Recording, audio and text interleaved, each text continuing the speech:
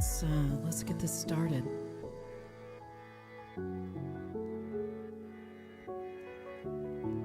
I'm gonna change some stuff around here, make sure that we've got the right mood, not too much reverb. All right.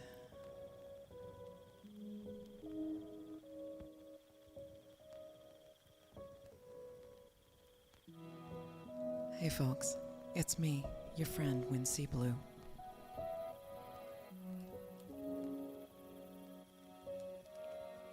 It's Wednesday, and we all know that Wednesday means art night. Let me turn down my music just a little bit.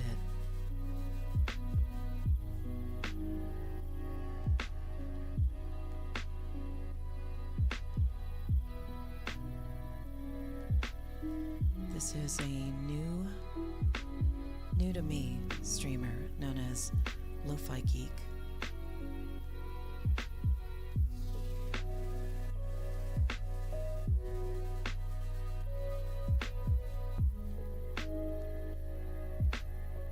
Okay, looks like my YouTube decided it was gonna fart on me.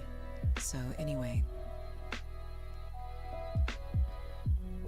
this is a new live lo-fi for me. It is Lofi Geek. I'm gonna turn him down just a little so that I can talk to you for a little bit.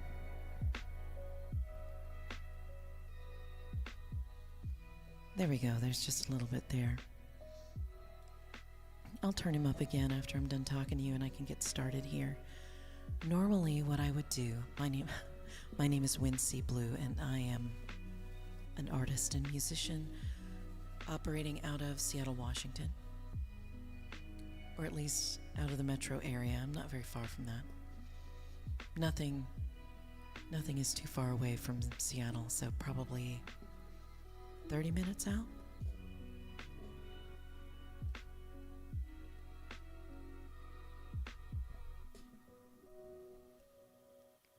I don't need any purists telling me that I'm not from Seattle. I lived in Seattle for a very long time. And you know what? It was a lot of fun. I spent my formative years there, but anyway, let me give you an idea of what I'm going to be doing tonight, okay? Tonight I have some miniatures that I need to paint for a game that I'm playing with some friends tomorrow. We started to play this a few weeks ago, and then one of our game friends had to skip out for a couple of weeks, and I said, well, you know, while I'm out, while we're not playing this game, why don't I paint these little miniatures, because they show up in the game Mice and Mystics, unpainted, unprimed, anything. They're just blank little mice in costumes.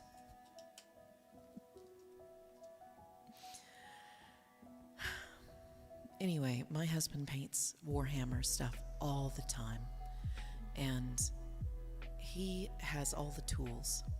And whereas I paint, but I paint on canvas, or I paint on paper, I usually do fine art, cartoon, illustrations. I like to experiment with a lot of different mediums. I've got a mess of Liquitex basic paints in here.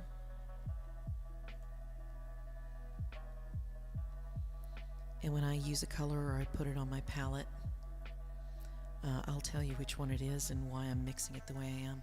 Although tonight is kind of special because of the minis situation.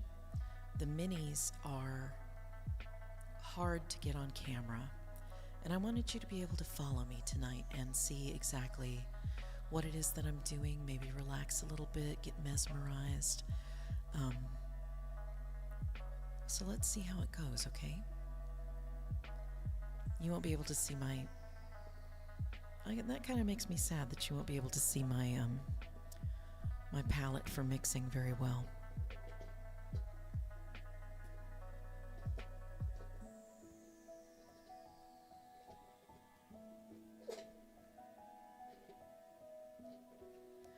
So anyway,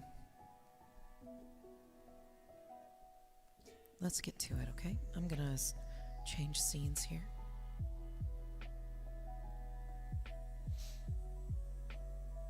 Yeah, see how dark this is? I'm wearing black gloves so that the camera doesn't focus on anything that I don't want it to. And here's our little friend. Her name is Lily, and she has already been primed, and I am really, really hoping that Lily shows up properly on the stream. If not, then I guess I'm just gonna have to figure out my lighting and other things so that she's close enough that you can see all her detail. We'll figure it out.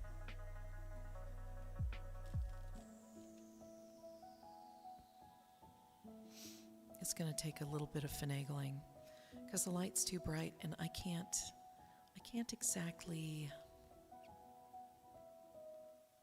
not use light. Maybe if I keep her at arm's length like this, you'll be able to see all the little details.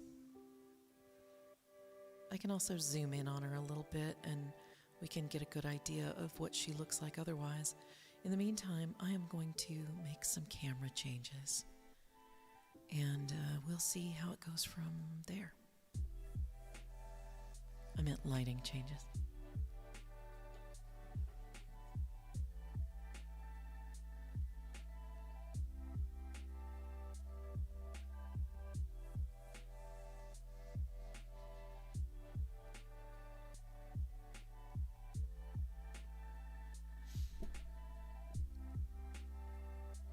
So I've got 3 of these that need to be done, and I'm going to be working on this one, and my husband, who is faster at this, is going to be working on the other 2.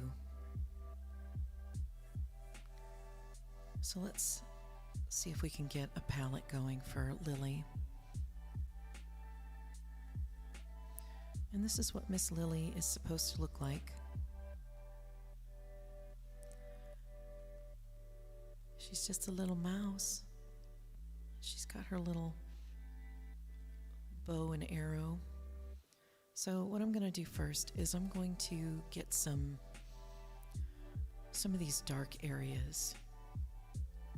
Now you can see she's got a little thing under here that is going to be difficult to paint. So I'm going to go in there and I'm going to get some dark, some of that brown, and I'm going to mix it with a little bit of green so that I can get in there and it'll look like the inside of her cape.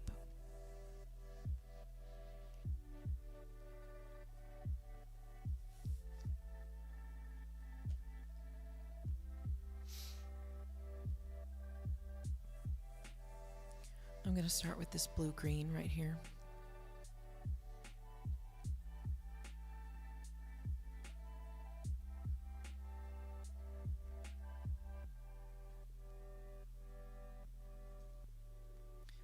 And I'm gotta figure out exactly.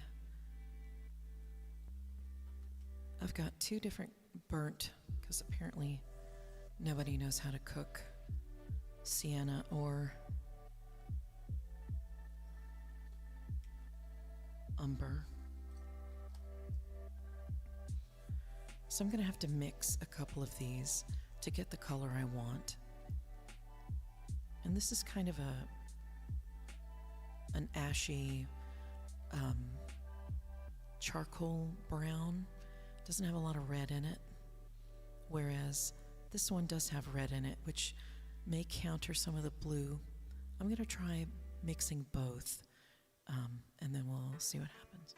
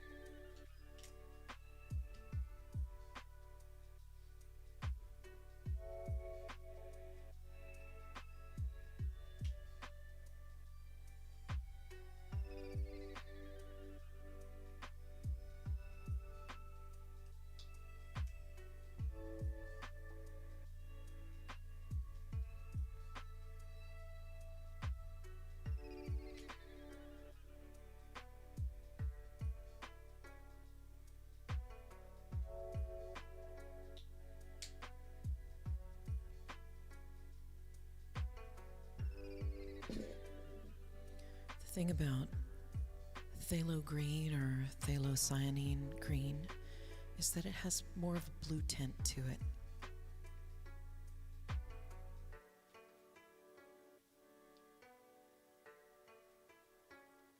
Let me see if I can get some lights on this. Just for mixing.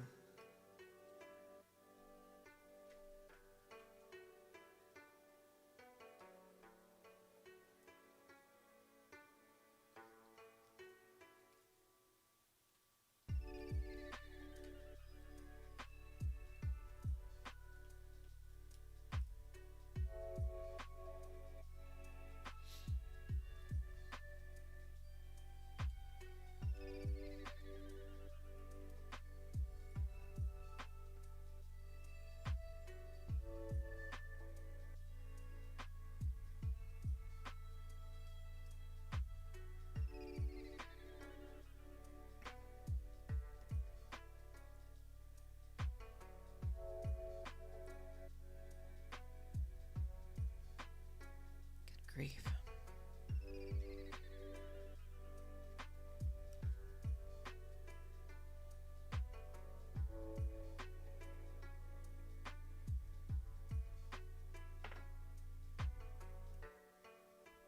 Lighting is such a pain.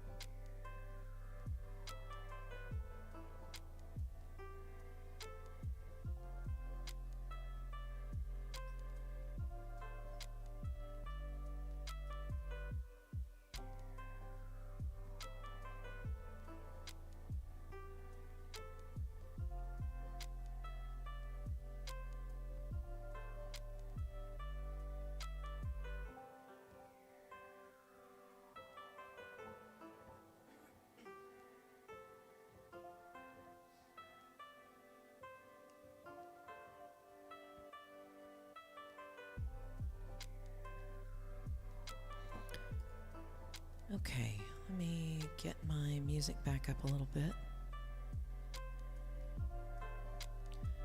It is inevitable that I'm going to get paint on my keyboard tonight. I can feel it.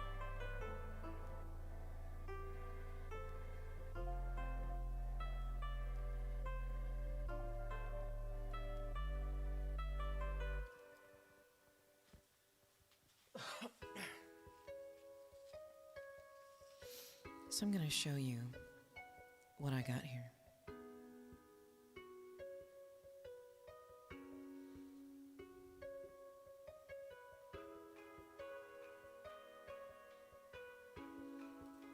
That's the one with the sienna. And here's the one with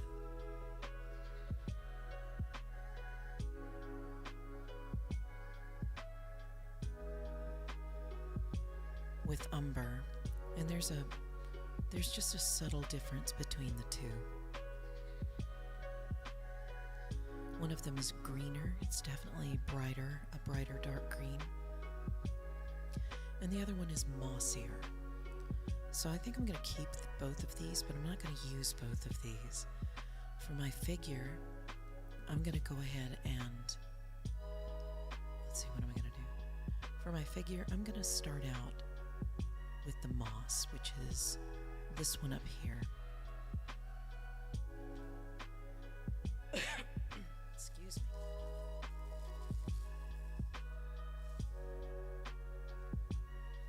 There will be paint all over my desk when I'm done.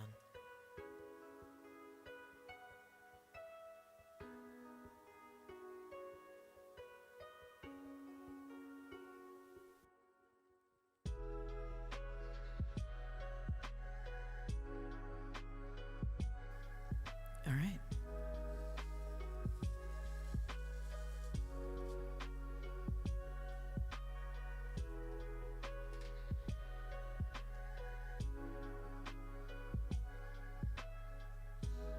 And yes, I'm a messy painter because I usually paint on canvases, not tiny things.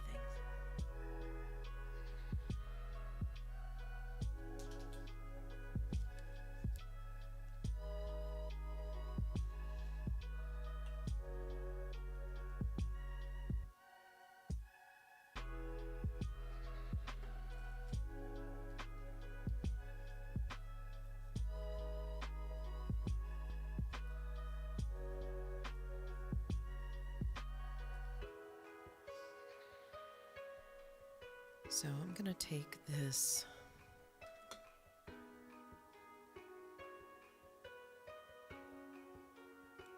stuff right here and I'm going to stash it away.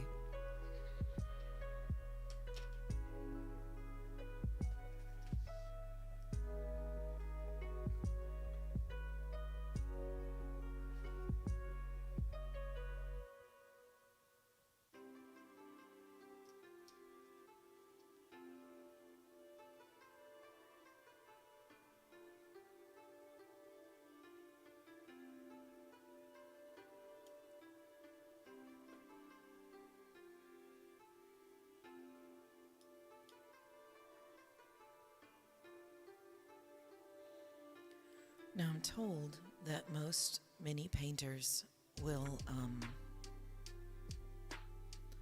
use a toothpick and something other than a palette, but as a fine artist, I can't seem to do that. I mean, I'm working on it, but I'll get there.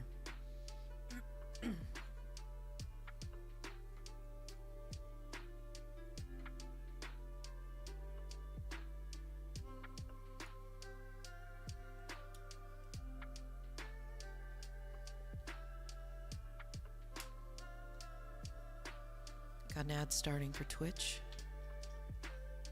Hang in there, folks. I'm still figuring it out.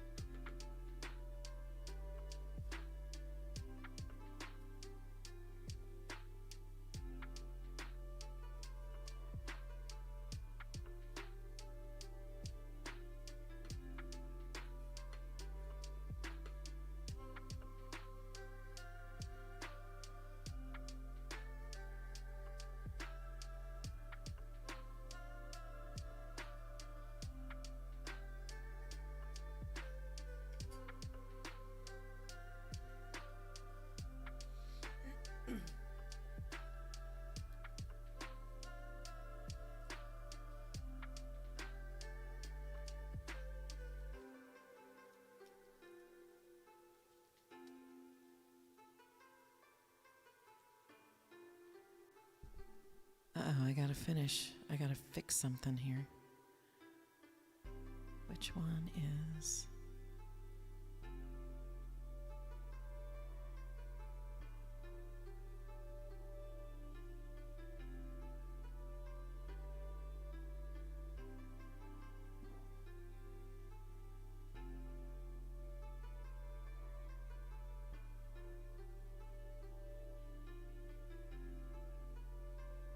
Apparently I've got 2 chats in here.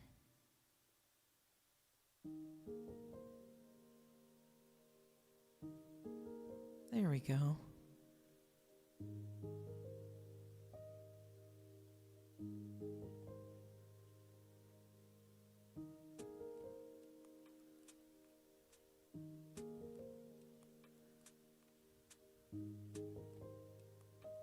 All right.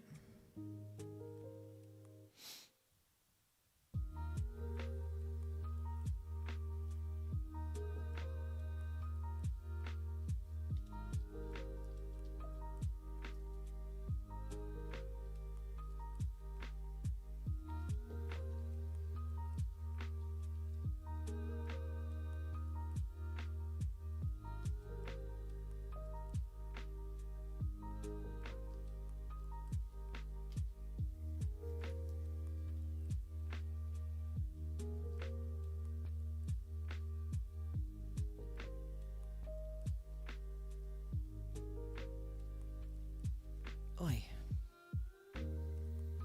All right, so I'm going to water this down a little bit.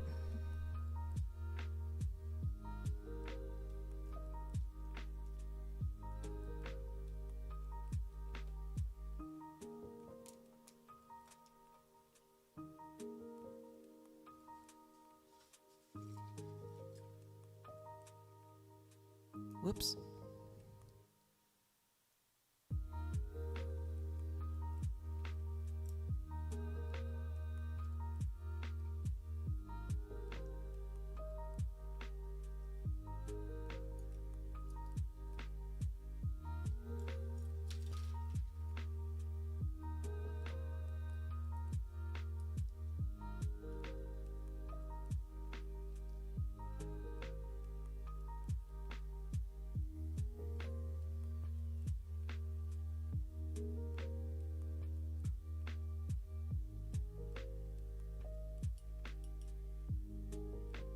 Hey, beach doggy. I like the moss green too.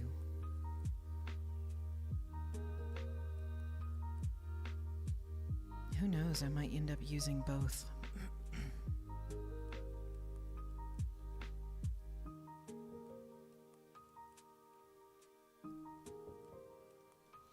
This is always the scary part, putting that first bit of paint on there.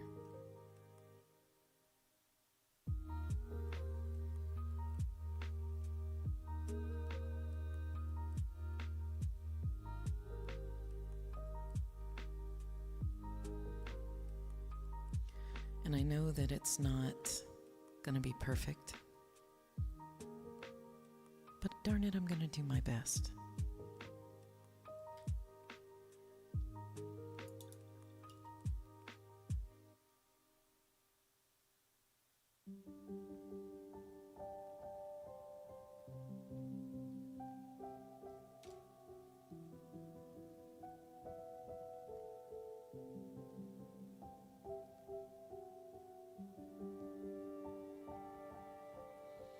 And if I start from the inside out, I have a better chance of fixing a lot of mistakes. Like, for instance, I got a whole bunch of paint just all over the place here. I wish I could get closer, but one thing at a time. Plus, this is the last time I'll do minis on camera. Setting up for this is such a pain.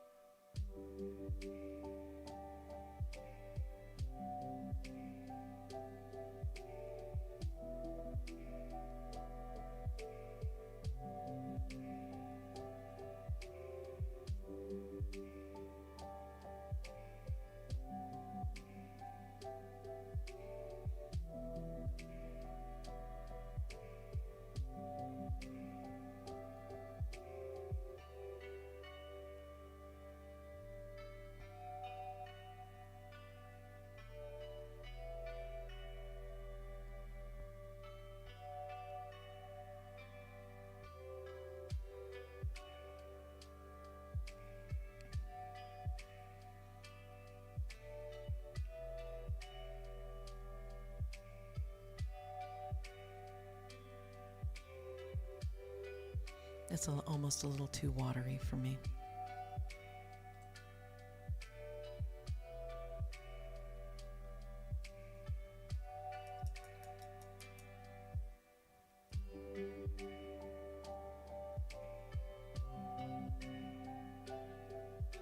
I might have to change the angle of my magnifier here.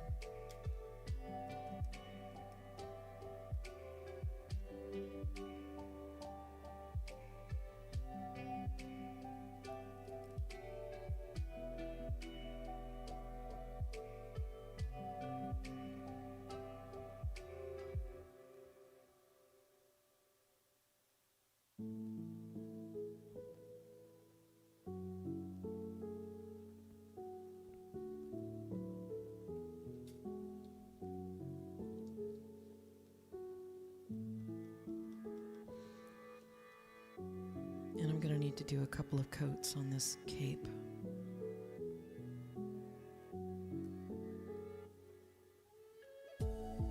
Because I've put it in so much water.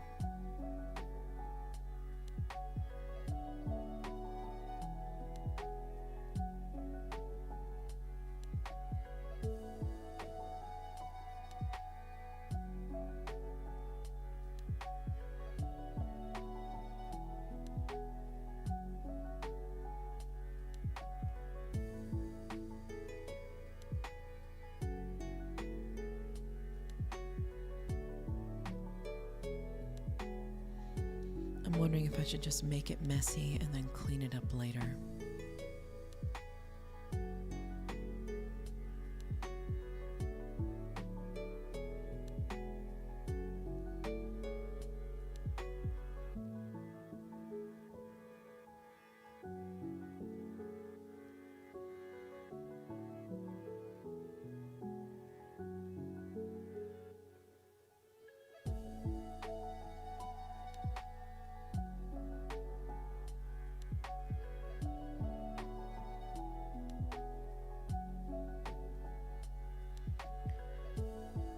So I was thinking the other day about how in this day and age we are obsessed with age and generations, and this dumb generation war that we have on the internet. I am trying to thwart ageism by not practicing it, you know? But it sometimes will just spill out of my mouth.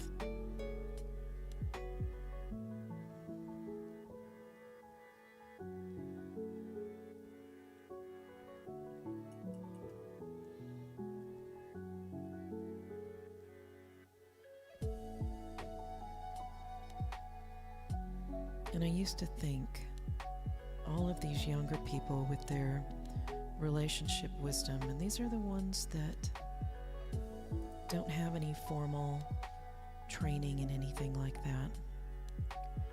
These are just young people who have experienced some things, and they're sharing what they've learned. That's still wisdom when you're in your 20s or 30s. Especially when it comes to people that are also pretty young or younger. I think that's kind of important to share your experiences.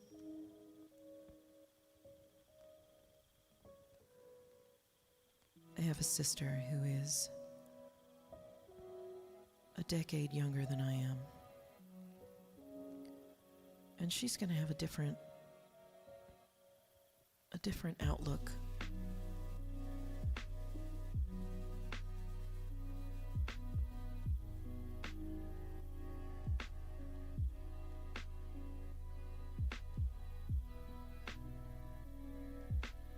And that's fine.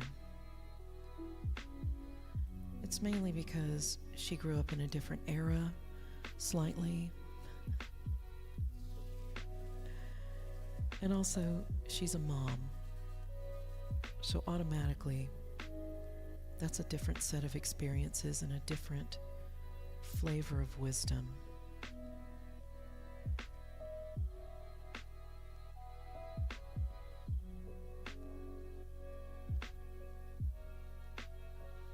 If you want wisdom on children, I know a lot of kids. And like dogs, bad kids come from bad parents.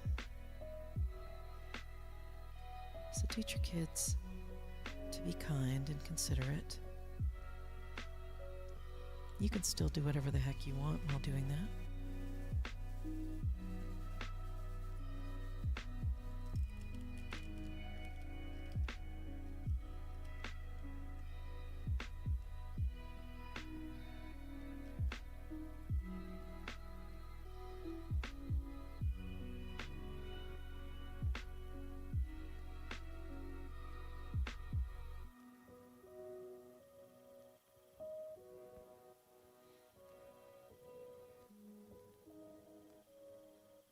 Now, this is not a Warhammer figure. The Warhammer figures are very well designed, very well made, higher quality things.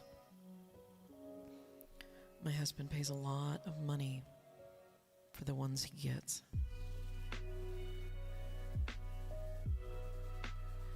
And they don't have things like, I wish you could see it really well, but like I said, lighting and cameras are very much a challenge. And I'm trying so hard. I'm looking at what I got here, trying to make sure it stays in the focus range.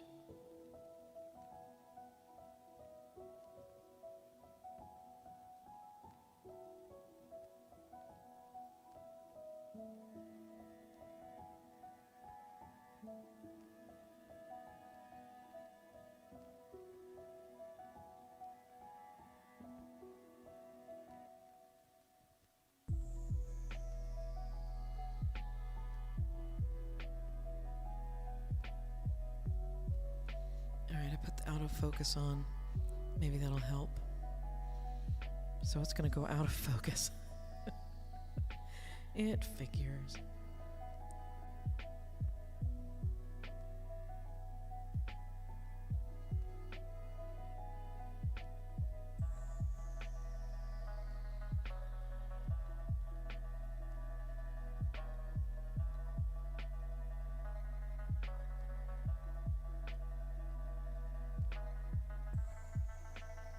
Camera. Show me what you got.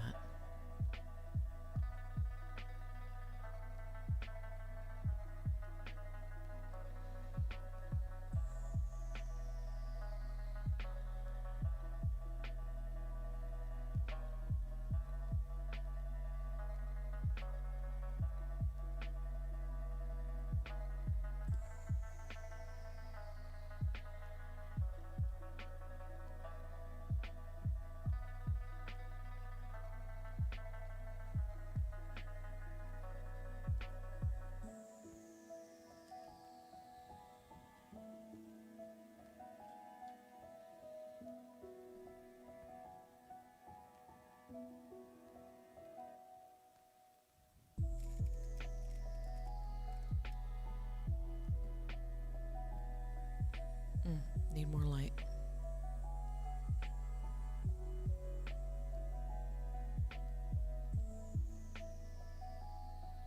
Yeah, not that much light.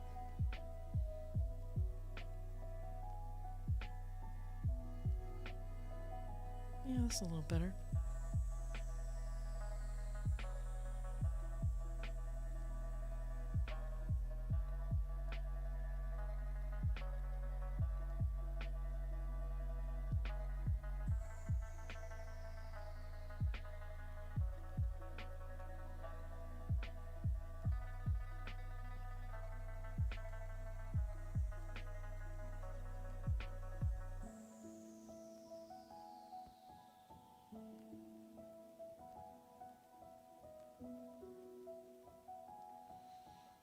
Okay, there is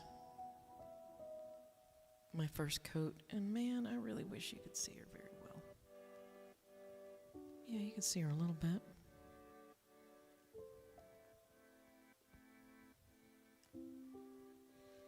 I'm going to keep trying this auto exposure thing until the cows come home.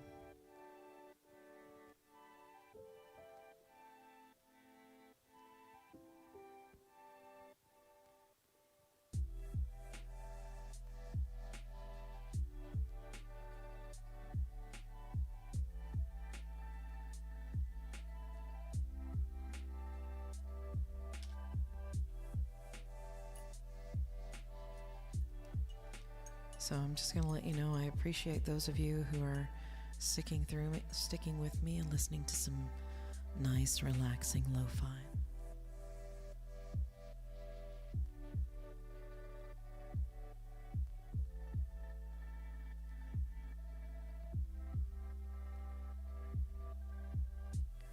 I hope you'll bookmark that artist's page.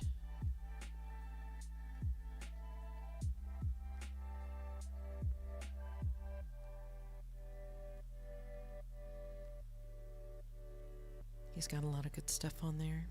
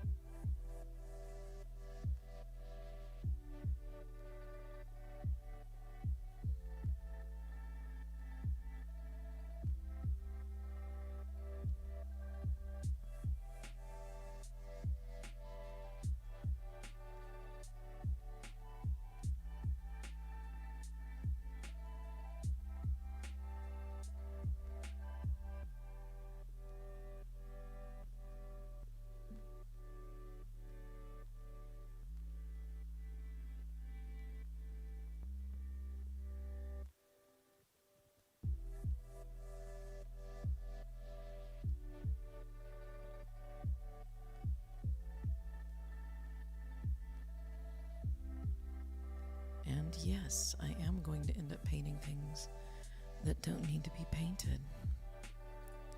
Spots here and there. When that starts to get worse, I'll just pull out my titanium white and see if I can fix it. Mm-hmm.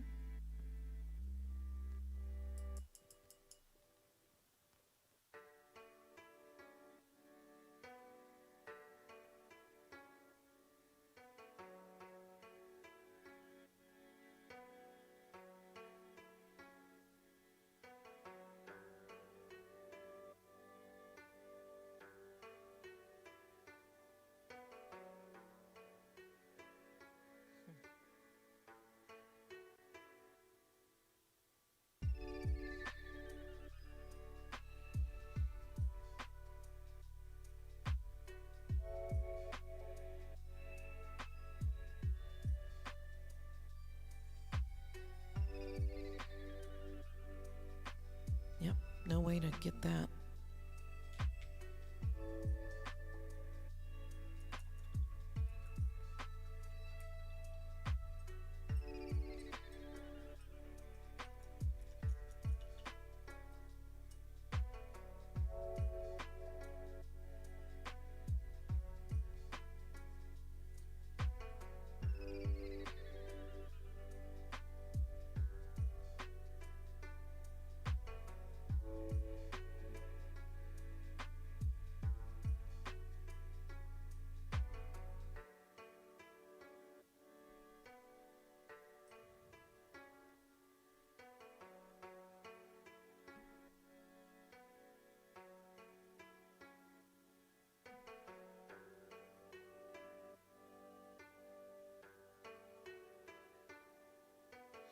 I know I said I'd just be able to paint over it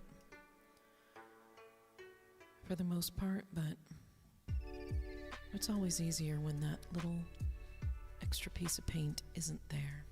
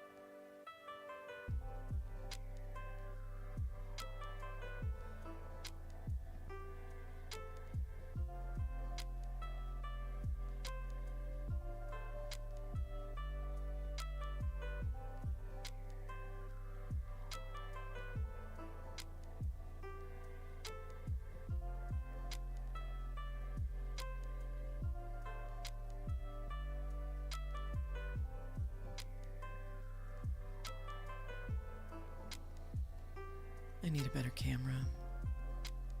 I hate that this one goes out of focus constantly.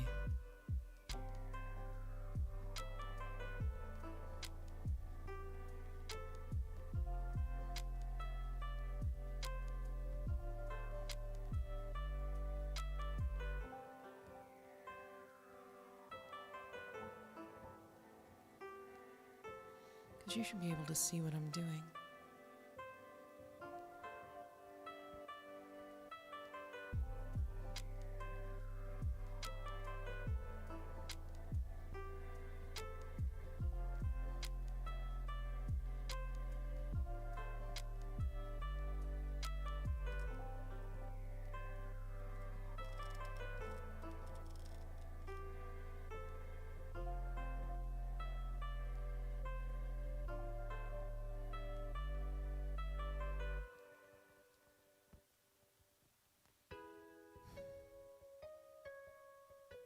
If you've been here all this time, I appreciate your patience.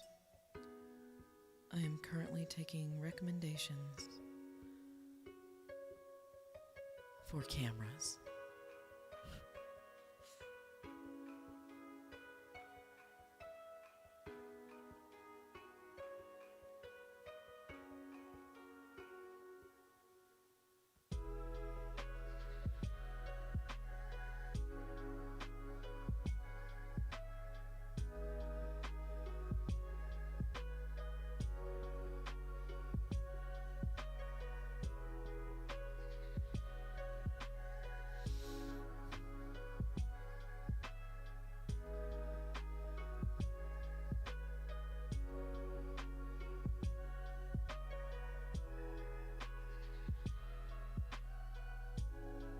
There's like this little tiny spot.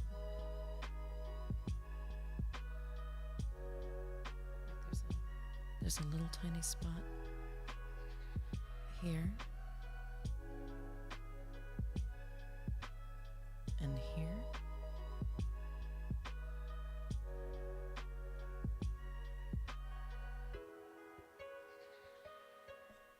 Ooh, that's a tough one. Let me see if I can get a light in here.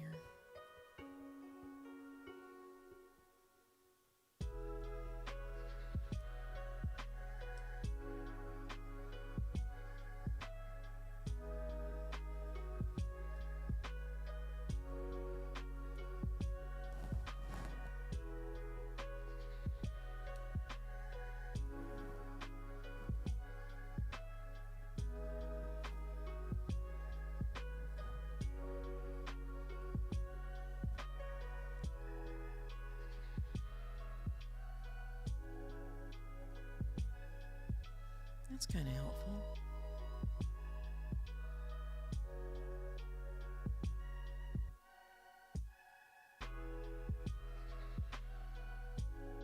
Yeah, I think the light definitely helps.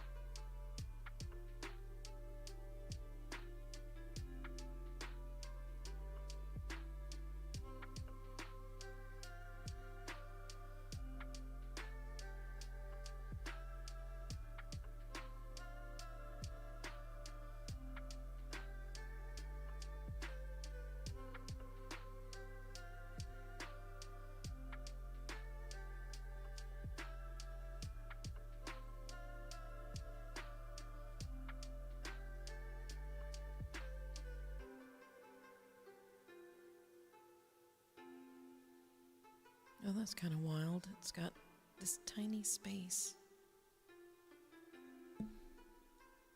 Not easy to get to.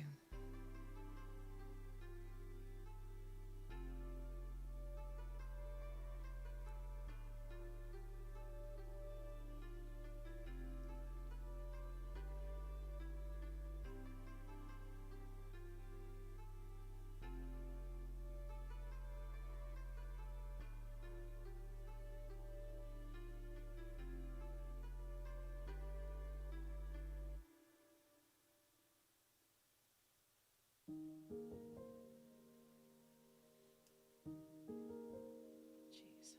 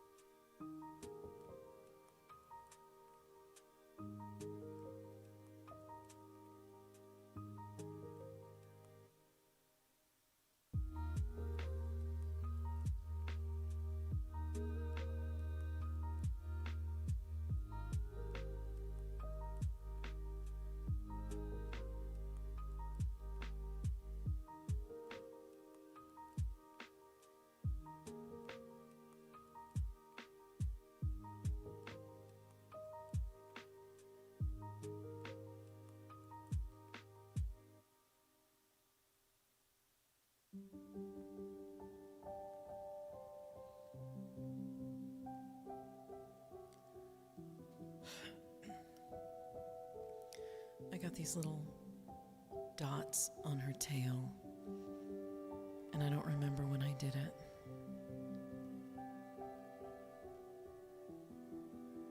Let's try to remove them again, shall we?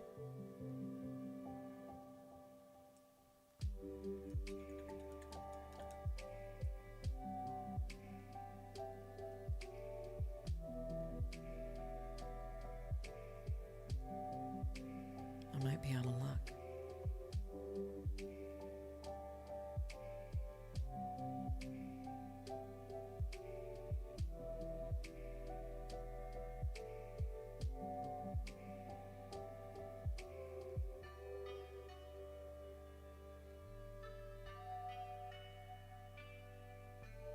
There we go. Little dot's gone.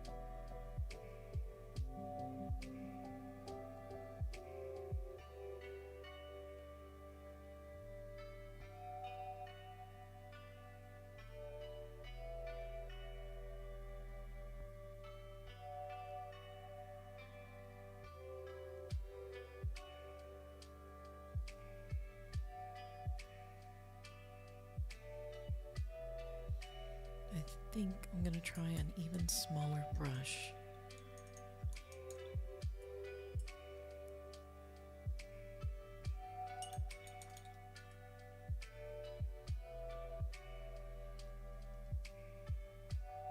I really like this long liner, but it is a little hard to control for some things.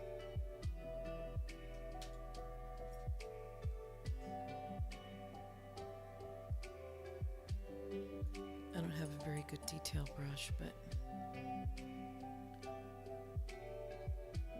this one may do in a pinch.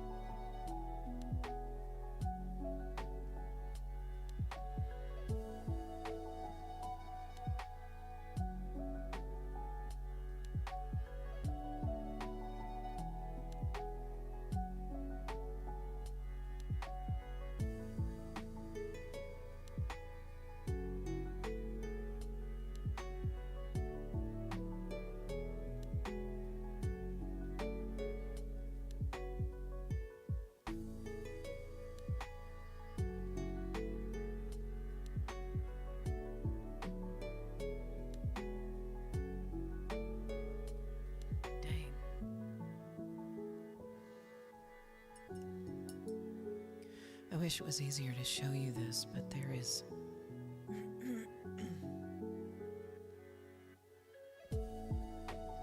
this little spot behind this ear that is just, there's something about it.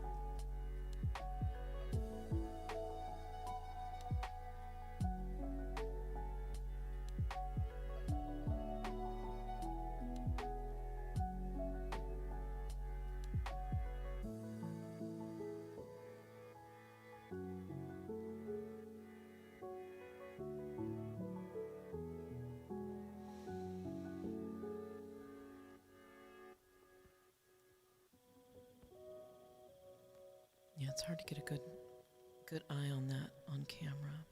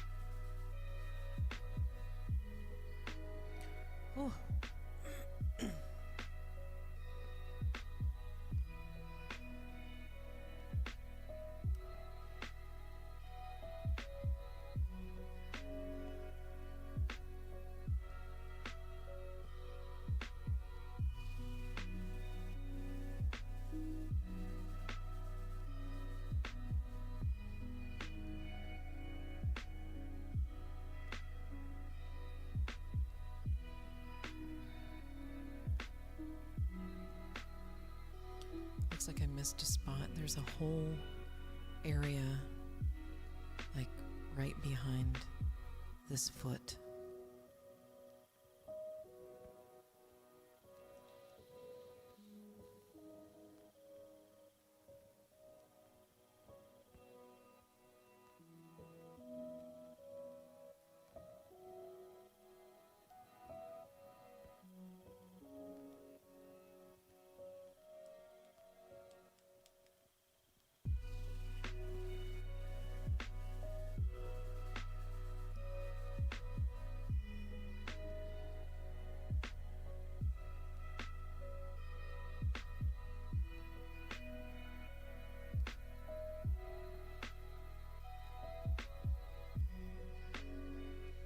Man, I don't know if I'm going to be able to get that.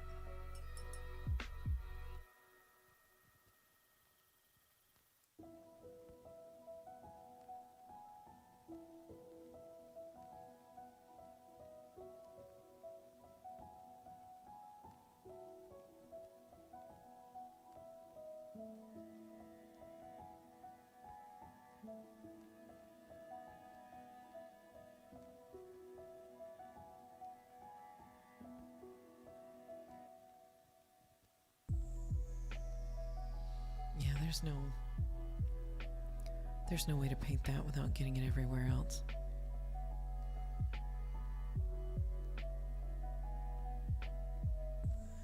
So I guess I'll just keep going.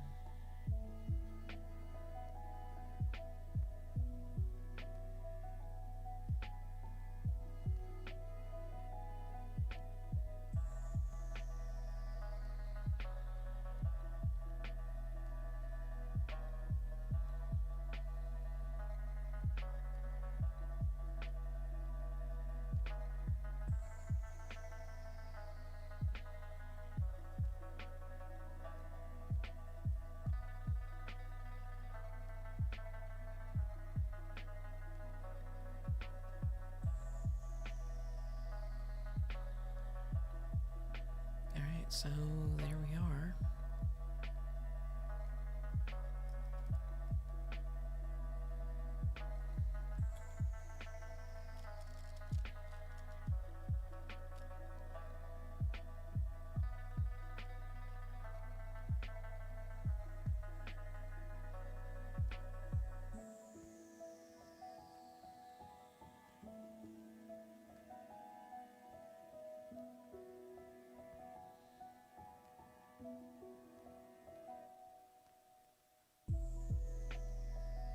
Alright, some finishing nooks and crannies on this green, and then I can move into browns and grays.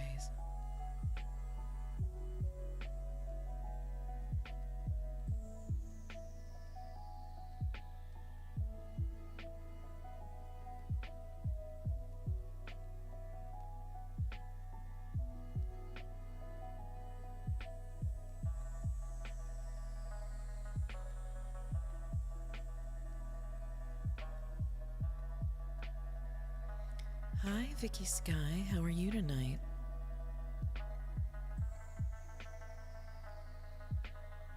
It's very nice to see you again.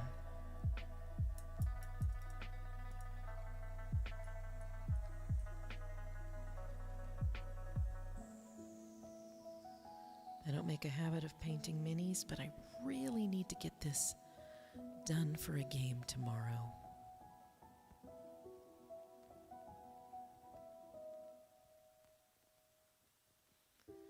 I'm doing well enough, given some of the things that have happened lately.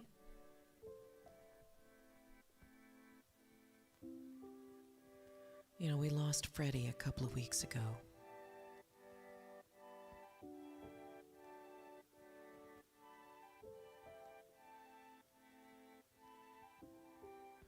So no Freddy Cam.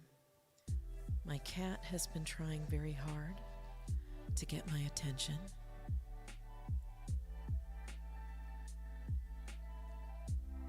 But he doesn't like sitting in that bed. Thank you, I appreciate that.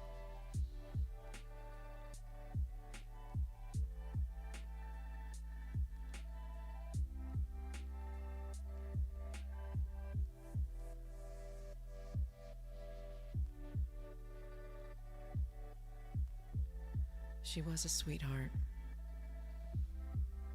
And although I don't sound like it, she will be sorely missed.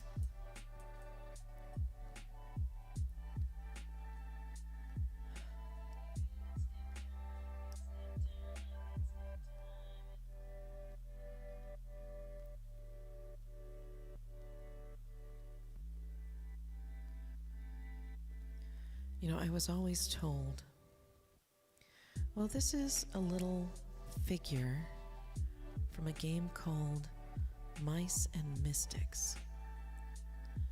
And this is the character right here.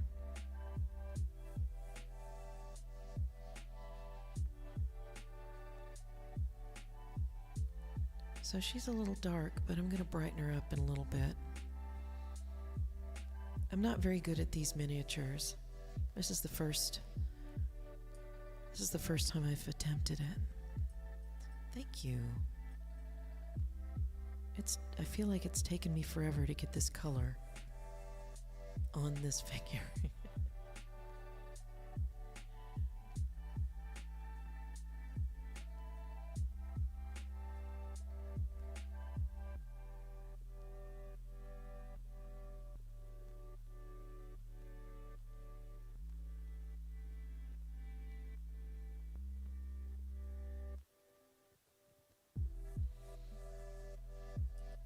So Mice and Mystics is a tabletop game. It was originally released in probably 2014.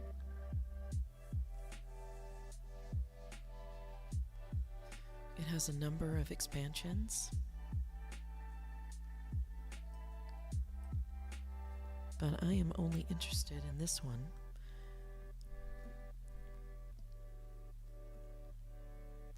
And it comes with these little figurines, unpainted. So if you want to paint them, you can paint them. And for some things, it's just better to paint them. Like for instance, these are small. Oh yeah! Woo, 2014.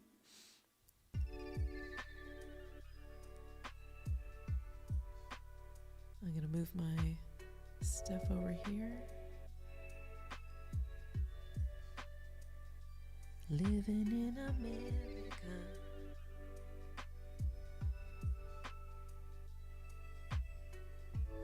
So this game has been around for a while. It's had its popularity, and it plays kind of like Dungeons and Dragons.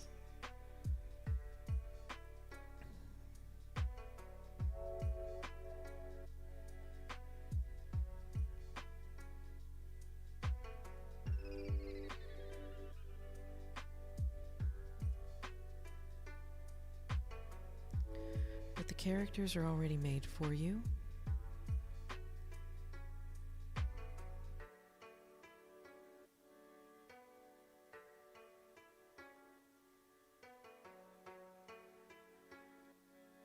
As well as your abilities and things. It's kind of a fun little game. Is this a commission? Oh, heavens no. This is just for me. Me and my friends. I've already painted a couple of these. I have this one.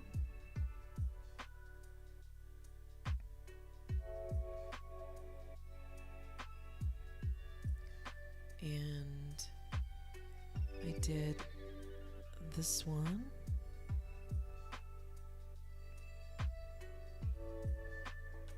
And then one other one. freaking adorable. The premise is that the prince was caught off guard by people storming his castle to take over his realm. So the wizard, this guy, who has a pet dragon, turned them all into mice.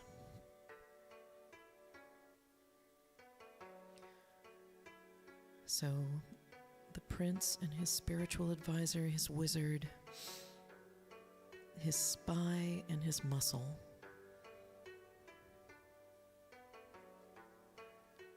are all mice in this game.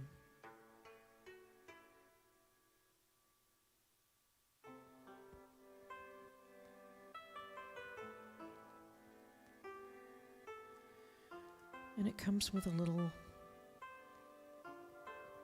story that you'd play through, which is kind of nice, so you don't have to write anything.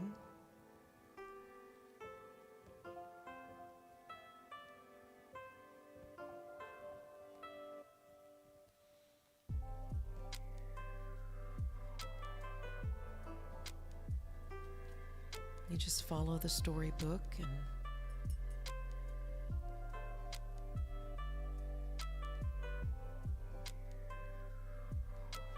one of the people that I game with has a fear of insects, and almost all the bad guys in this series are insects.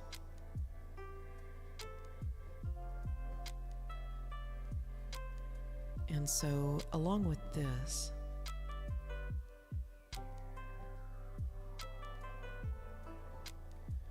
I have replaced the game bosses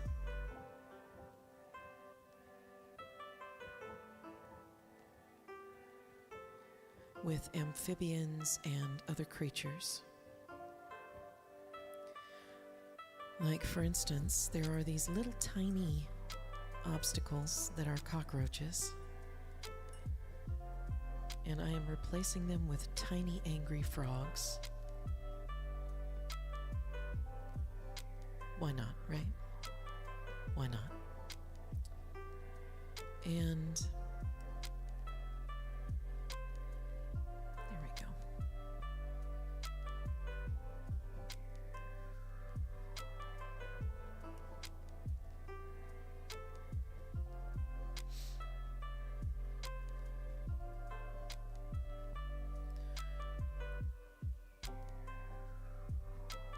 There's a gigantic spider who's one of the boss monsters.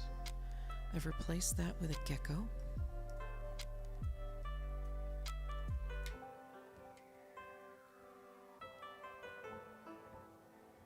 And then there's a giant millipede, which I have replaced with a serpent. And these are 3D pieces, 3D printed pieces that a friend of mine who has been chomping at the bit to use his 3D printer. So he's printing those for me.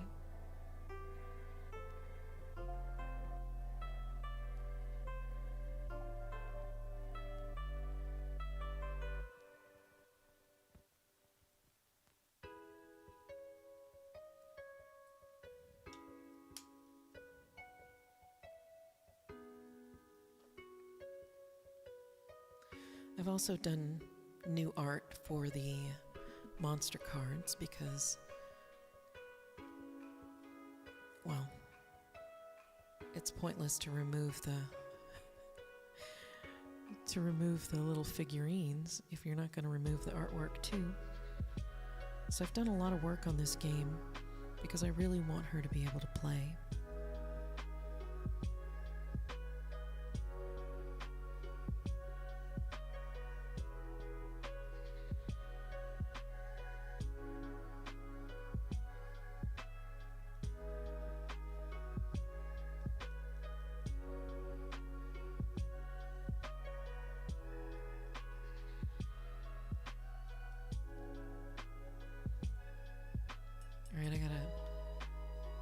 2.5 minute ad break coming up. I hope you'll stick around.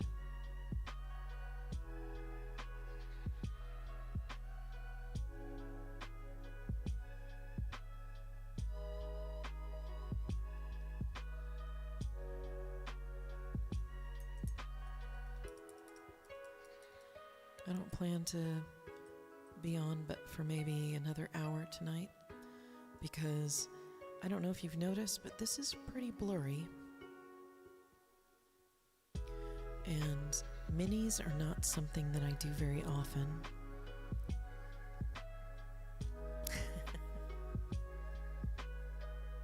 Good. I'm glad there's some positivity that comes out of it.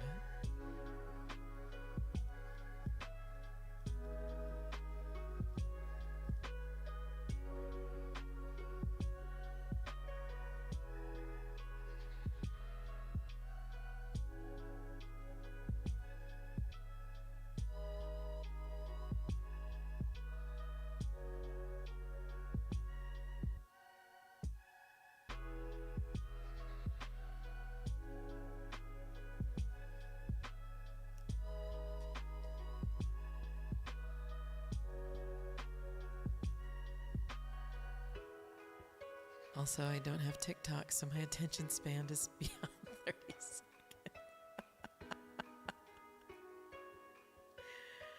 Oh, hallelujah.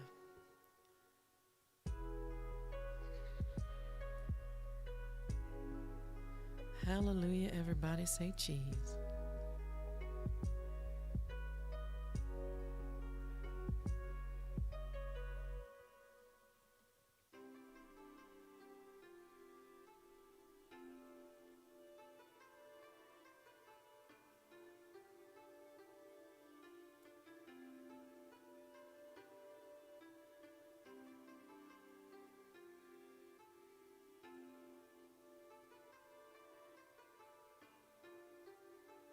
Yeah, I've heard this white thing is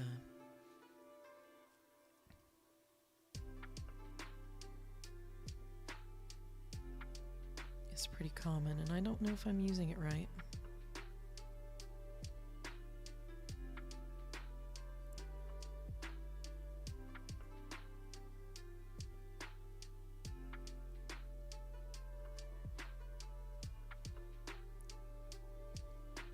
It kind of adds a little bit of highlight. I don't know.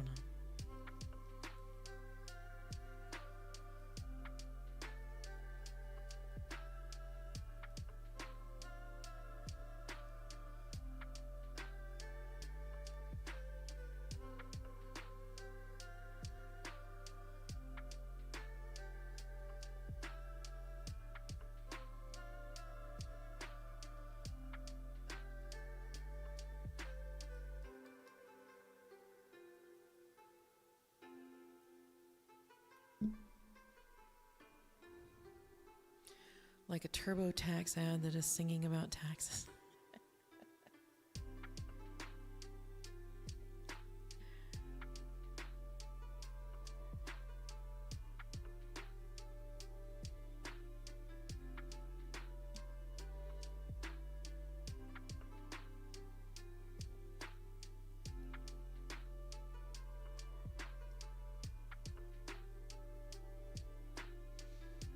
A TurboTax ad that is singing about taxes.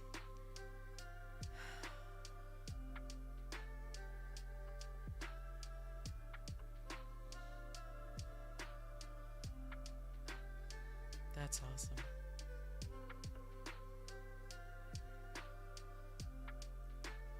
Yay! I'm glad to see you back.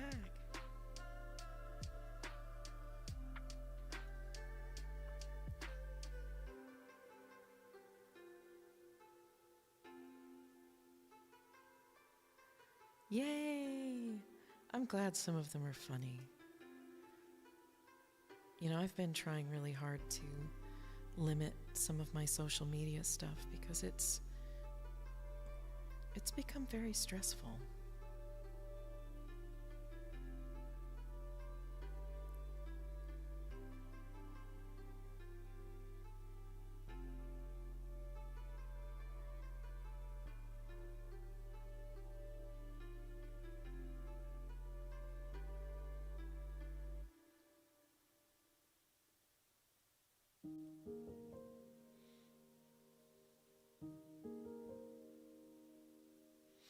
All right, there we go.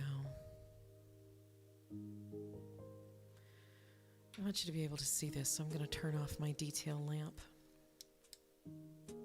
Oop. Let me make a quick change here.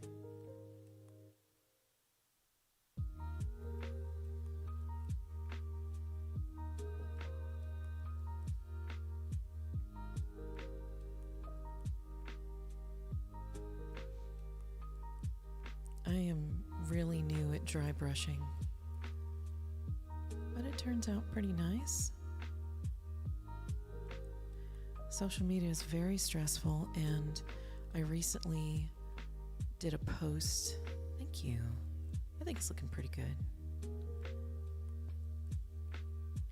All right, now I'm going to see what I can do about maybe sticking to this particular lighting scheme. I can still do stuff. Yeah, I think I'm gonna see if this lighting thing works a little better.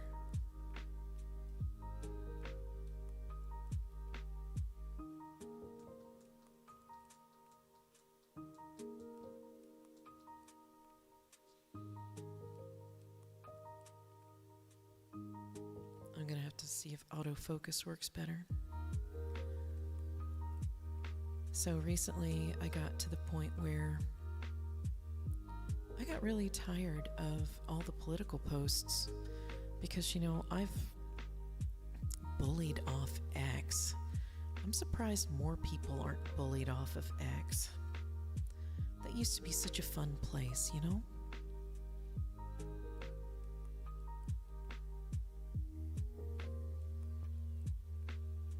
It did. It used to be a really fun place.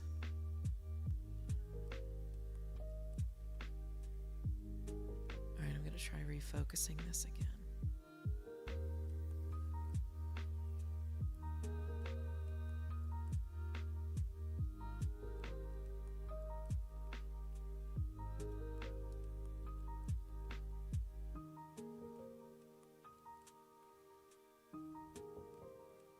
Now X is just another place people go to unload. Well, the world's on fire, so people need to vent. I get that.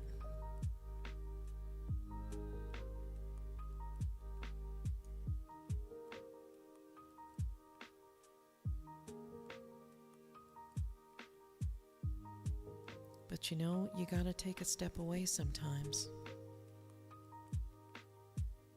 You gotta have some hope.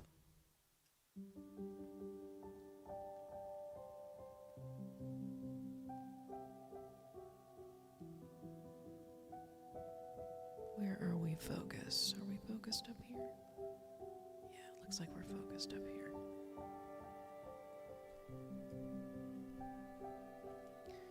So I try to think of the good stuff.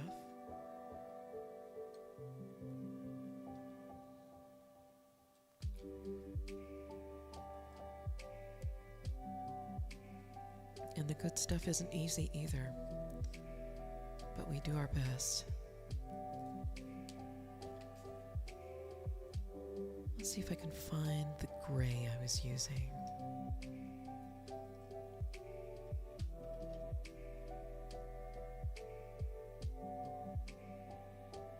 Nope, those are all the purples.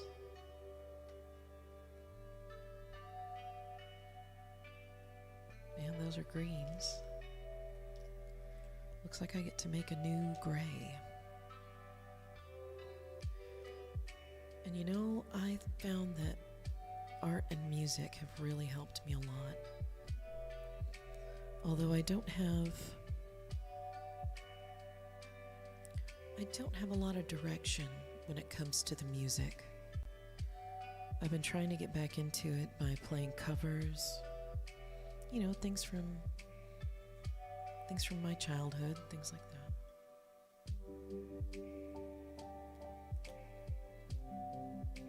Things I remember my dad playing when I was a kid.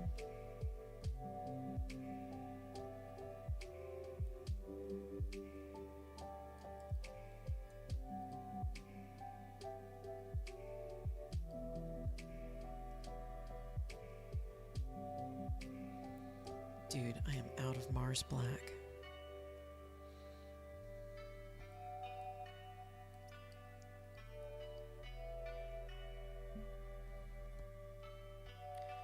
It is. My dad liked a lot of folk music.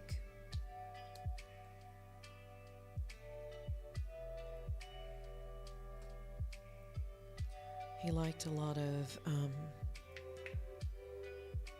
now stop me if you have actually heard of these. He liked, run out of this too. He liked Peter, Paul, and Mary and the Kingston Trio.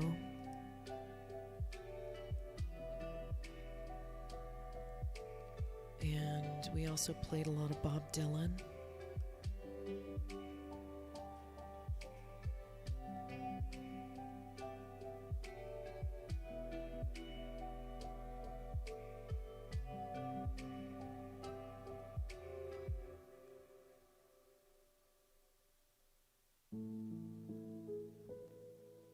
Oh, really? Which ones? Like the Kingston Trio? Yeah, that's one that they had a pretty good run. Maybe early Beach Boys.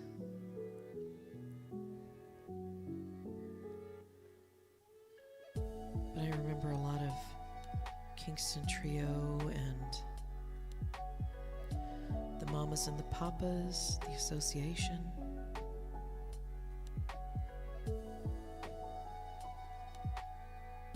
Jefferson Airplane before they became Jefferson Starship.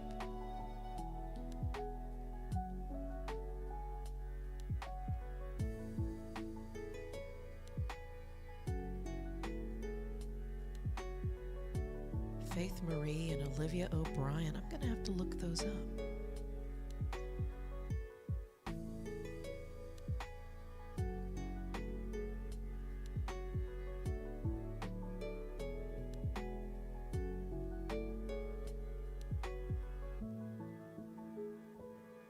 You know, I tried to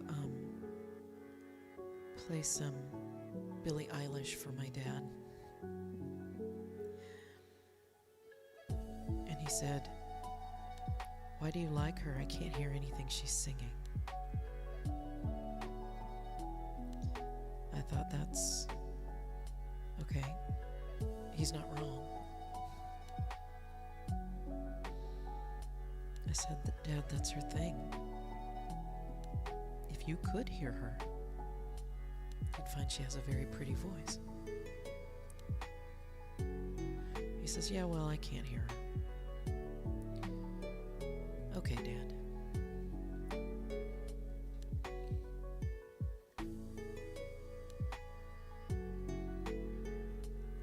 Older music, Guy Sweetnam, who is now Sumo Psycho.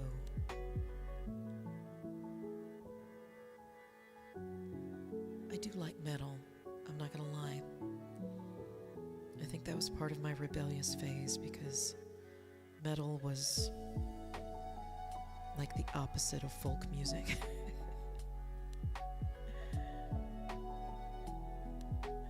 But my dad likes listening to what would be called these days yacht rock. Have you heard of this genre? It's a type of music that was made popular in the 1970s, and back then, it is hard to follow the lyrics, I'm not gonna lie.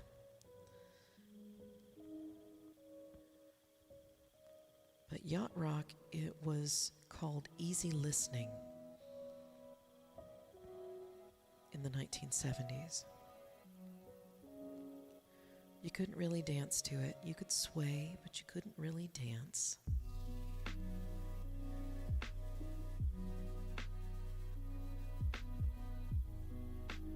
And your grandpa liked it a lot because you could woo the ladies with it.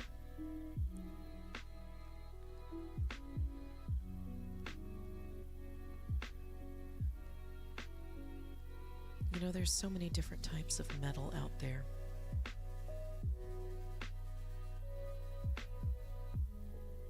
I mean, there's the metal that has that death growl in it.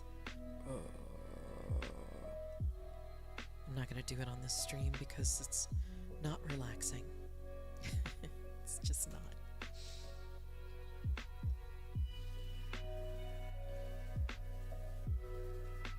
And then there's the melodic metal, ones with vocalists that have lyrics and vocals you can hear or understand at least. Then there's the screaming metal. Oh good, you know what I'm talking about. Like for instance, I have immense respect for Cannibal Corpse. I don't have any patience for it though. It's like, no thank you. No thank you. I greatly appreciate it, but no thank you.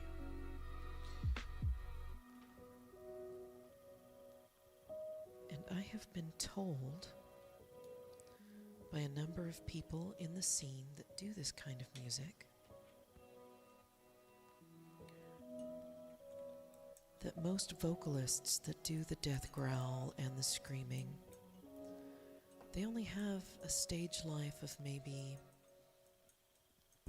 6 or 7 years, because it will mess up your voice.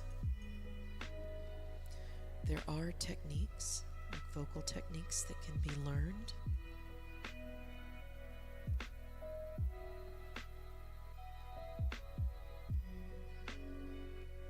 But you know,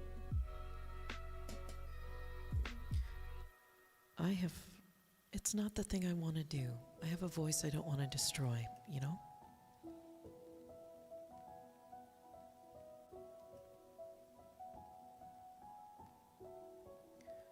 So let's see if we can get back to the focus here. Yeah, there we go.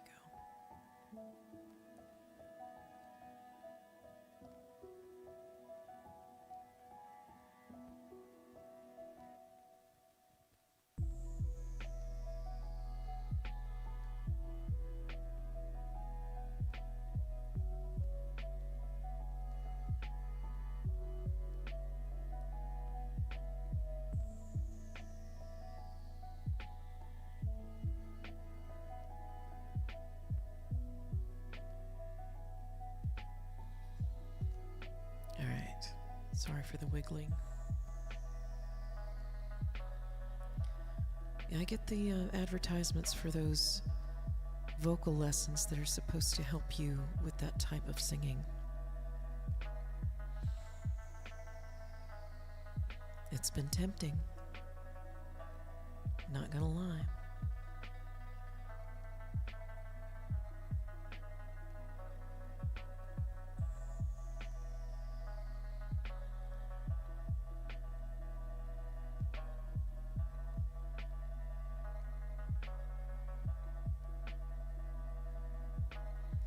And the courses say stuff like, do you treasure your voice? Do you want to sound like this?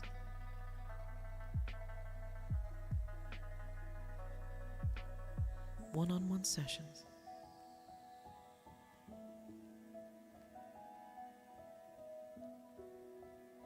And there are some big names that use this person's expertise. And you know what? I believe it works, because if they're working with her... Come on, let's see some focus.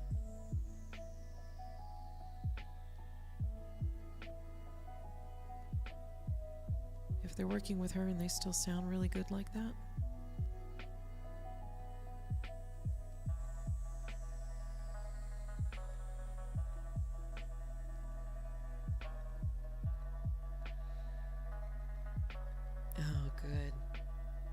It's important to still stay creative.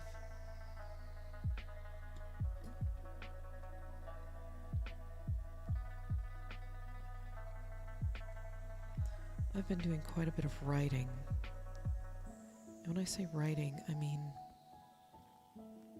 I think I'm gonna write a story.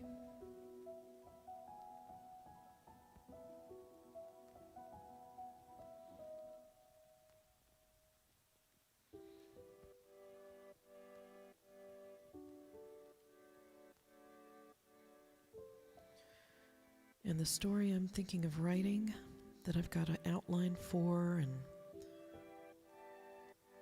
first chapter draft, is one inspired by real life events.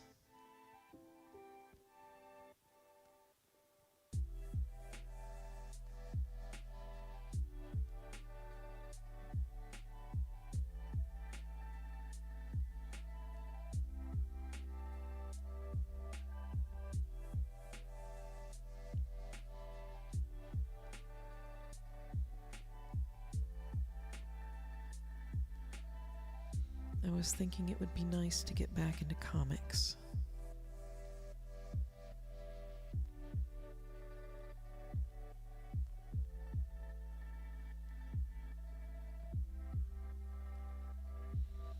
Because I do like drawing comics.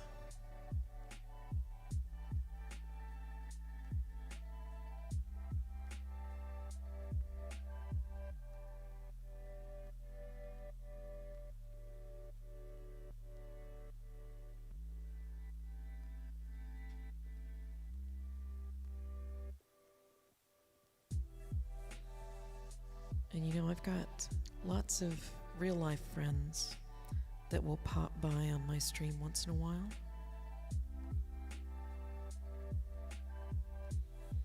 And they've been with me through thick and thin. But they do not know this story. It's going to be a doozy.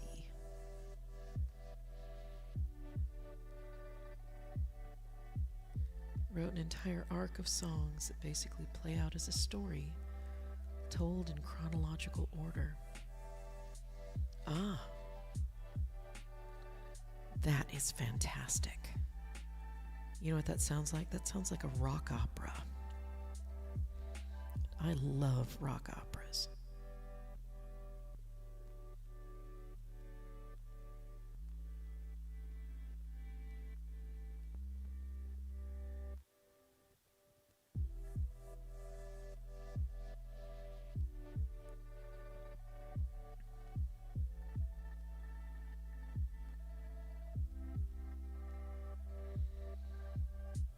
There is something about telling a story with an album that it's a lost art. It truly is.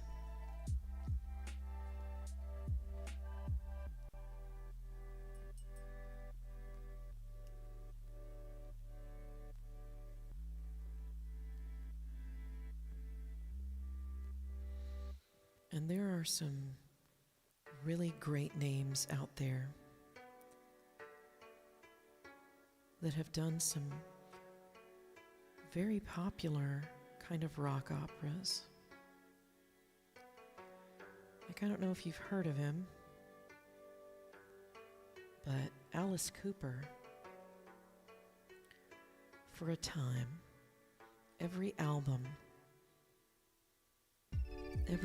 Alice Cooper did, say, up until probably 1985, was a story. If you weren't a fan, you couldn't really follow the story too much. But if you were a fan,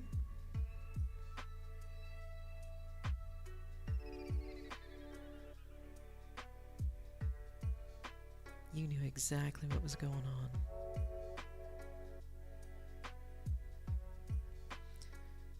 Alice Cooper, he is primarily known for horror rock, and his stage shows are very campy horror. So, not like Gwar, and not like the metalheads that you're not terribly fond of, because those metal guys can get a little out there. No, Alice Cooper is a force of nature.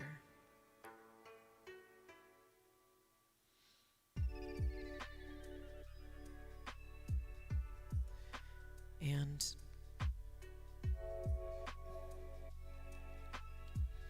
I think the story albums were primarily during the years that he drank heavily, which is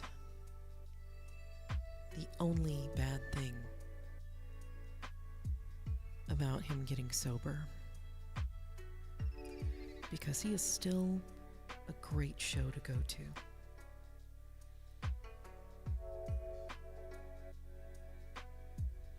Another rock opera.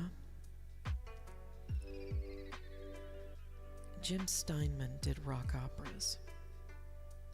And the one that is the most popular and the most well known can be found on an album by Meatloaf called Bat Outta Hell.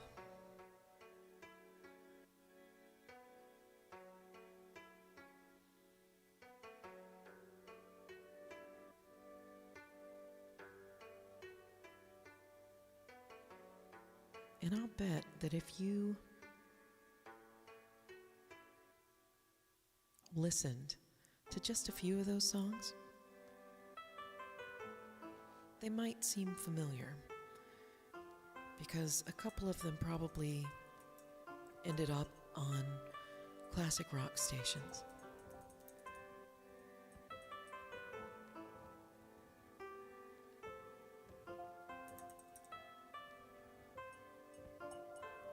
Yes, I do like Meatloaf, but that is probably an artist of some kind. Yes, Meatloaf was a singer and performer who enjoyed popularity in the late 70s, early 80s. He also had some popularity towards the late 80s. I mean, he was a phenomenal singer.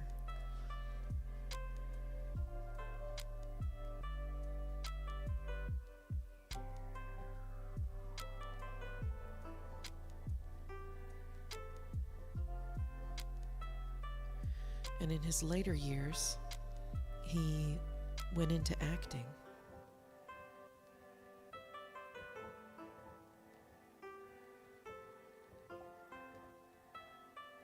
Yes, he was in Fight Club.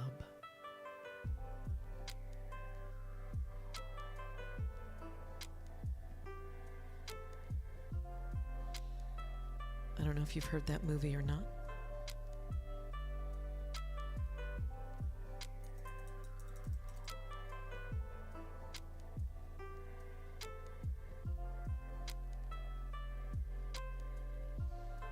But Meatloaf was in Fight Club, a very memorable role.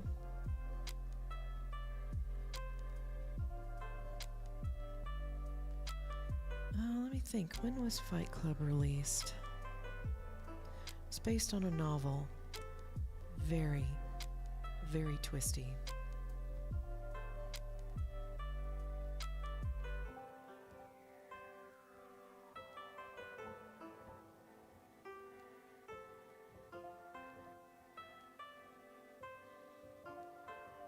It had Brad Pitt and Edward Norton in it.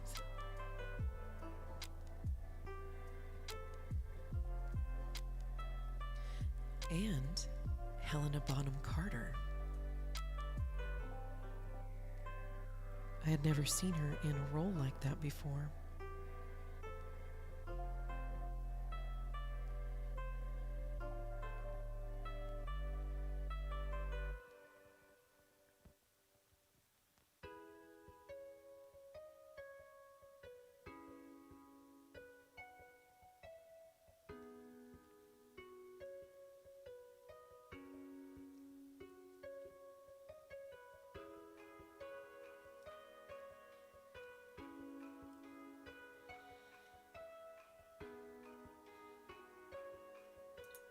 I have seen the movie exactly twice. It had quite an impact, and there are a number of internet memes that are used today based in that.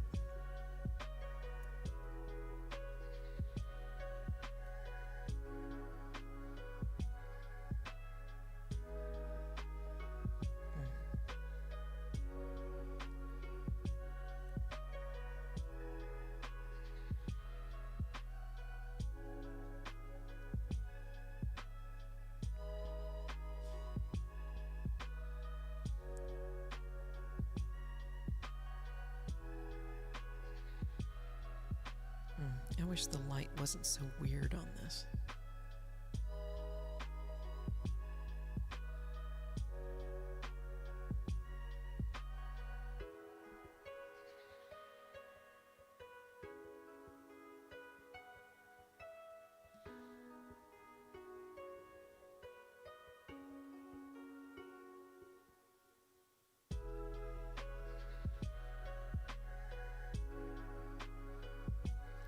Not caught up on meme culture. Avoided most of that during school. It does get confusing, mainly because there's so much of it now. When it first started, it was just one of those things, you know. The internet cool kids did it. Alright, I'm going to adjust my lighting just a little bit.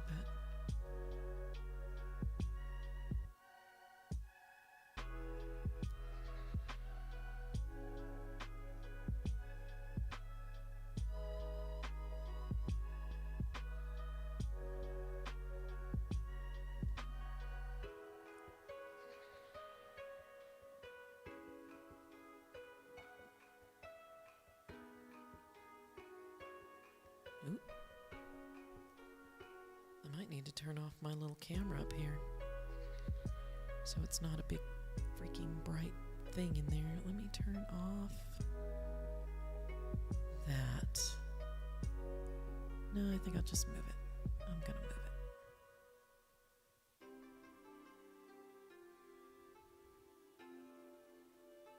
it. No, I wouldn't say the 70s. It's because the internet wasn't a popular thing in the 70s. We didn't use the internet in civilian life until the 90s.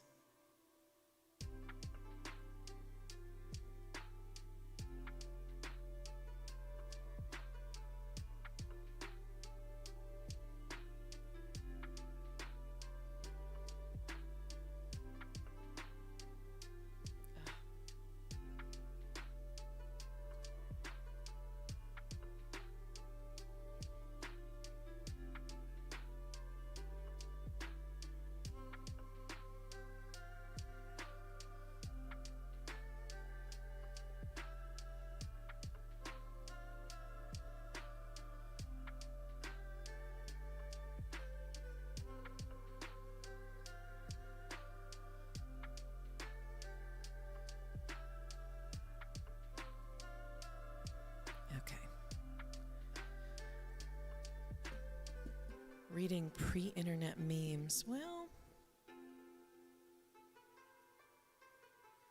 are we sure it's pre-internet? In the 1970s and 1980s, the internet was used primarily for text exchanges.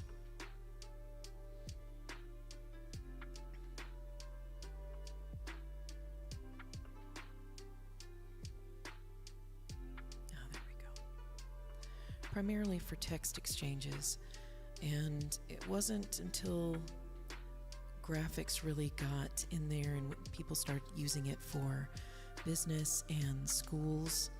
I remember when I was at uni in 1990-ish.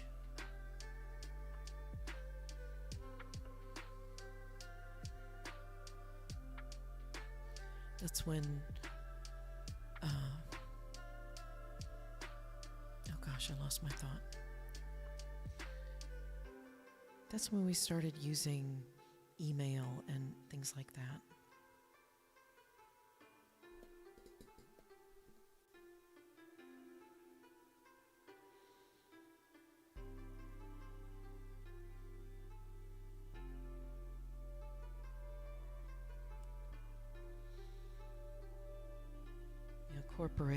Corporations had their websites and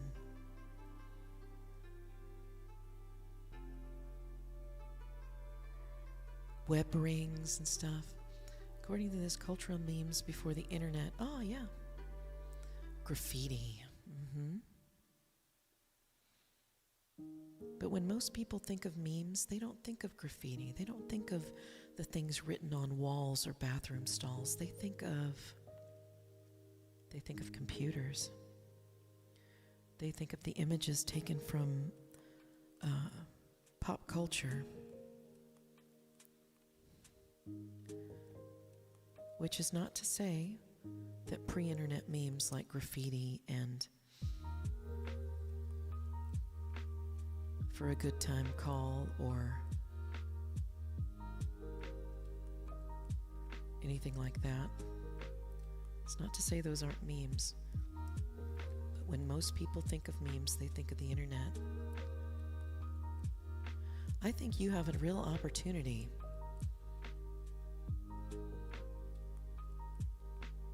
to shed some light on and introduce internet culture. Like if you have friends who are immersed in internet culture, I think that would be kind of a fun thing to share with them.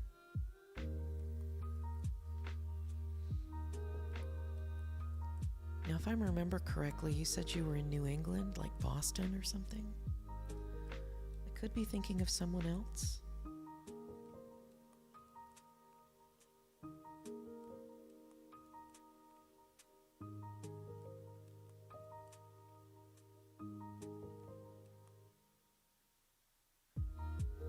There we go. Okay. Little feet. Connecticut. Okay, so not exactly close, but still New England. The colonial side of the country.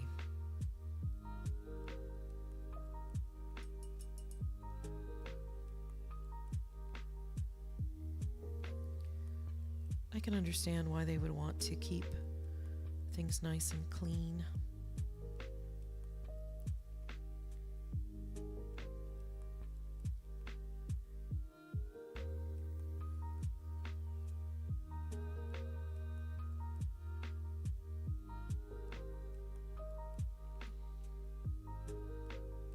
Especially if you're in a smaller town.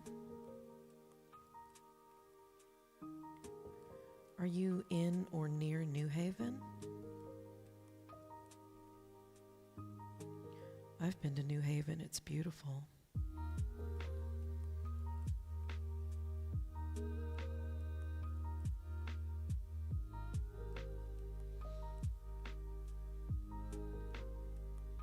Oh, look at that.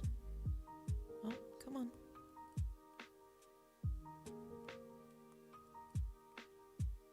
New Canaan. Okay. Connecticut is pretty small compared to Washington State. And almost everybody knows where Seattle is. There's a big lake right next to it. And I live on the east side of the lake.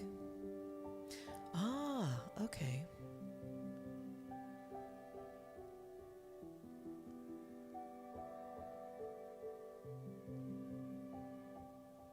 It's still beautiful country. In 2018, I packed up a bunch of stuff and I drove across the country to meet all of the people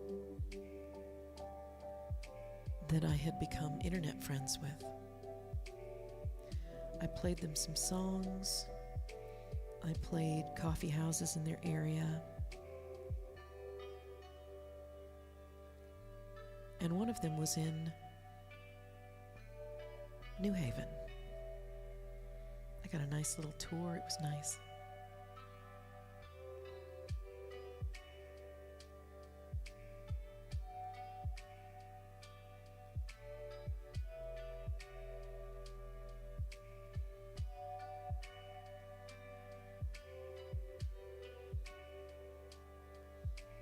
Closer to Stamford and Bridgeport.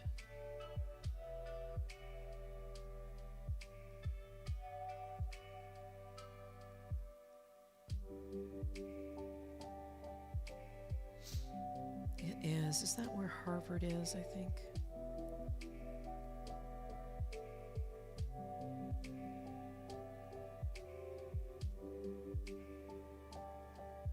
It does have a beautiful university there.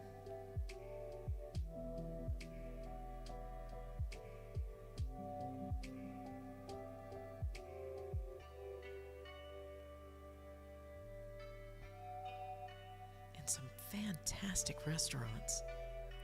Holy moly.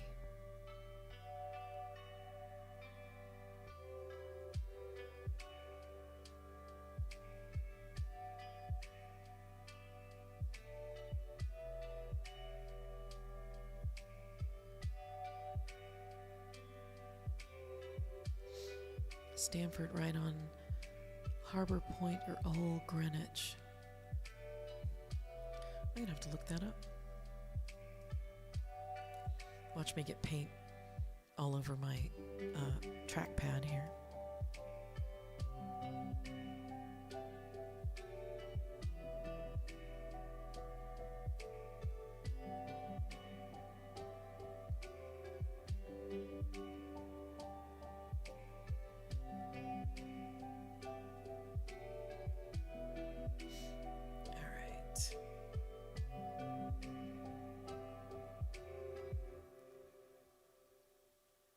All right, I'm looking up the state.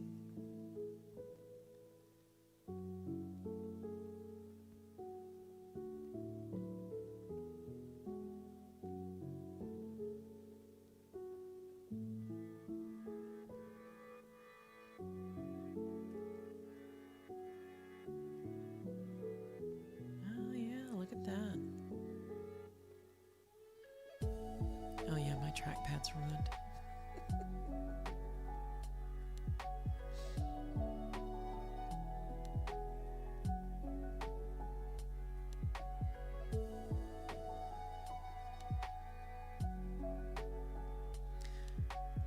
I love that all of the names,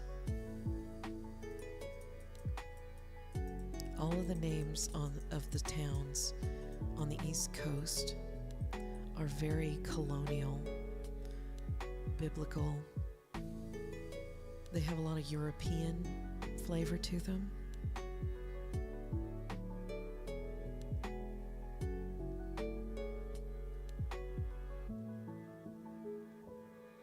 I love that. Out here you'll find that a lot of the town names are Native American tribes or words from Native American languages.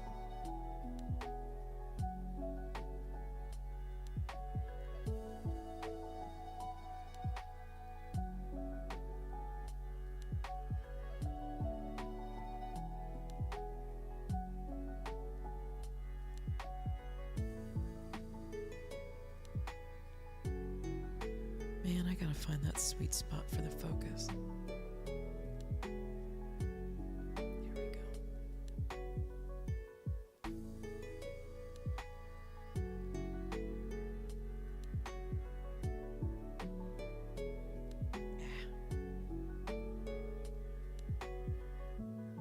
I'm just gonna paint that whole damn ear. I'll get to the pink part later.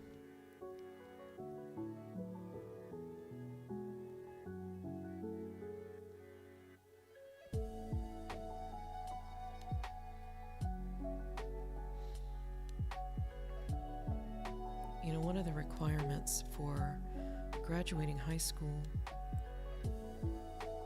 is state history. I don't know if that was like that where you are, but state history is pretty important. History itself is pretty important.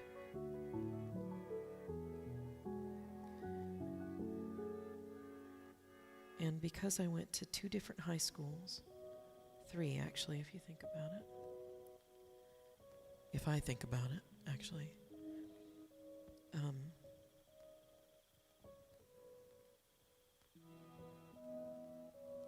I had state history for 2 different states, both which were rich in Native American history. Of course, they don't teach you all of the ugliness when you are in school, at least they didn't back then.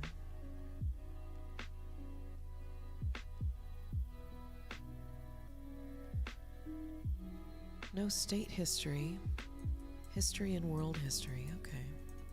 Like United States history kind of stuff. I wonder when that changed. Maybe it was just Alabama and Washington that had that. But state history was a requirement of high school graduation. For us, at least. There was just a lot of stuff going on in there.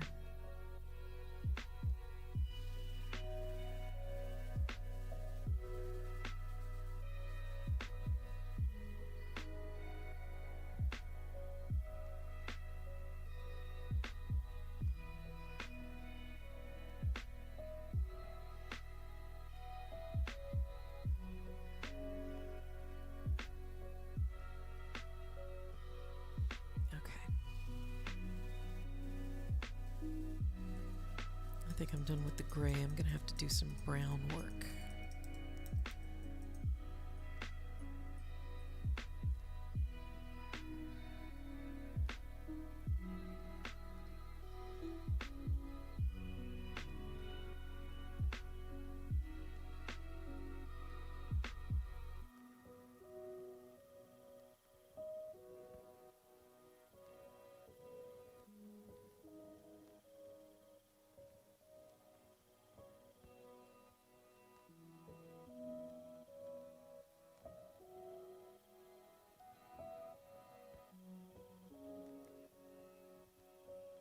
Yeah, we ended up doing a lot of studying of the origins of the state, the explorers, things like that.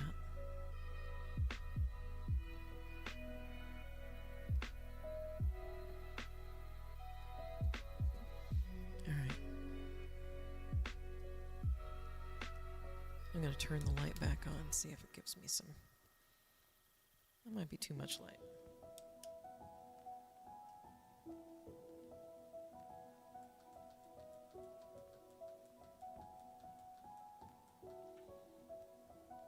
Autofocus is on.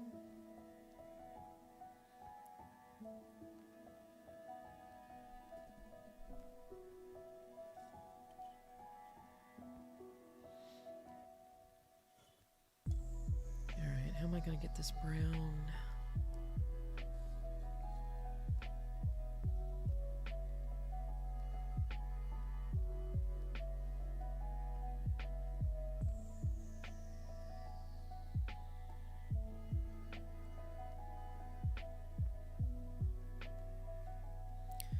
Alright, I've got myself some... Oh, that's not the one I want.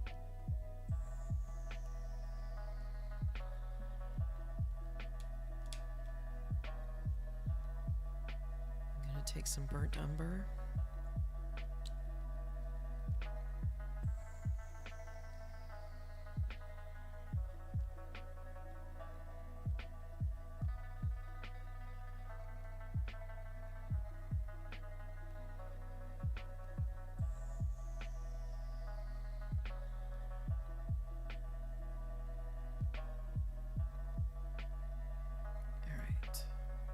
I've got my white, and I might use primary yellow instead of what I'm thinking of using. Stop wiggling.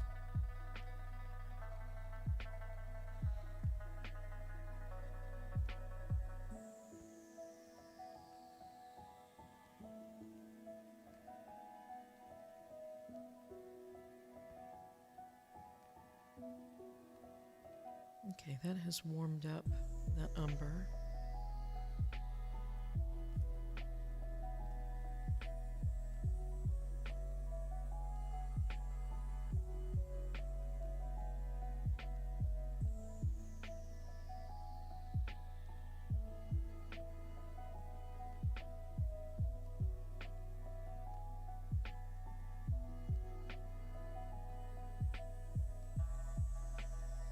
Yeah, autofocus, auto exposure. My cameras are crap.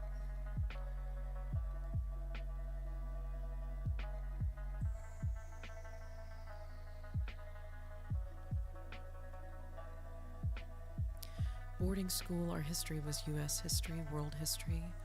Public school was a little softer, less about events, and primarily just key facts and timelines. Yeah.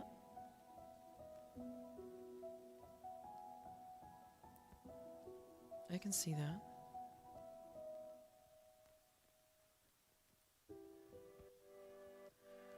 Boarding schools are generally very academic intensive. I've never met an adult that went to a boarding school, but then again, they would have to tell me. They would have to say, oh, hey, by the way, I went to a boarding school. I have no idea what you're talking about when you talk about your high school stuff.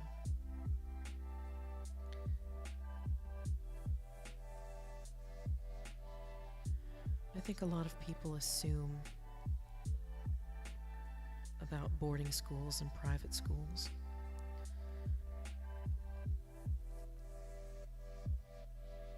I think they just assume the type of people that would go. They assume why people would go.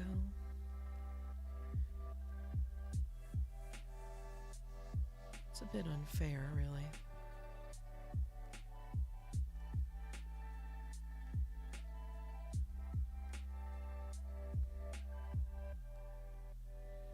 Okay, that looks like milk chocolate. I do not want milk chocolate. I want something warmer.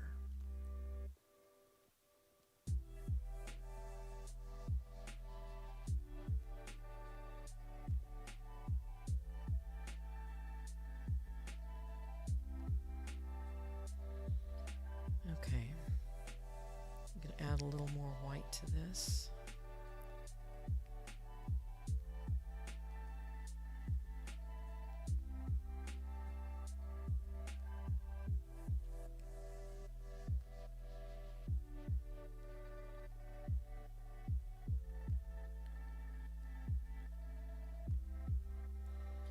My poor YouTubers. I'm streaming this on YouTube also. And I'm getting a lot of people that pop in from their suggested. Yeah, because you like art? Come look at this art channel.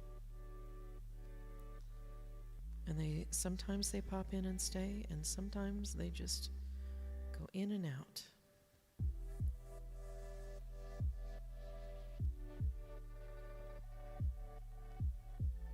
Okay, that is too light.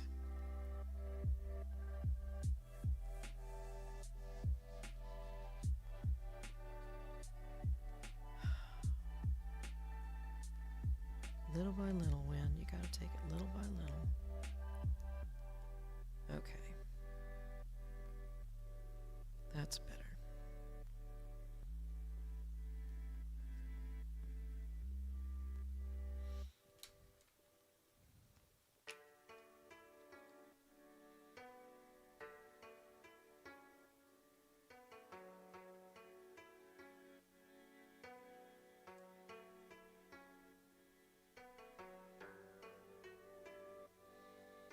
One thing I truly miss about boarding are the guest speakers, historians, and out-of-country trips. Oh, that sounds wonderful.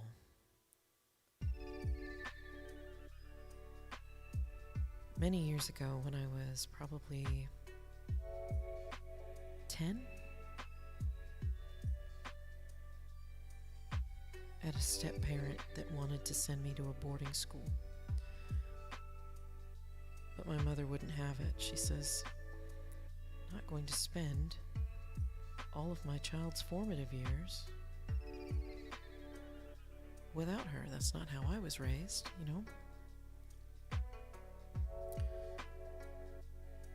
To be honest, I think my stepfather just wanted me to go away.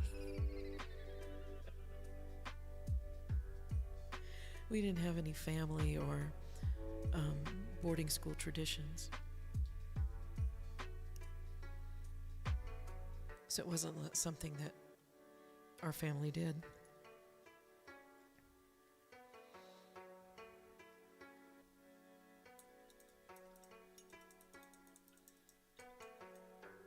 But one thing my stepfather did know is that boarding school meant living at the school. He didn't like me very much. To which I say,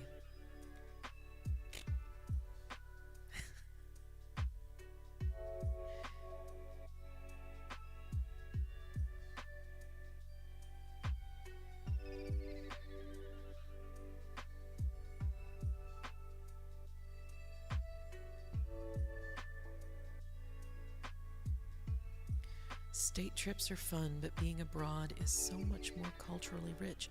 Yes, and you know why that is? It's because Americans are weird.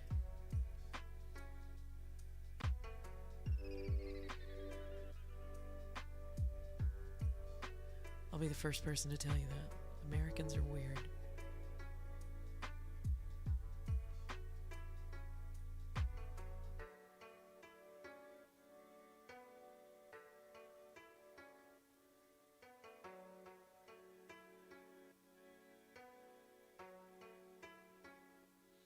This is wild. I've painted 2 of these mouse figures, and both of them have breasts.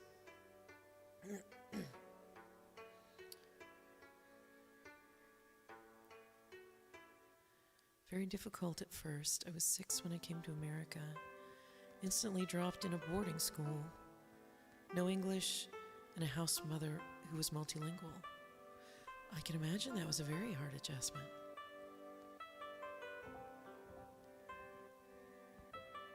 At least you had a multilingual person there to kind of give you a little sense of connection.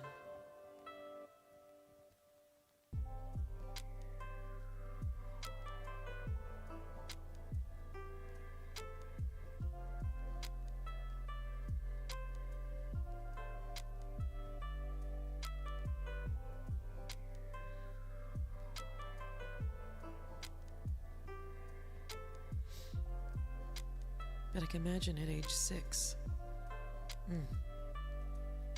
what a change up.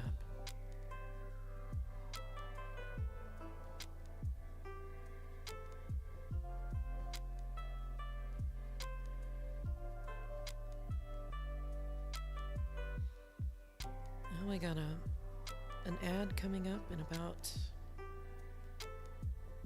a minute or so.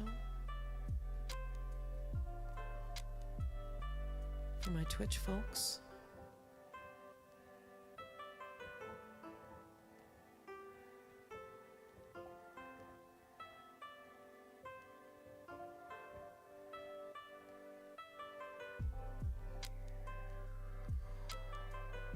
She taught me English, French, Hindu, and Japanese.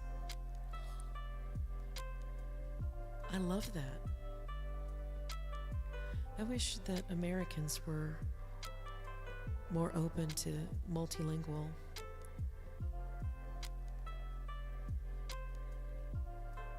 To being multilingual, what I mean.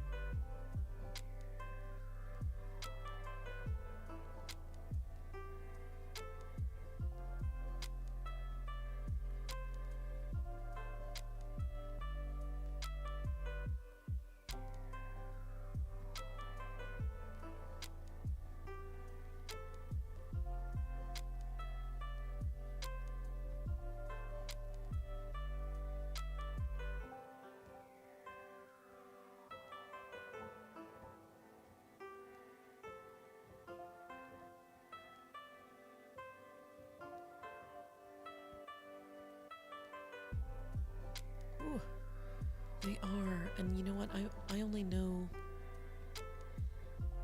the only second language I know is Spanish.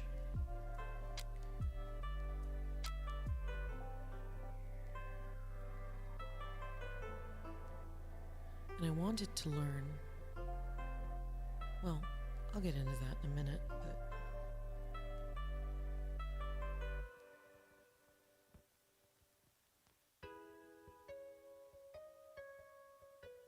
I wanted to learn other languages, but they just, when you're an adult, it doesn't stick as much.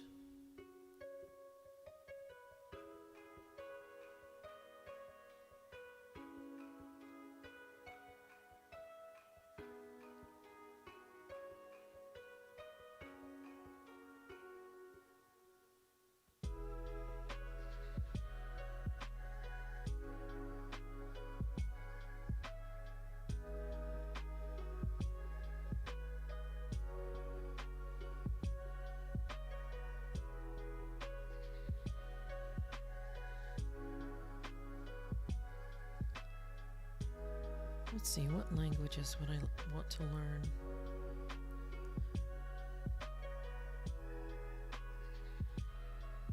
I often think about languages and learning them in the sense that, well, if a genie offered me a wish, I would wish to be also fluent in. I would just have to pick which language.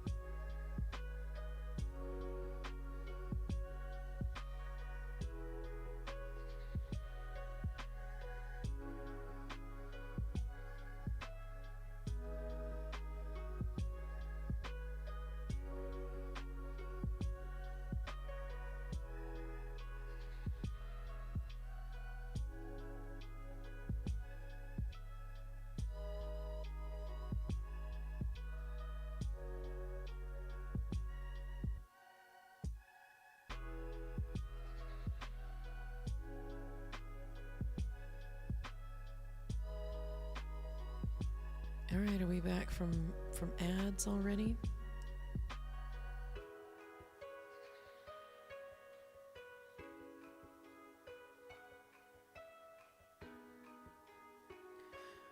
I was going to say that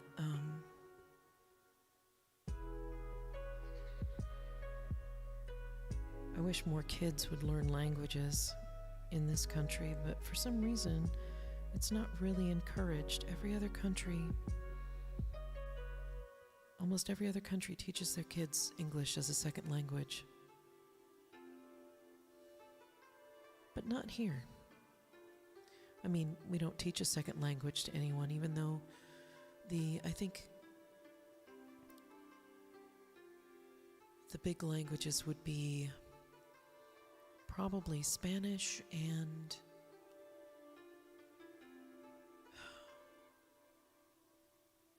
maybe some kind of Slavic language.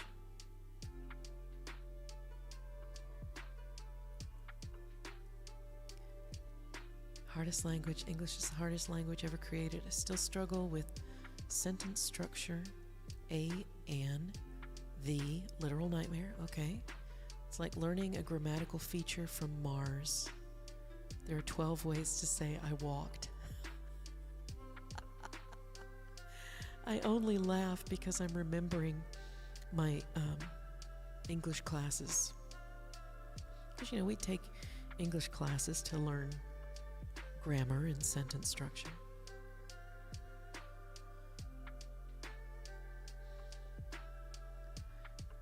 And we never really thought about that. We just, because that's just the way our families talked.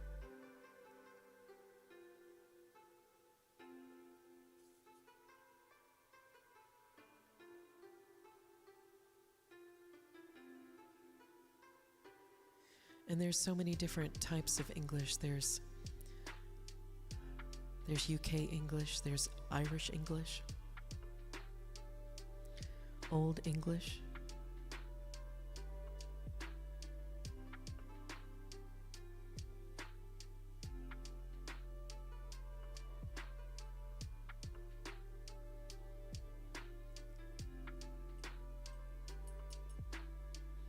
Past participles, past, oh gosh, so many different, I can't even remember them. But yeah.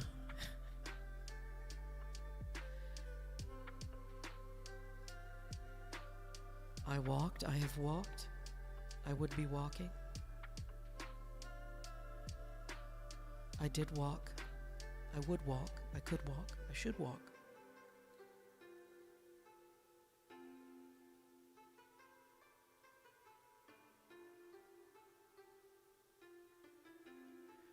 When I think of English overseas and how they don't use the for a lot of nouns, it can get confusing. What do you mean, just take me to hospital? Don't you mean the hospital?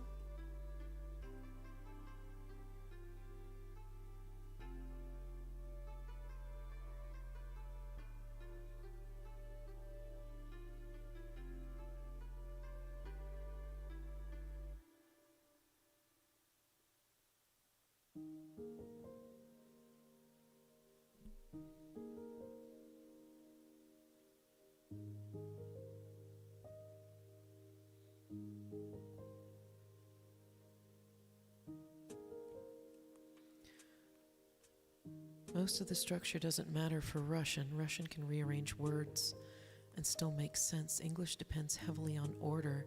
Yes. Yes, it does.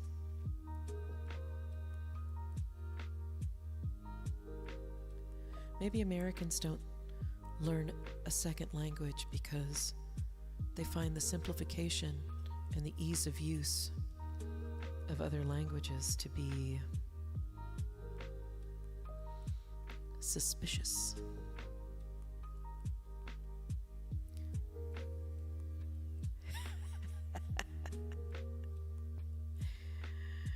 Oh, yeah. Through, though, tough, thought, silent letters everywhere.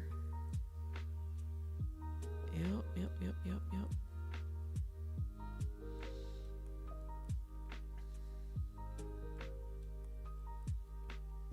I wish I could, I'm only laughing because I completely understand where the confusion is.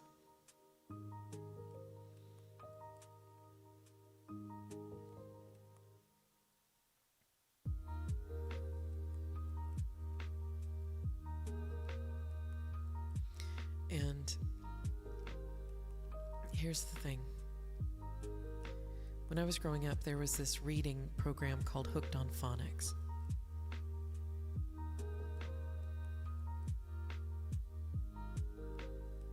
And phonics was something that we learned how to spell based on those things that you were talking about that were so confusing. Like using KN for knife, knee, knickers.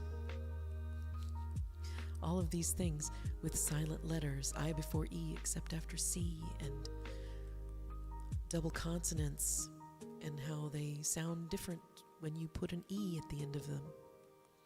Why would you put an E at the end of them?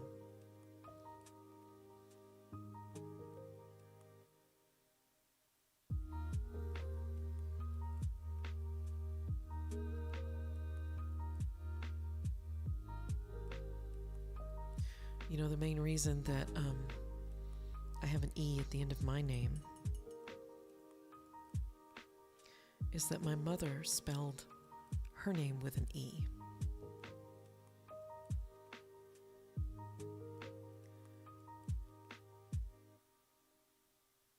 She thought it looked classier. Yeah, maybe it did.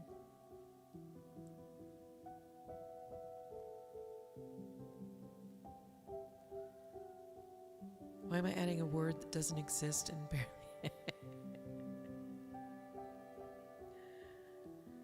Well, the one good that came out of phonics is that we were better spellers because of it. We all were much better spellers. And these days, since they stopped teaching phonics in school, nobody knows how to spell. See, they spell phonetically, but not by phonics.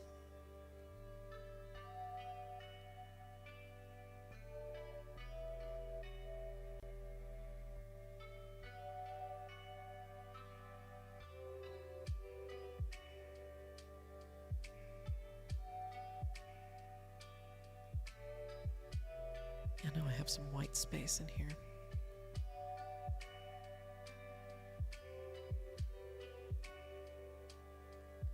All right, there's my little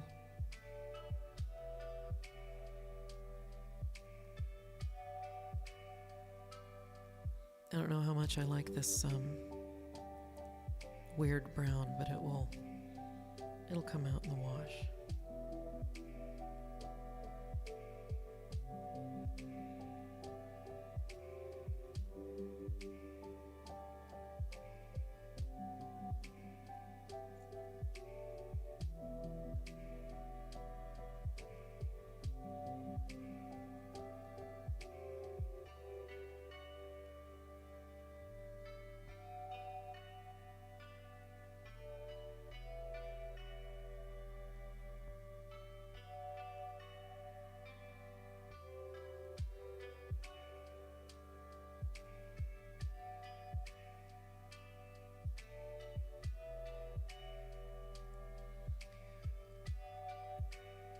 Get has 50 personalities.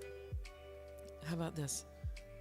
I'll take your get and I will raise you. Okay.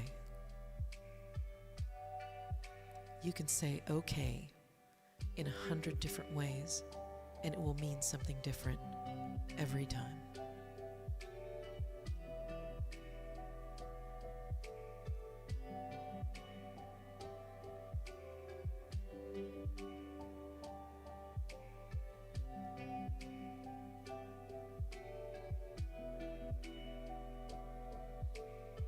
Very confusing. Oh yeah. You know, my husband grew up in the States. He's born and bred. And I tried to explain to him that the way he says okay makes a difference. He didn't get it. He's like, "What do you mean?" I said, "If you just say okay, that means one thing. If you say okay, that means something else. And if you say okay, something else entirely." And it's not, I mean, you could put it in a sentence. And it's going to be different whether you context, but reading it out loud, saying it out loud, spoken, it's several different things.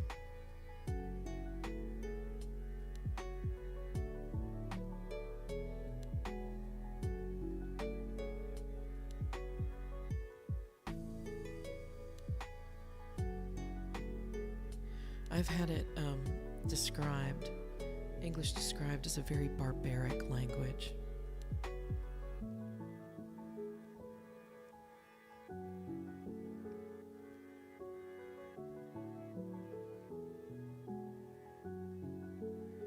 Because there's definitely something very barbaric about the English language.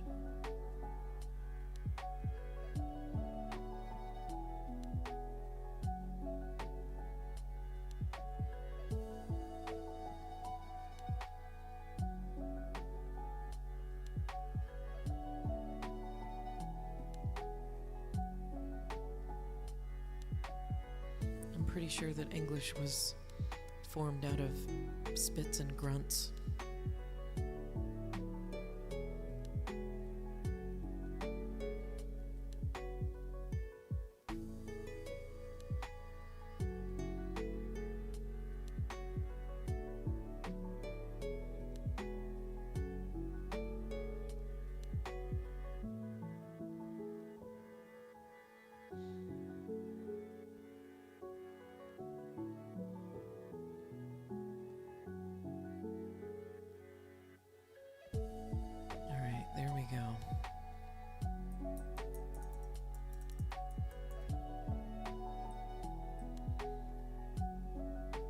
I'm sure there's a bunch of tiny little words that we could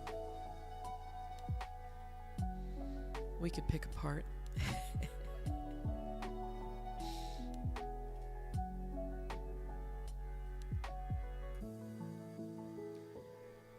Like, where did that toothpick go? Oh, I know where it went.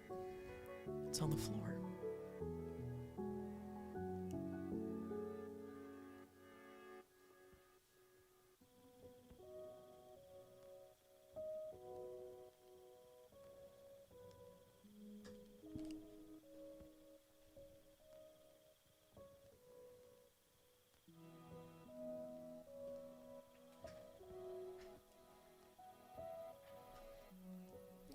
So confused with actually, because in Russian it translates to relevant.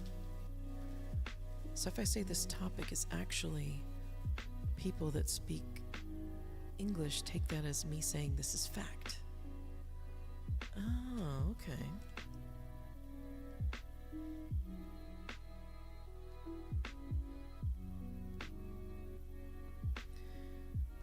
I often get confused with the way people use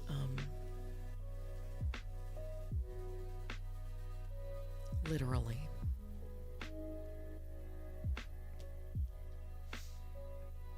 I'm sure you're familiar with literally.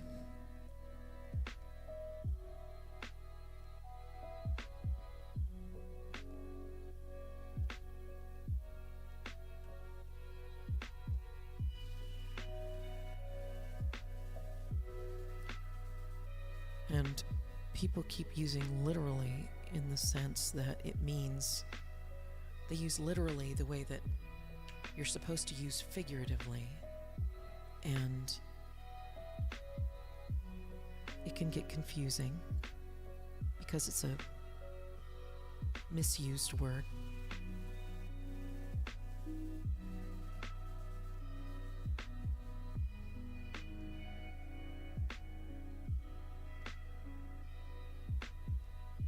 And I think about 10 years ago, the Merriam-Webster Stanford Dictionary finally said, you know what? Literally actually means figuratively now. And I thought, oh God, English teachers everywhere.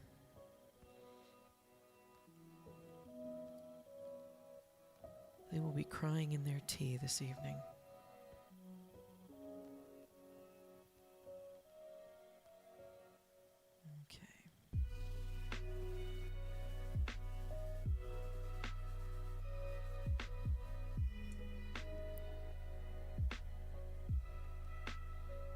I always thought it would be fun to learn Russian or one of the Slavic languages like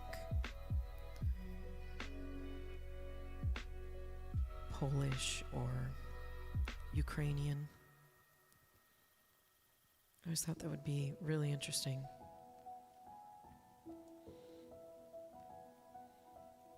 But at my university, if you wanted to take Russian, you had to be serious about it. And they would say, you know what? If you drop this class, you won't be able to sign up for it again for another year. So a lot of people, unless they were serious about it, they did not sign up for Russian. Only the people who were dedicated to learning it, and it was because it had a reputation as being a really hard class. Not like you can pop around different languages in the communications department. You actually had to have some drive.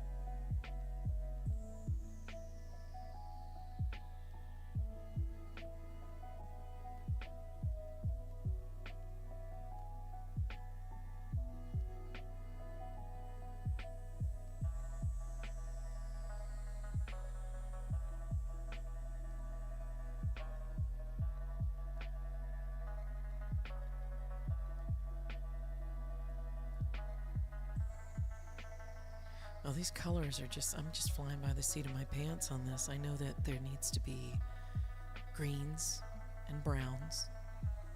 Browns are not my strength, but I'm going to try all of them.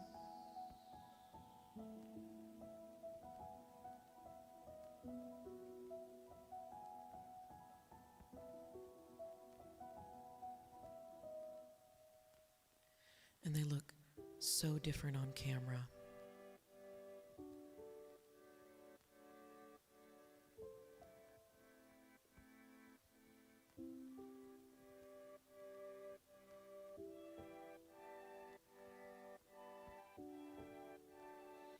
Like there are two different browns here. One is sepia based and one is sienna based. I mean, umber. There's umber and there's sienna.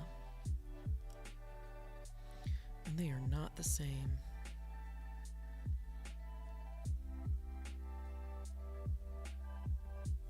One has a little bit of ashy black in it, and the other is kind of orangey.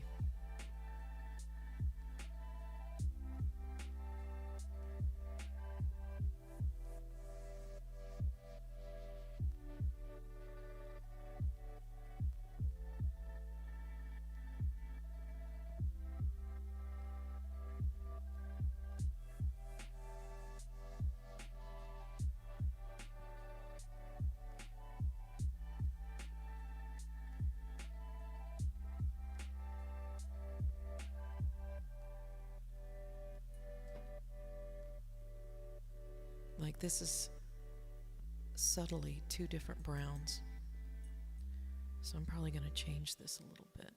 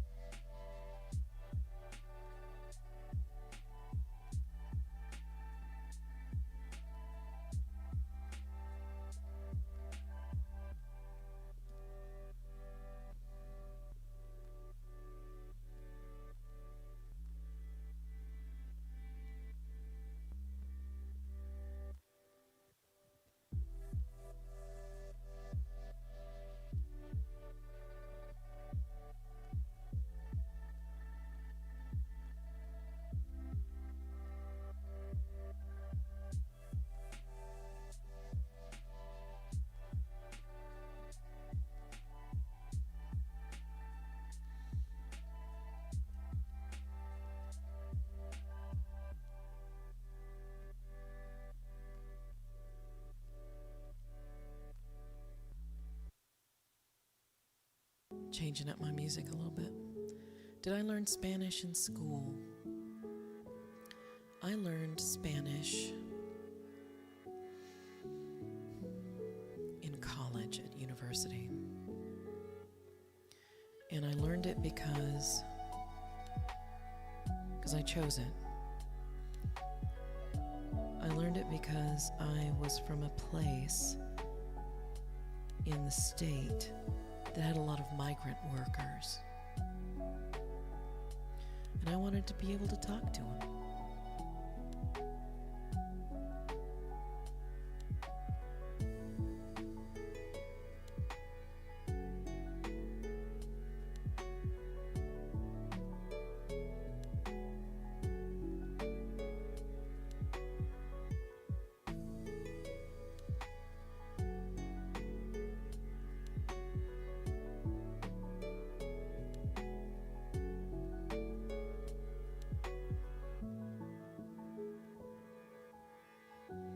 So if it,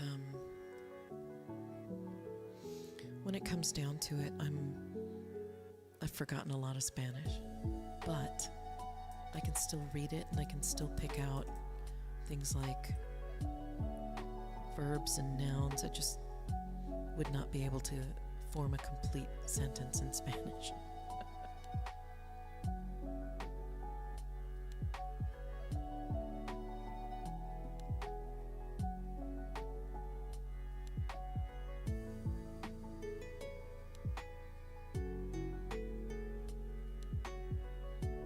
There we go.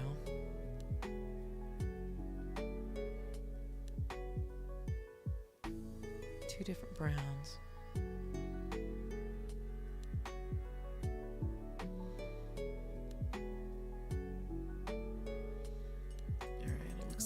Missing a little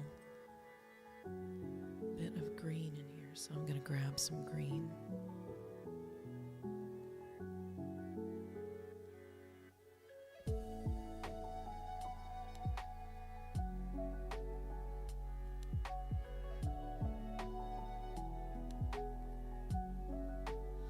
And I'm making the green a little watery so that it goes where it needs to go. I would love to learn Spanish. We have a few Spanish speakers and Portuguese. Oh, they are.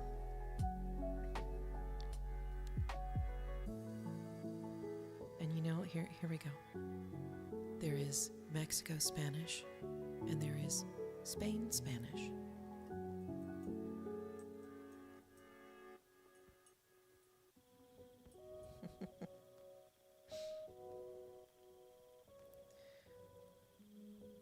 It was provided for us in the lessons, but we were not required to learn Spain Spanish.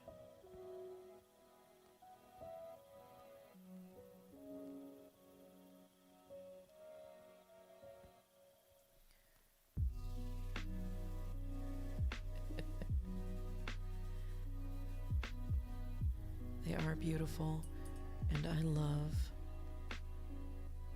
a lot of the, you can hear a lot of artists that have a Hispanic or Latino background. They will often record albums that are in Spanish.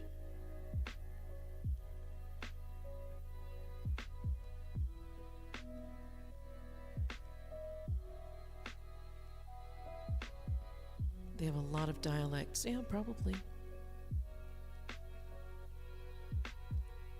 I've never been to Spain, so I don't think I'd be able to say.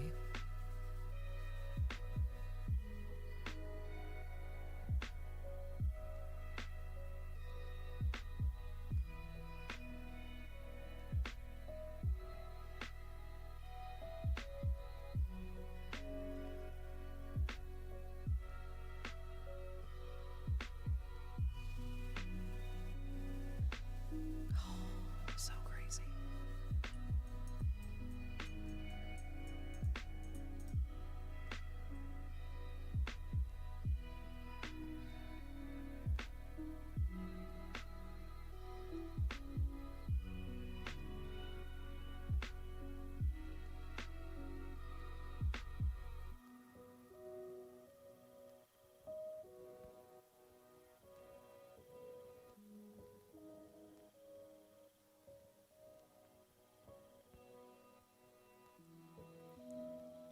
I know that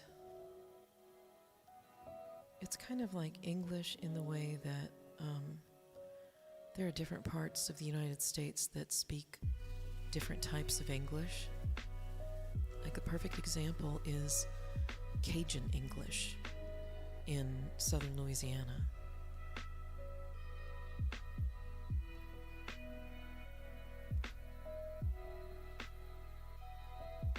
It's kind of a mix of Creole and French and English.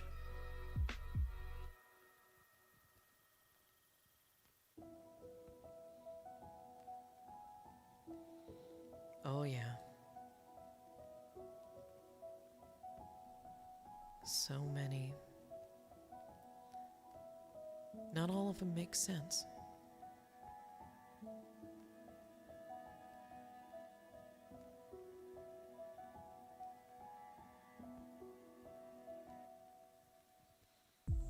Oh, the Southern accent. Yeah, I grew up in the Deep South. It is quite... There are several types of Southern accents. They are not created equal. Like, for instance, an Alabama accent. They speak a little faster. The drawl is a little more tight.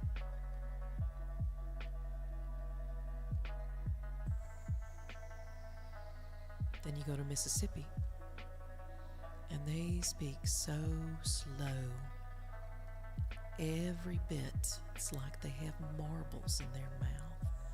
And they will tell you a story, and you had better not have any caffeine in your system, because you will lose all that time you hope to gain. But the stories are worth it.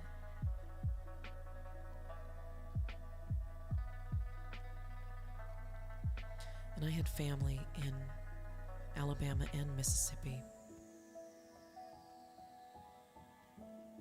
So I grew up talking like that.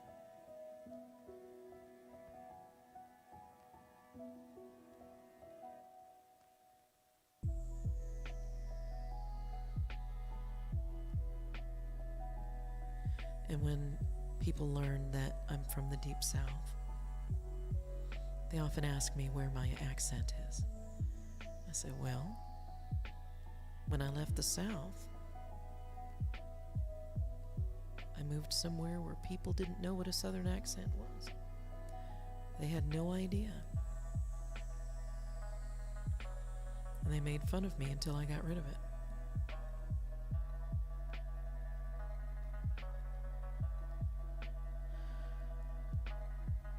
Southern accent is probably the most beautiful sounding to me, the way the words are pronounced. It's in the vowels. You gotta drag your jaw. A lot of people think that Southern accents, they're made in the mouth, but no, it's all in the jaw.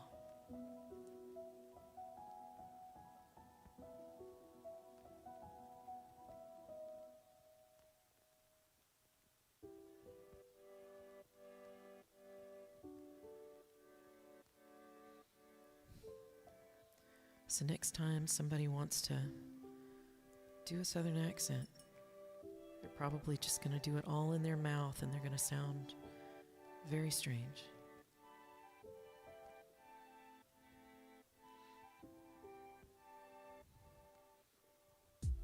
Everything Russian sounds angry. It's probably that zh sound. Zh. Lushk.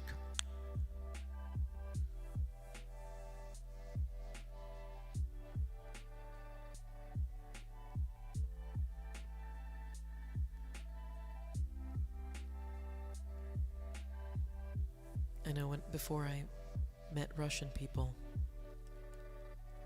I thought the same thing.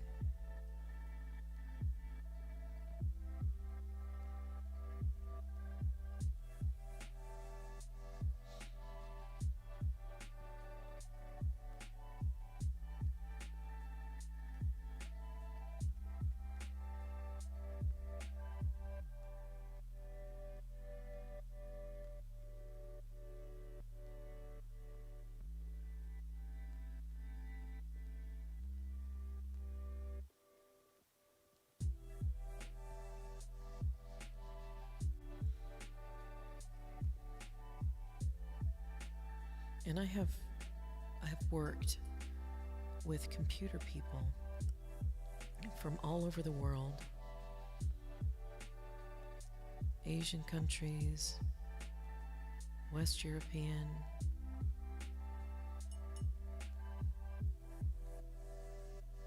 I think the people that are hardest to understand are the ones that purely learn enough English to get by.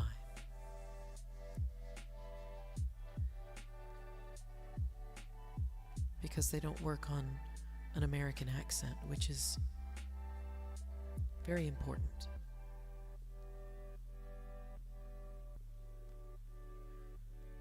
And it's important only because with an American accent, there are certain parts of the English language that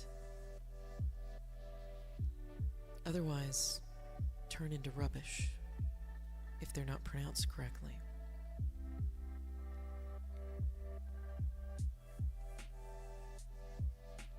I mean, your American accent doesn't have to be perfect. And people take elocution lessons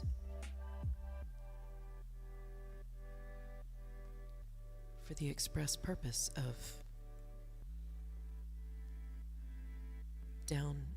downplaying the accent that comes with their original language.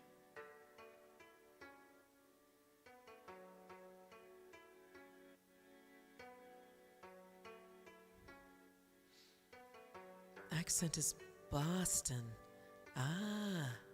Boston. It's because the vowels sound completely different than what they're used to. They're usually very short but spoken long.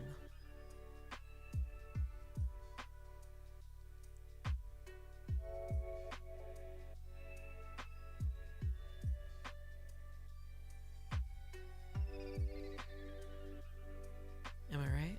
I love Boston accents. I think they're fun.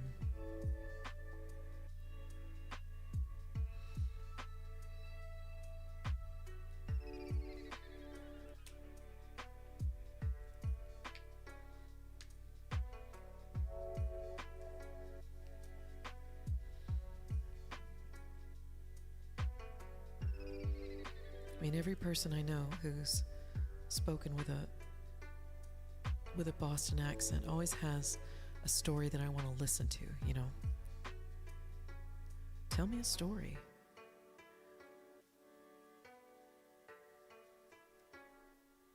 A lot of it is hard to understand, only if you talk really fast. And I think when it comes to natural speech, slowing down is a lot harder than it seems.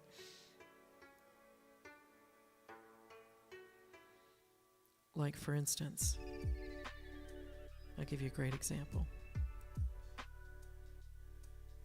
Now, if I sat here and told you that I was going to have an American pie, and then I went to American Pie, and then it went down the road, and then I put it down, and the chicken ate it all up, and this car comes out of nowhere, and he just sits there, and he swings by, and it looks like a crazy, and then he just, it gets very out of control very quickly. And sometimes words, they tend to blend when you're speaking quickly. But if you're talking with other people who also speak in that dialect or that accent, you don't think about it, you just keep going.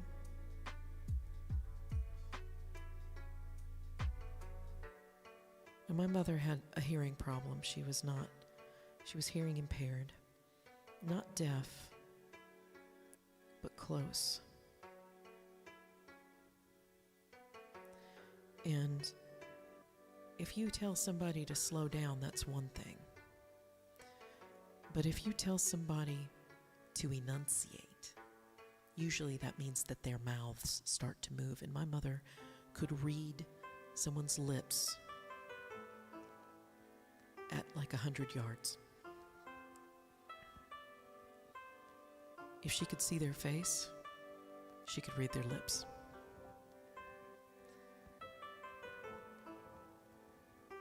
She told me once I could have been a spy.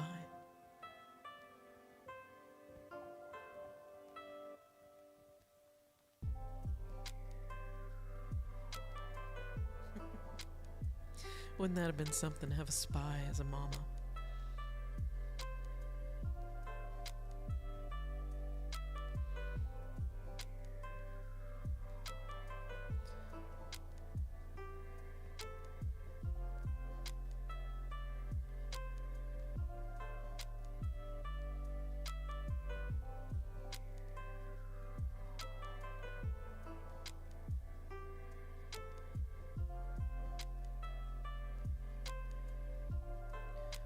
Mother the Spy.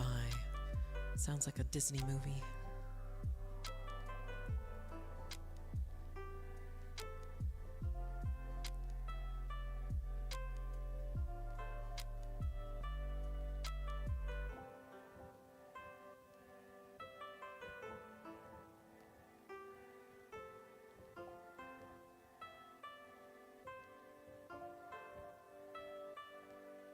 There's a lot of white in here that I'm not 100% on. Little bits and pieces that haven't been painted.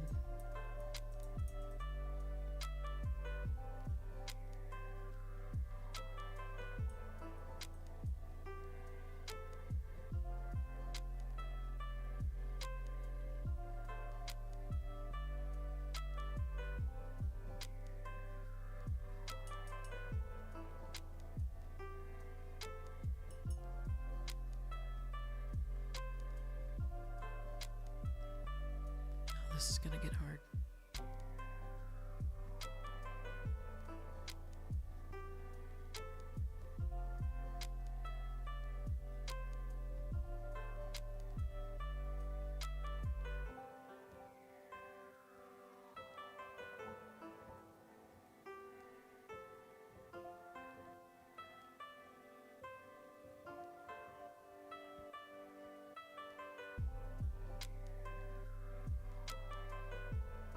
Ooh.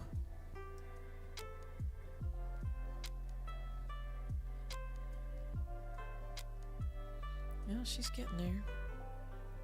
I just realized I hadn't bothered to do her little quiver back here.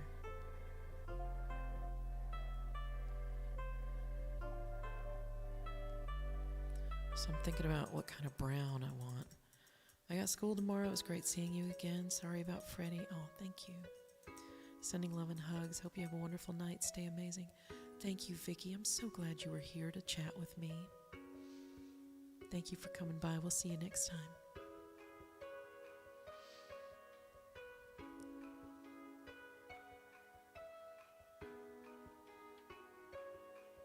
In the meantime, I'm going to put a picture of this up on my Instagram.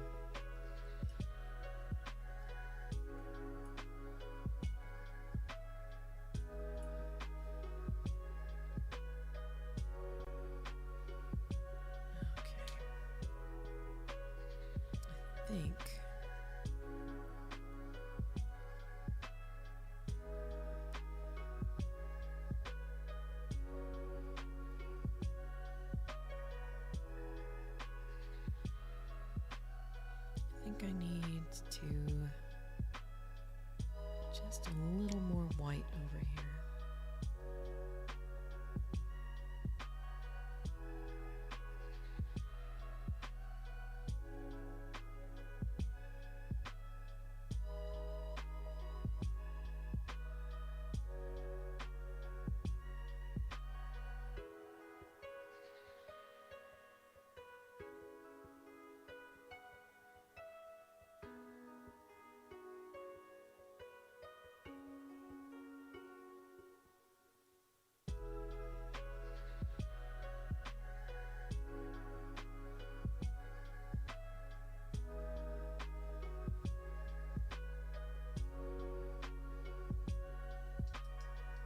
Hey, what you got?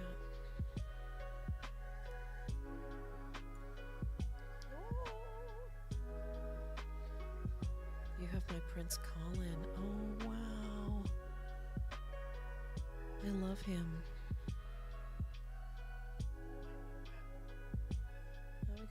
We got a couple of white spots, but he looks really nice. See, my husband knows how to do this. And I am just awful.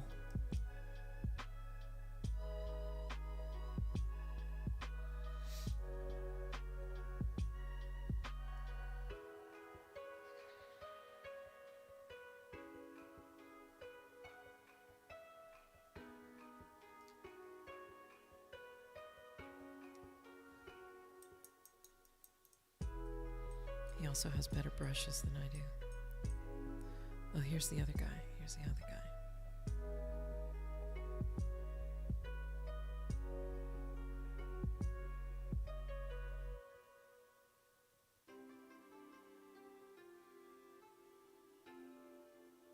I don't know why he's shiny.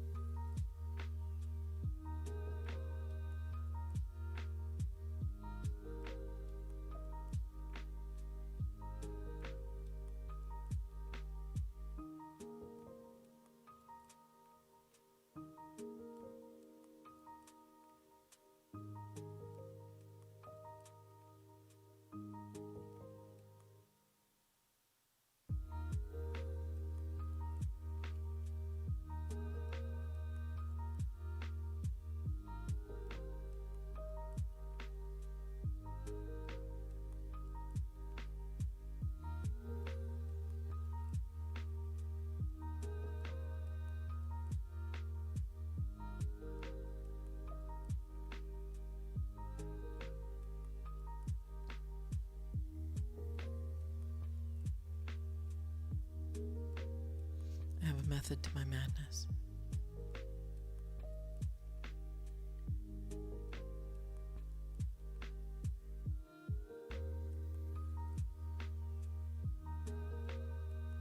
I haven't figured it out yet, but it's here.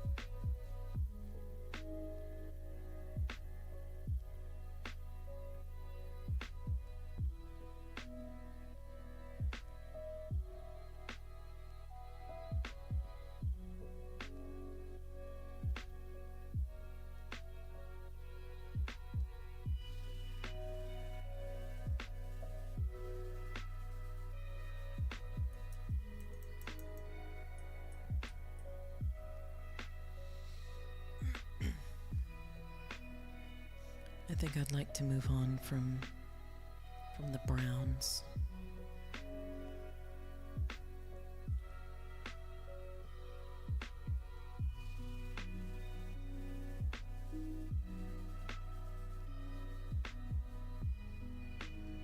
What I have here is a series of pinks that I will end up using for the tail and the ears.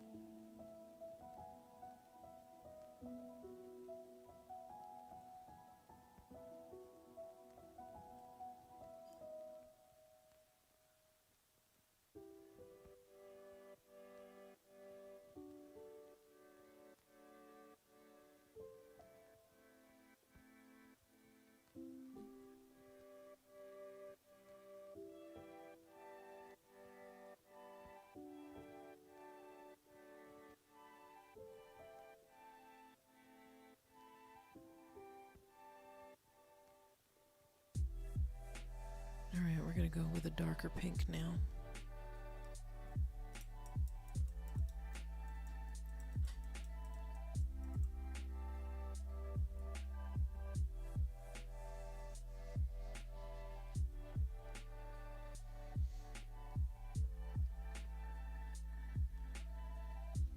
I don't even know if I have a darker pink.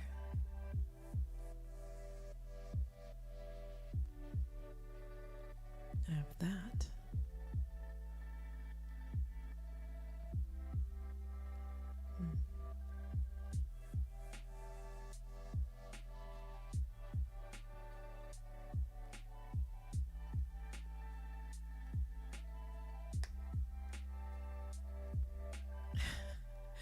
I definitely stream later with the art than the music, yes. It's mainly because I don't have to use my voice quite so much. It's good to see you, DPT.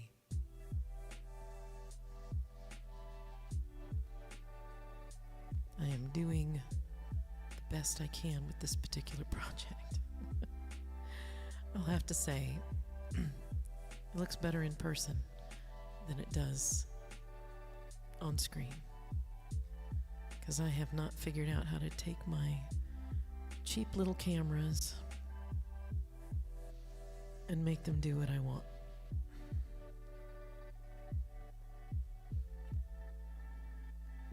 And you missed my friend Vicky Sky, who is here doing a little conversating with me.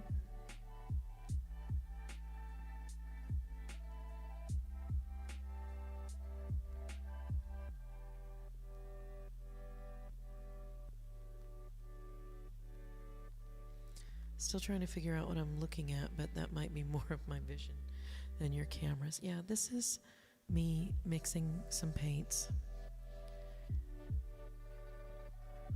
I will get back to the figure here in a minute.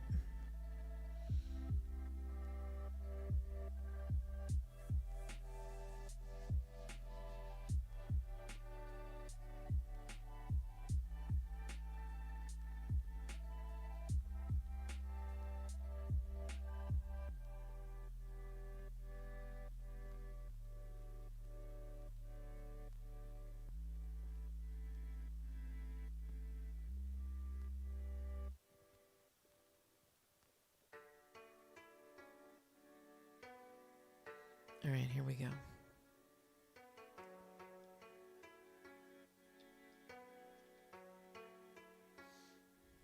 This is what I'm working on.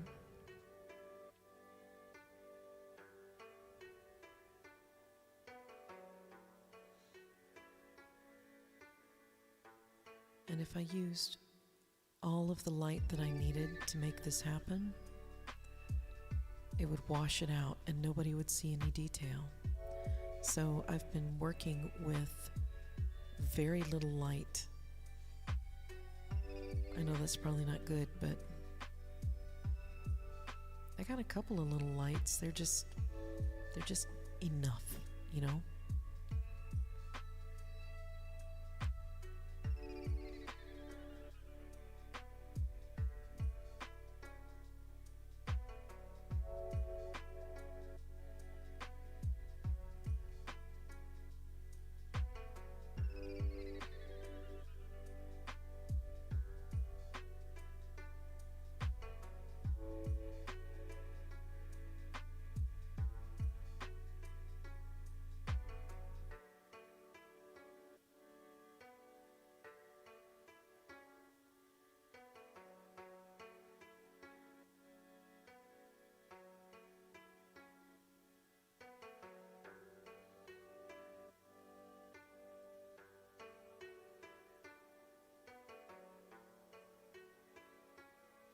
Can't get that pink dark enough.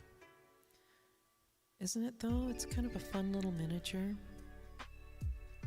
I need to get these done for tomorrow's game group. It's from Mice and Mystics. And this little mouse here is an archer, and her name is Lily.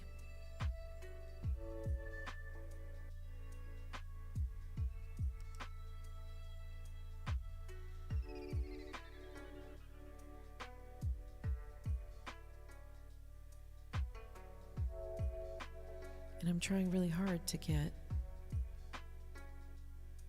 a decent pink for her ears. Now, because I needed them to be done quickly, my husband helped me out. He did this one.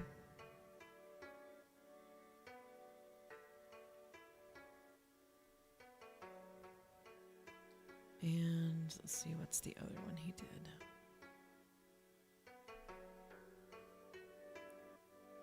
He did this one.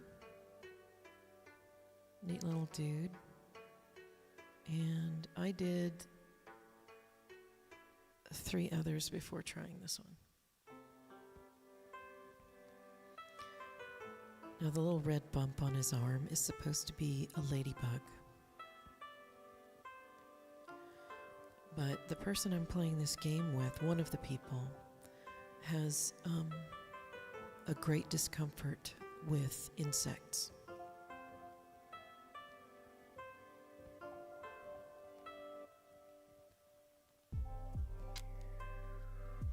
So we are downplaying the insect part as much as possible.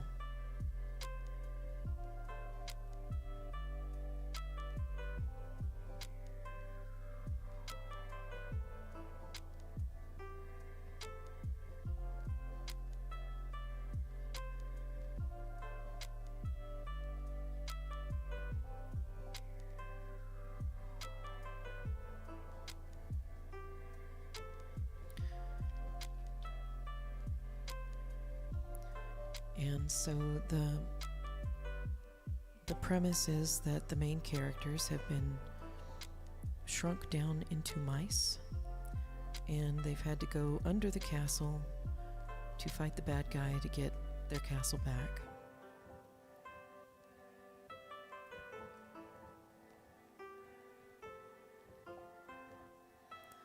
And under the castle, there's a lot of insects.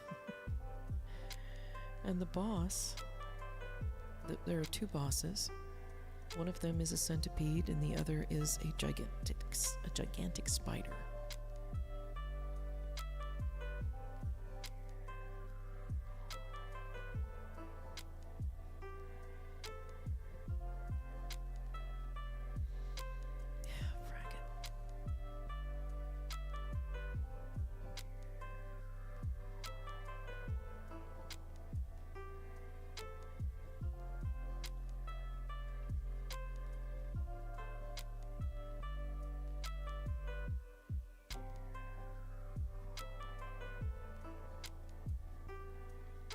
So what I ended up doing is I'm having another friend 3D print a couple of new characters that take the place of the spider and the centipede. And there are these little enemies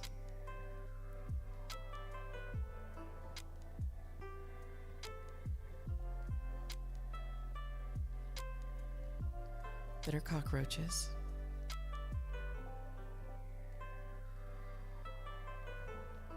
And I am having little tiny angry frogs 3D printed to take the place of the cockroaches.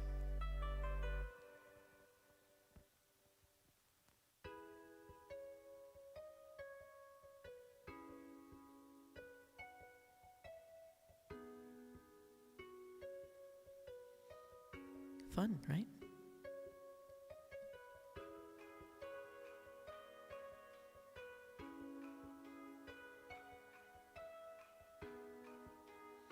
And when my stream is wrapping up, I will turn off all these crazy lights and you can actually see what the colors actually are.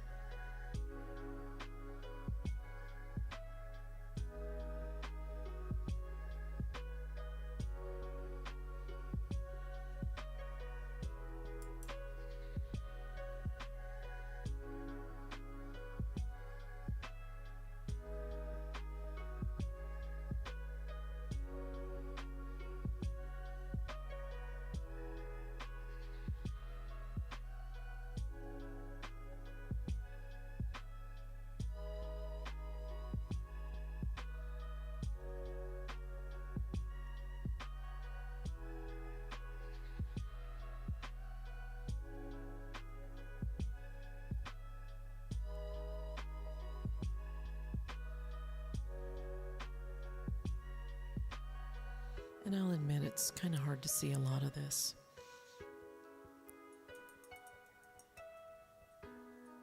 Just on camera, but I understand needing the proper light to see what you're doing. With the painting, I don't think they come across too bad. Oh, well, that's good. There's just a huge difference, and I've had to adjust my focus because my cameras don't focus very well.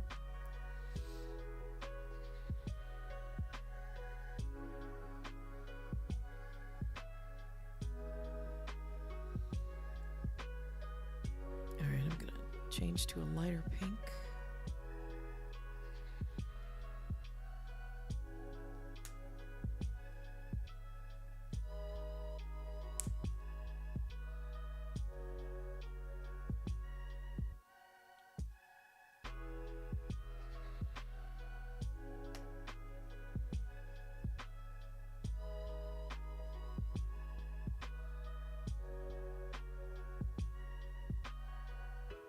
Man, I think these are all the same shade of pink.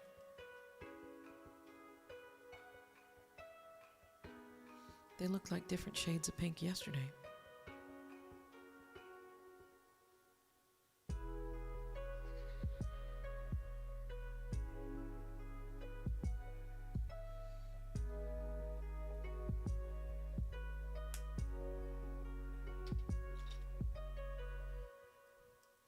And I went to great lengths to try and mitigate the whole light reflection and the white balance and the focus. It's the only reason I'm wearing these black gloves.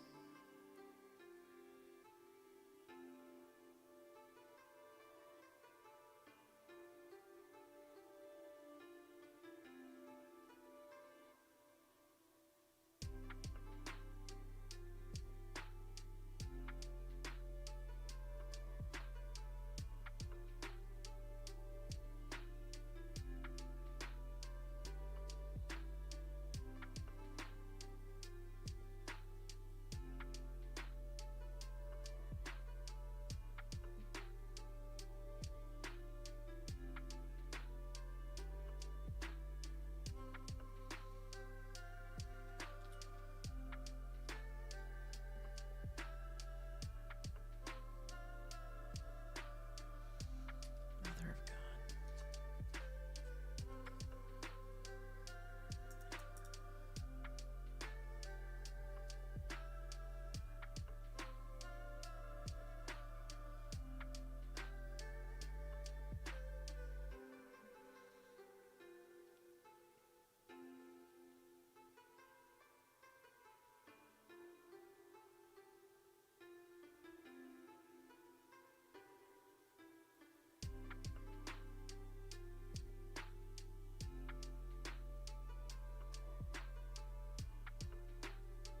Now, I've never really painted minis before, and I figured I needed to do this anyway.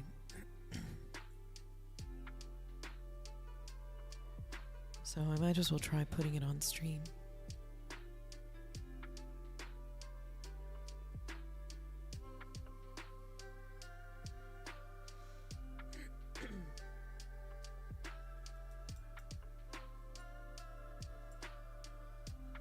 So let me show you what the proper light actually looks like when I turn it on.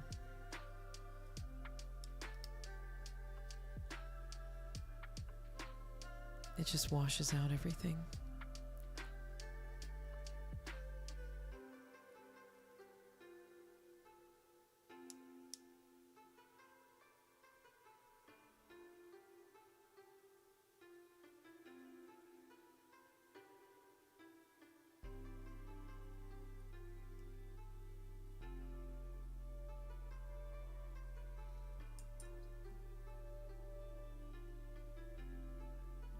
So I'm just going to do the best I can with what I got here.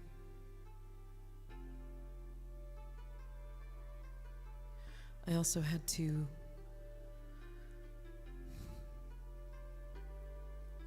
do the manual focus because every camera, for some reason, it's decided that it's only going to focus on everything far away.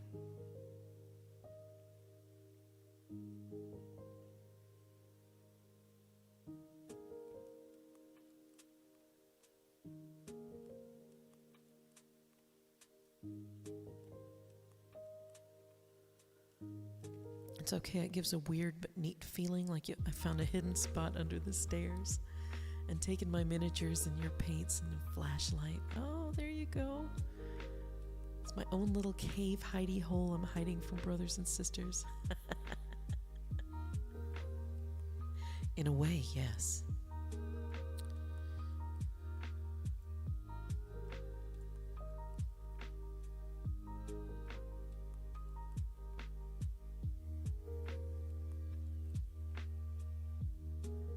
I mean, my husband did a really excellent job at painting the other minis, but they're not the way I would have painted them, but it's a really good job.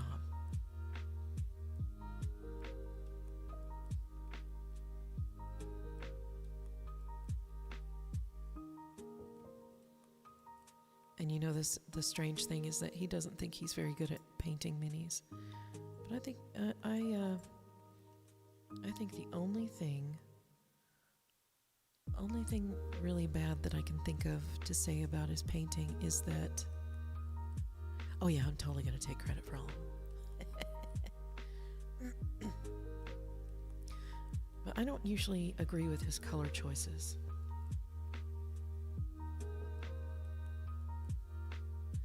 Because I find them, he usually picks Warhammer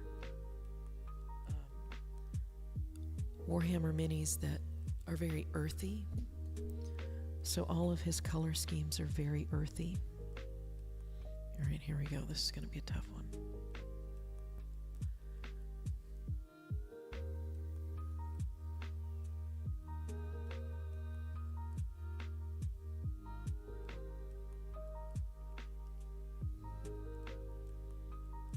Oh, I'm going to need to turn on the light. I can't do it.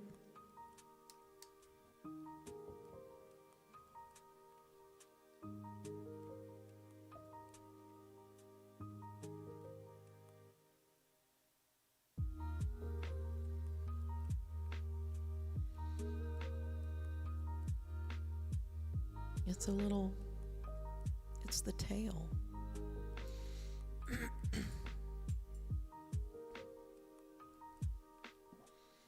And it doesn't need to be that bright, so I'm just going to tone it down a little bit.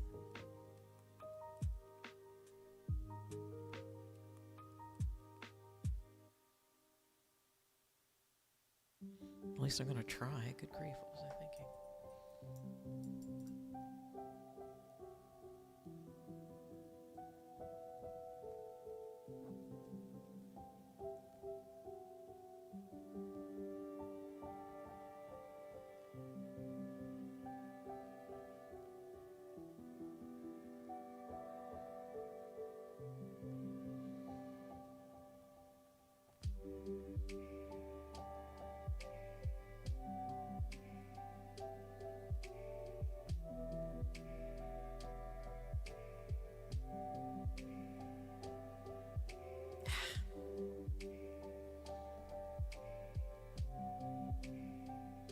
Man, I thought I had it, but I do not.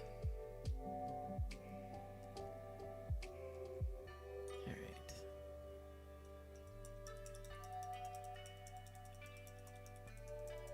That and my thumb is totally covered with paint, and I have no free spots.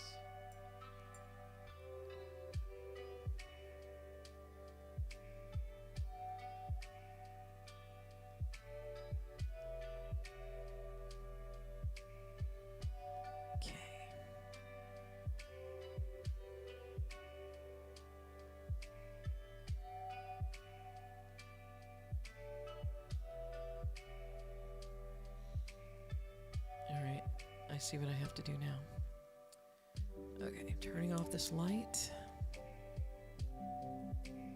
Because I just wanted to be able to see that little tail in there.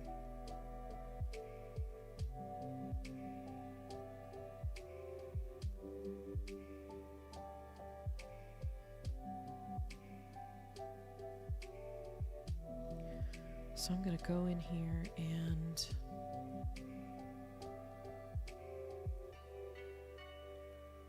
so next week, I'm going to start a new painting.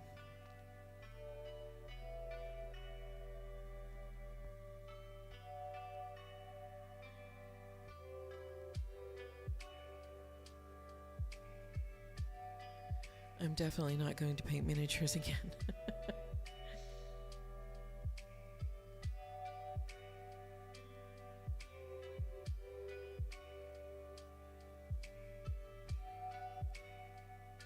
But next week I'm starting a new painting. And I don't know if you heard that Freddie passed. So I've decided that this painting that's behind me, I'm just going to go ahead and call it done. Because I don't know if I can work on it now.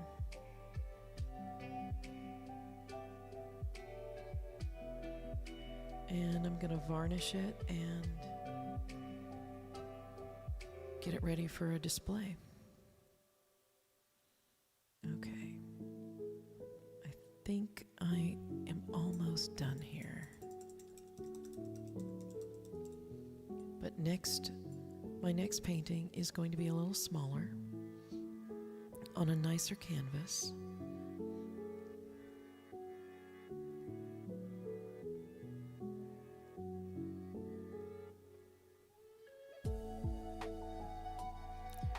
And it's going to be based on a photograph taken in 1983 of my mother, her sisters, and my grandmother.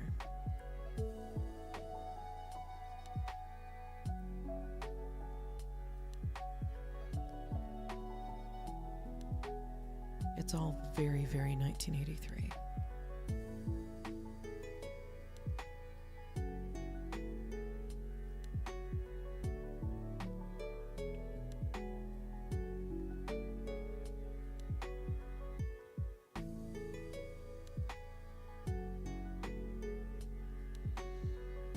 Coming next week to the painting stream, baseboards, fence posts, and windowsills.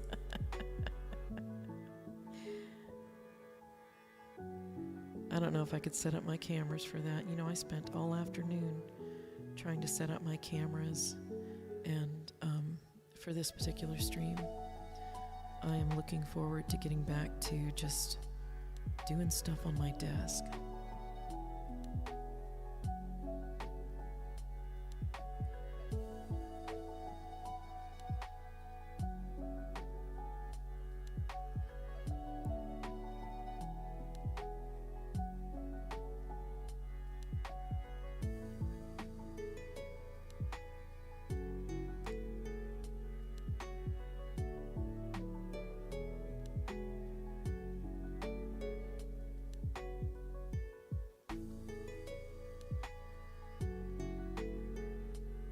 Okay.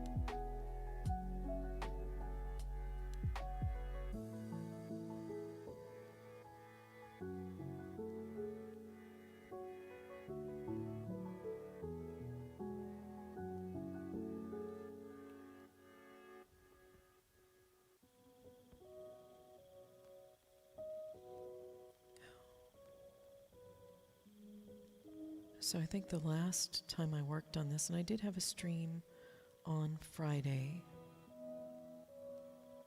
It was like Friday afternoon. And I finally figured out how to set up my stream so that I could play my own music and not have it show up on the VOD.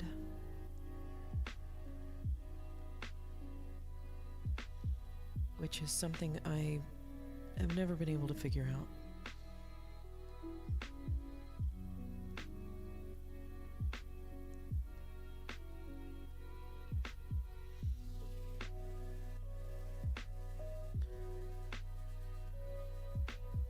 But I did figure it out finally.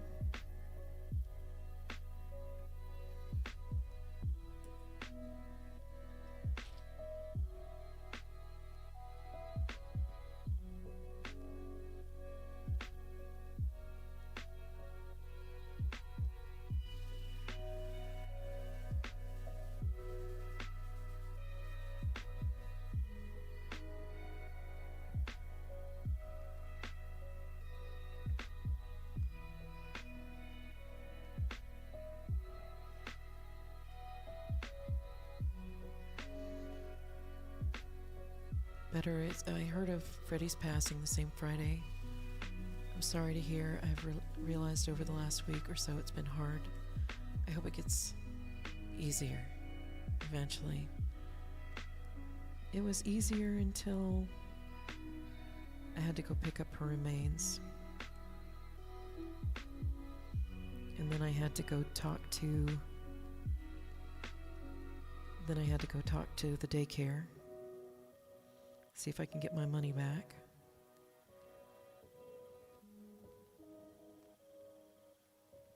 Felt very reductive, but it's a lot of money to put a little doggy in daycare.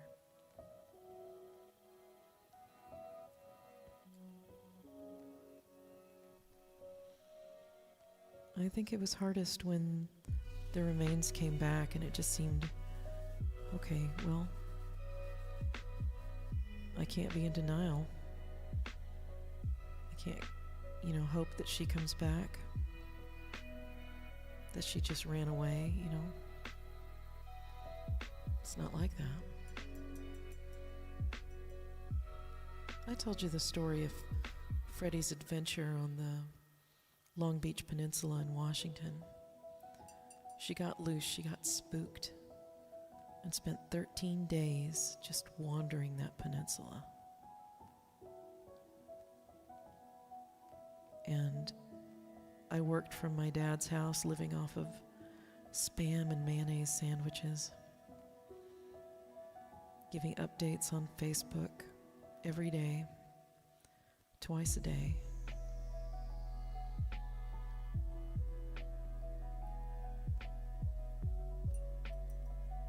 And after that, it didn't matter what happened. She was my dog, and I made a promise. And, I didn't even think twice about it. I didn't even think twice about going after that dog and making sure she was safe. I just went, you know what? That little dog is lost and she's scared. She doesn't really know who her people are yet. Because we'd only had her maybe a month.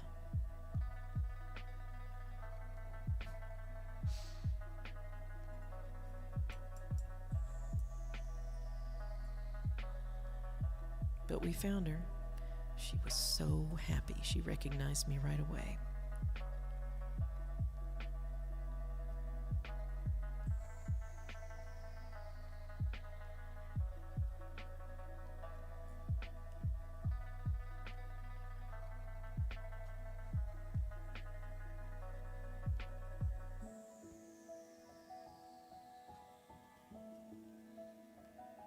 So I'm glad I rescued her.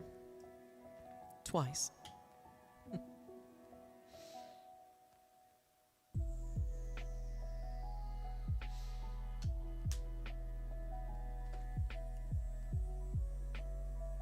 I have a friend who lost a bird. And I'm sure that you're familiar with how long birds live. So he must have had, it was kind of crazy. I did pea trails, hiring a tracker. I did all the things. My dad felt pretty bad because Fred got spooked and yanked the lead out of his hand. And that's when she took off. She had a lot of stranger danger, didn't know what to do. So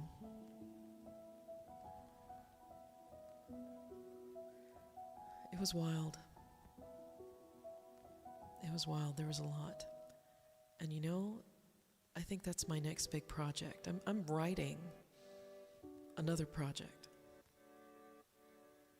The one with Freddie is pretty much already written.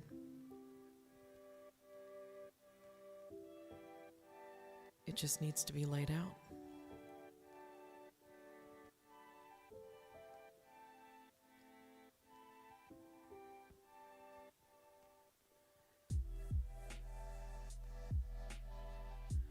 So we kind of call Freddie our adorable badass because she survived, you know?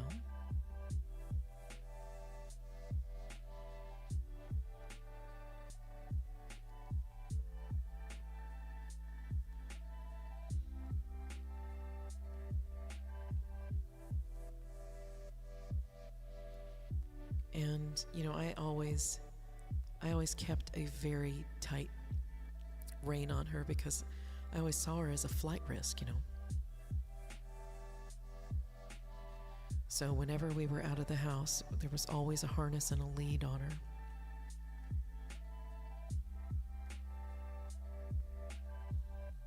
And she'd had a problem going through doorways, which I found weird. She got over it, but it was very weird. And one day I was working out in the garage, and there's a door from the garage to the backyard, and she was out in the backyard.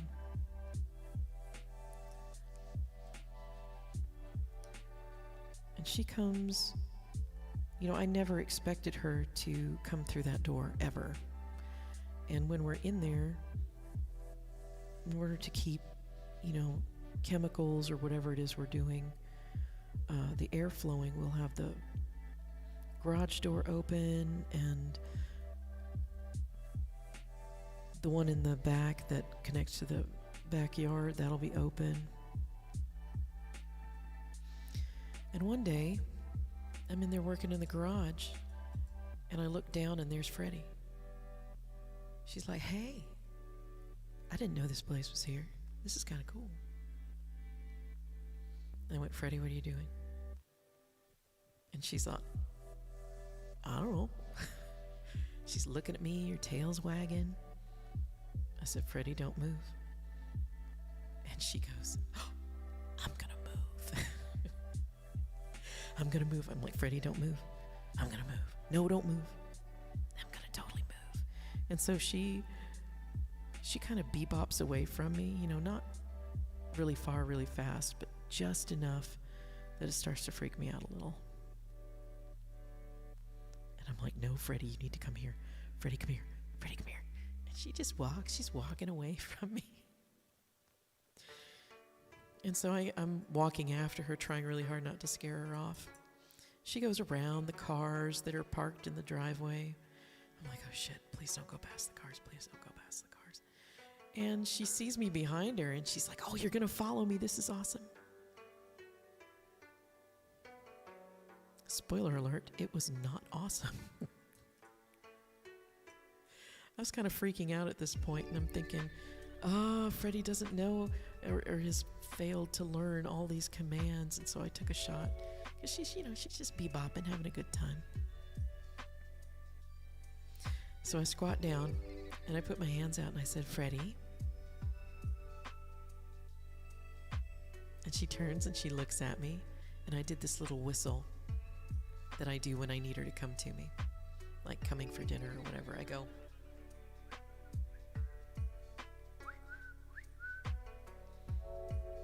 And she heard that, and she's like, "Oh yeah." And so she comes running back, and I pick her up, and I throw her in that house so quick. Like, you are never going out again, my friend, ever.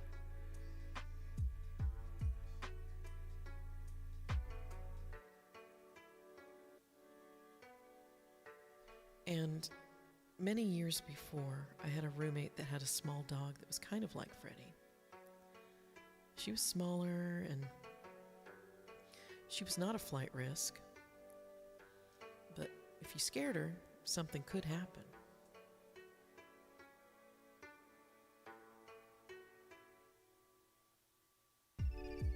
And one day it happened. She got scared. She shot straight out the front door and down the street.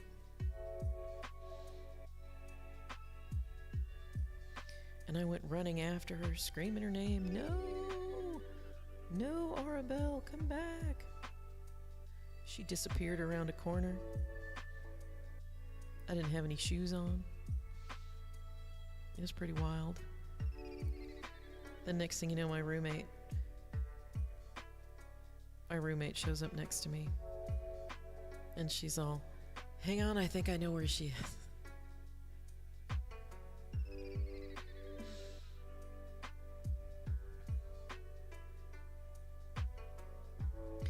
And while she didn't find her, she did find our neighbor, who managed to catch her.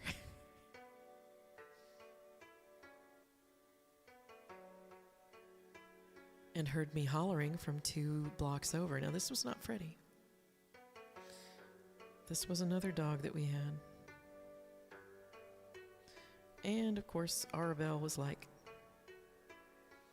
I don't know what you people are freaking out about. I know where home is.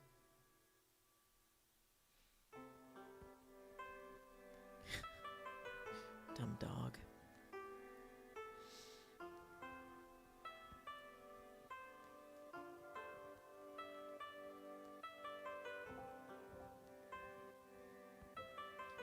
Arabelle lived to a ripe old age of 15.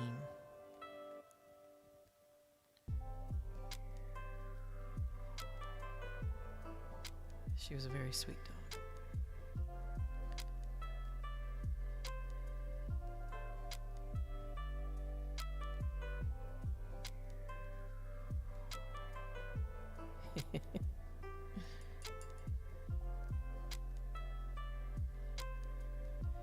All right, now we're going to give this face a little bit of character.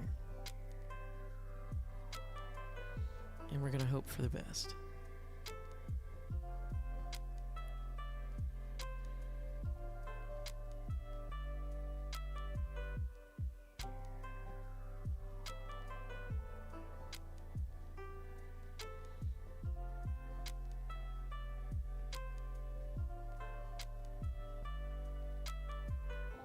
Okay, not as much character as I had hoped. I'm just going to have to go darker on this gray.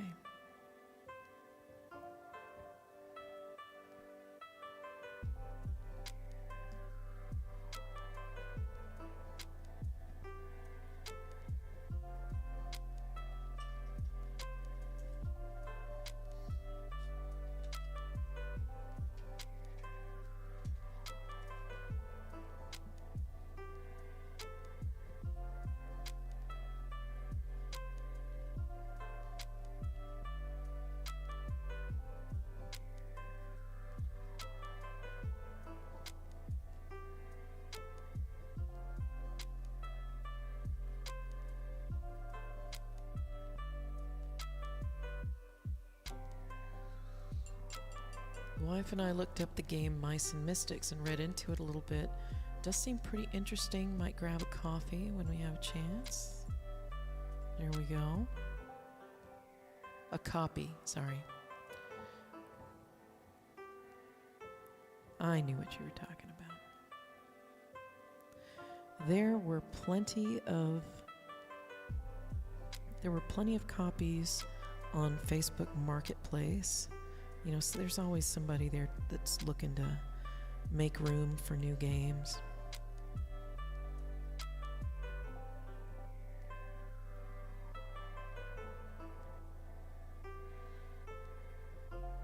That's not where I found this one, but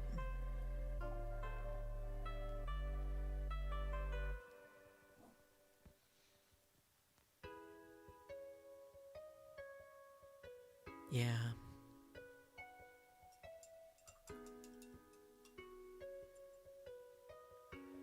I don't blame you for wanting just your own copy, something new. Maybe you can paint your own little minis if you want.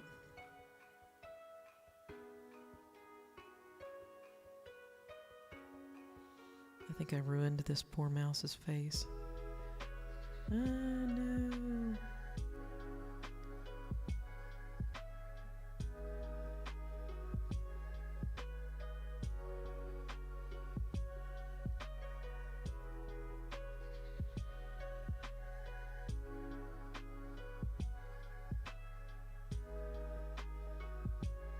Yeah, I didn't ruin it too much.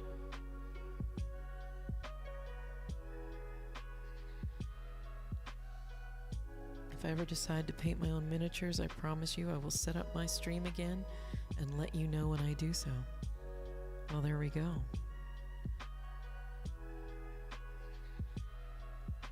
So when you were streaming, what did you stream?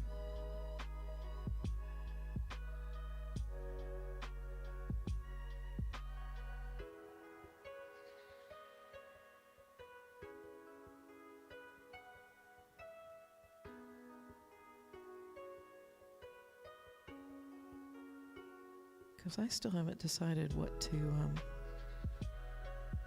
I mean, art is infinitely easier for me to stream simply because I'm always coming up with new stuff, whereas my song list for music is limited. Concept I tried to go with was watch how a visually impaired or blind person plays video games. Oh, there we go.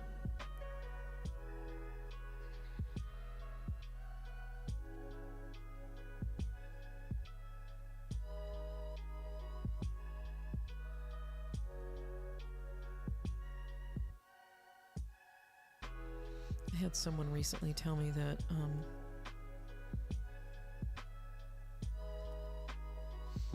people will watch almost anything.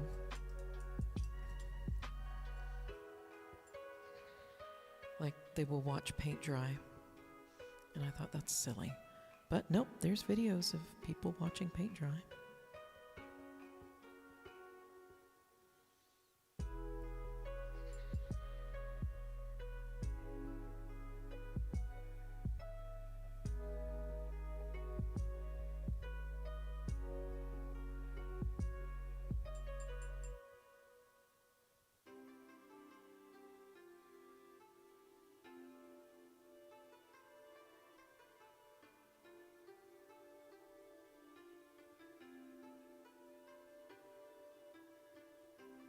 And I thought, okay, that's great. For the longest time, I always made the joke that people would watch anything you said, like a woman in a chair, and just let her sit there forever. The people will watch, waiting for her to do something.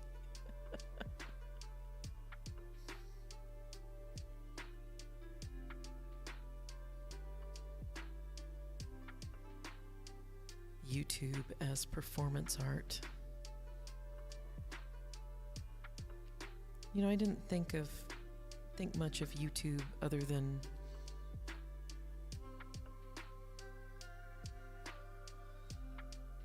memes and stuff like that, but apparently there's more to it, which kind of surprised me. Like I found a bunch of short films,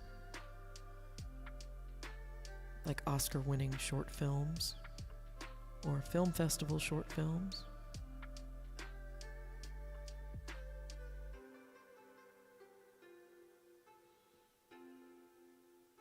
I found lots of YouTube videos on how to market one's art, how to set up a passive income business for digital downloads. All kinds of stuff. Getting more education from YouTube than I think I could learn earning an MBA.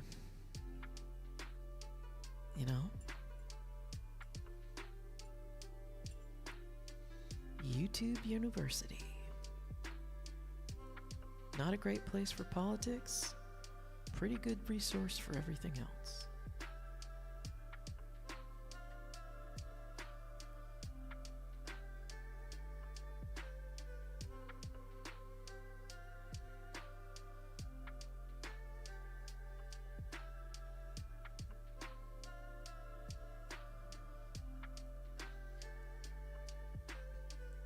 When I was streaming, the concept worked okay, but I found I much enjoyed being a support person. A buddy of mine did a stream, and I just preferred being the second person, the other voice in the background, playing games with him, and then just going back and forth. Yeah, it's always nice to have somebody there. I mean, when you have to make up your own dialogue and just pretty much just monologue your entire stream, it can get tiring. But you know, that's what they say you ought to do. They say, just keep talking. Just keep talking. What if I don't want to talk?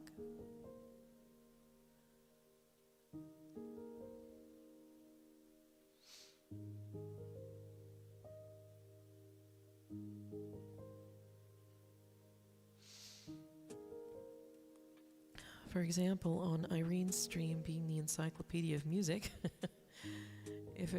when someone would come in and make a request and they didn't know who the artist was, oh yeah, Irene knows all of them. That's mainly because Irene was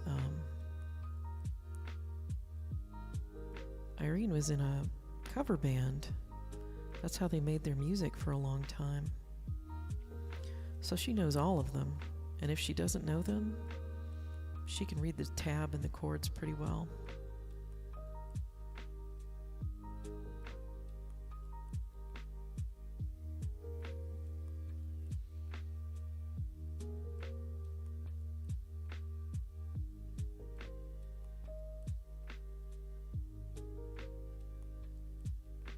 I mean, I knew things that Irene didn't. Oh, okay.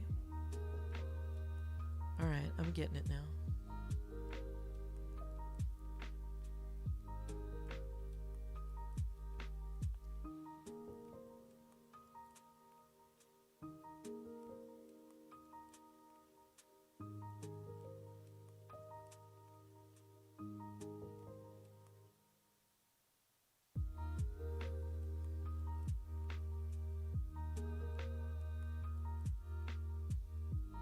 I haven't seen Irene in a couple of weeks. I should make arrangements to go hang out with her. She's been really busy since she got a job.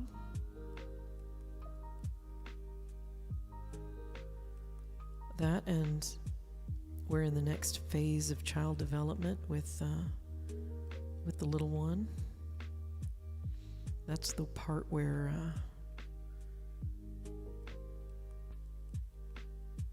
mom is uncool and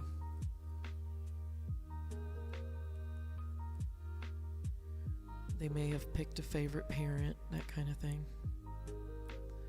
It's age-appropriate behavior, but man, it is rough. I remember my sister complaining about it. She's like, my daughter won't listen to me. She only listens to her dad. Like, well, that sucks.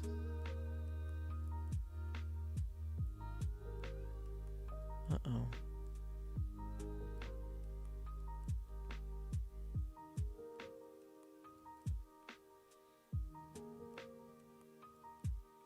I may be summoned. I may be being summoned. Got a cat who's like, oh, you need to give me stuff, man.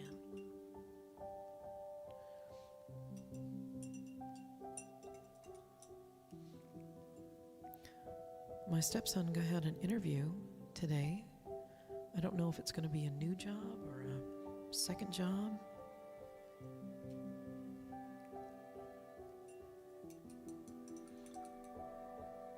And when he came back, he was talking to me, just, you know, he doesn't come out and talk very often, so just let him do the thing.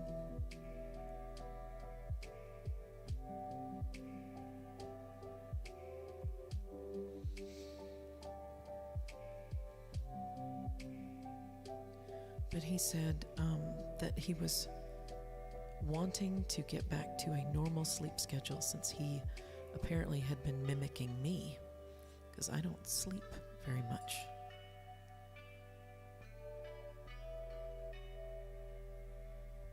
And I thought to myself, oh crap.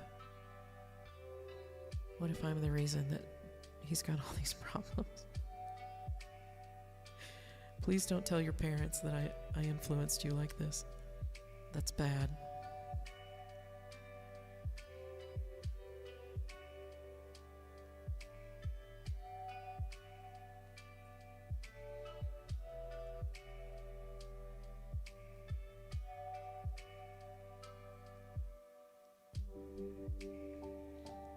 see if we can get this face where I need it to be.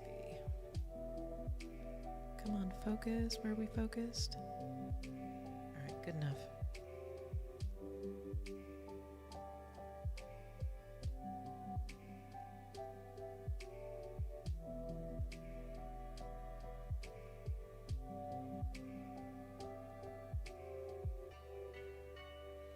I'm a bad influence. It's past midnight there.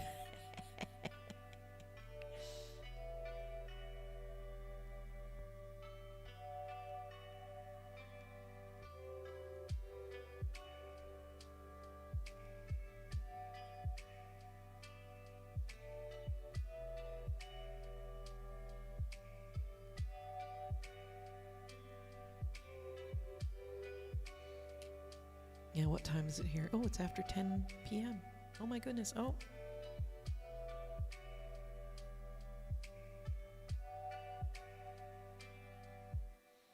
All right, I snoozed my ad.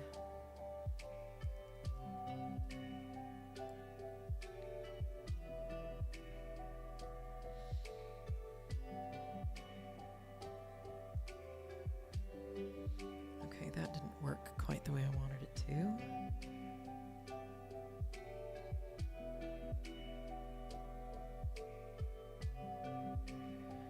Now you're in the central time zone, right?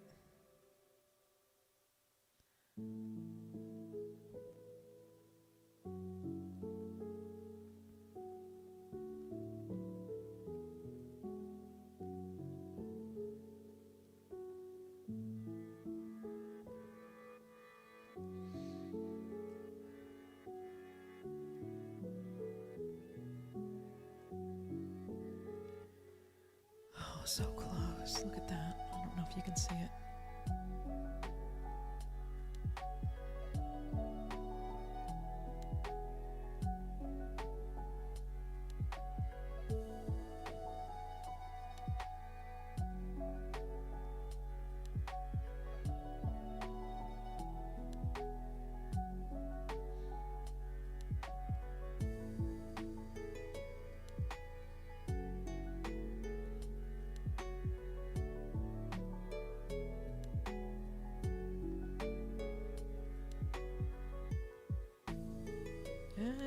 The eyes, they're little wells. They should take up all this liquid paint, but they don't always. Come on.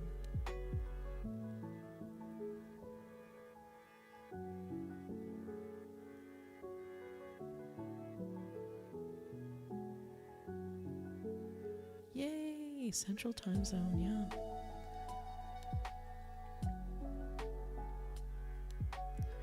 My sister works as the bar manager of a really nice restaurant in Birmingham, Alabama.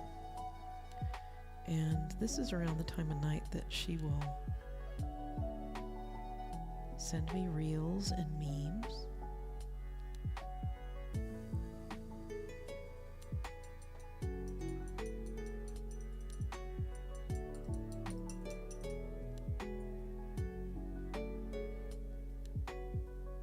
Sometimes if she's feeling pretty stressed out, she will call me and we'll have I don't know if you have any family like this, but you just start talking to them and then next thing you know, you've been on the phone for a couple of hours. I don't know which one of us talks more, me or her.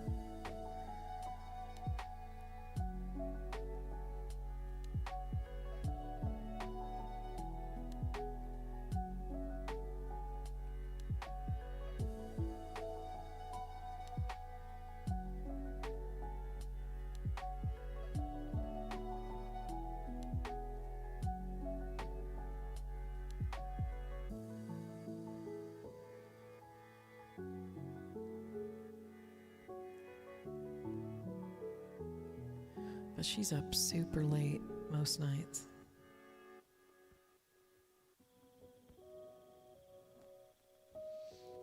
A few people like that, my mom, the wife's dad, most of my friends.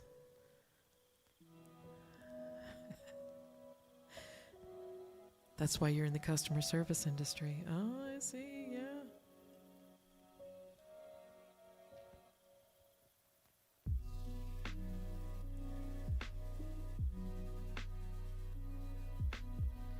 I used to enjoy doing customer service, and then I started working in a large company.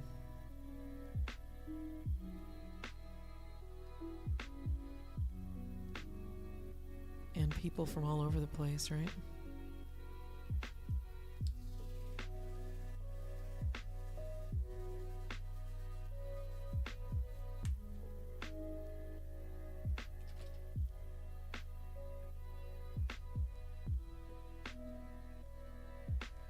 My first job in Seattle was as a customer service rep for a company called Seattle Filmworks. And their initial claim to fame was they took movie film and they were able to process it as regular photographs. 25 years at the same bank.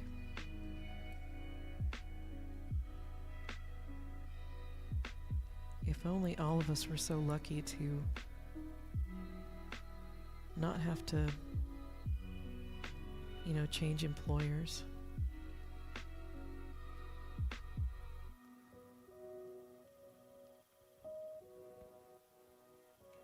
All right, there's her little nose. Gosh, she's so darn cute.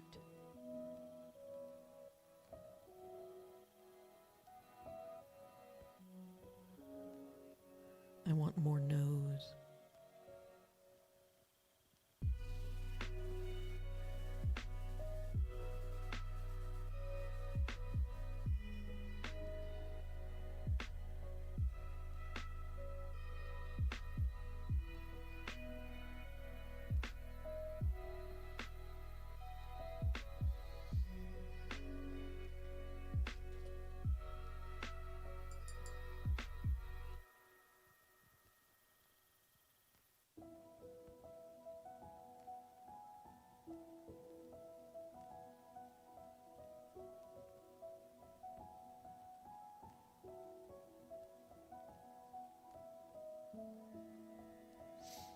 Okay, here's more nose.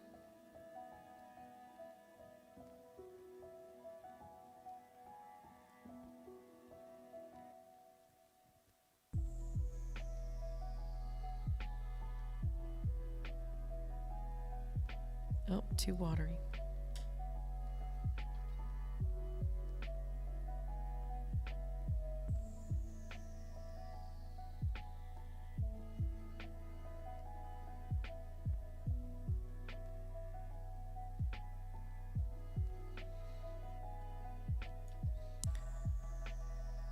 I've had my share of different jobs, from landscaping to delivering flyers in the neighborhood, working in restaurants, any position. Well, I thought for a long time that I would work for Microsoft, that I would give them, I don't know, there were so many people who have worked there for their entire careers.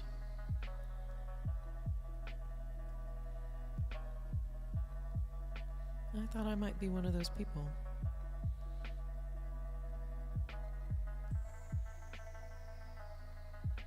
But they kept giving me the runaround, and so I was never more than a consultant there.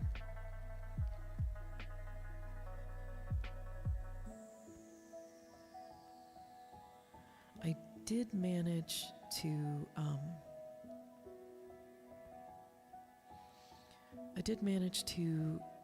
work in other places like Google, Motorola,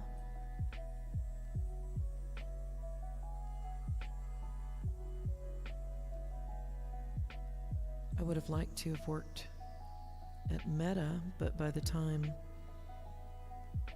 they were in Seattle, I just lost interest there.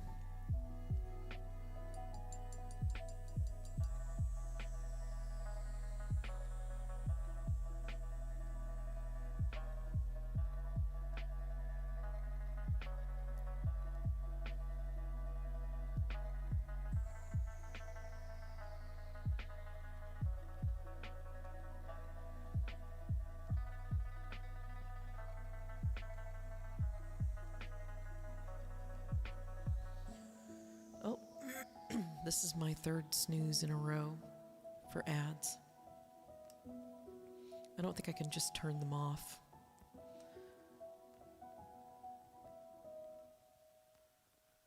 Okay, so here she is. She needs a dry brush on her arms and legs. Best job I ever had was for one of the major bars, being a PR person for bands. Oh, that sounds like so much fun. Take him out for dinner, stand next to the stage, get him in. Oh, yeah. No, music, anything in the music industry doesn't pay nearly as much.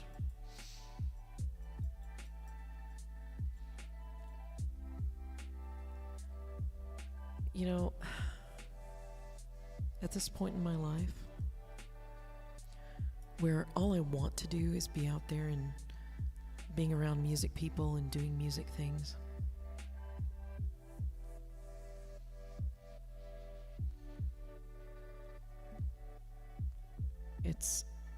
I just don't have the energy for it. Which is actually kind of sad.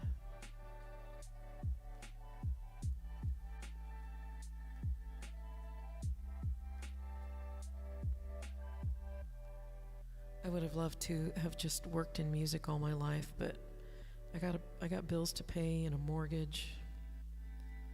You know, for the last 20-something years, I haven't had a car note. And then I got hit. And now I have a car note.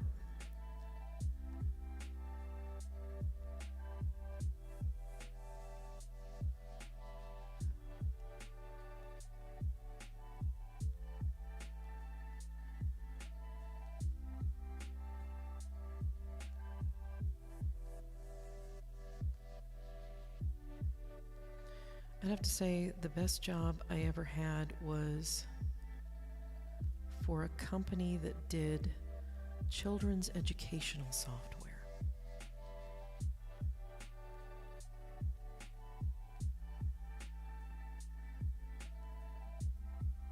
I really, really liked that job,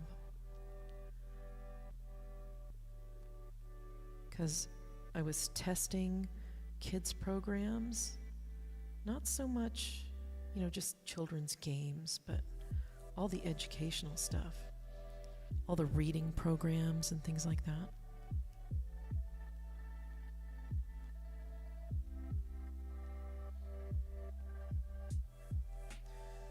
But what happened there is that company got bought by the Learning Company.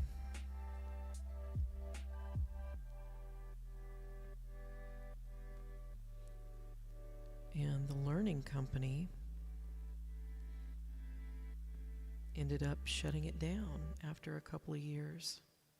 It was very, very upsetting.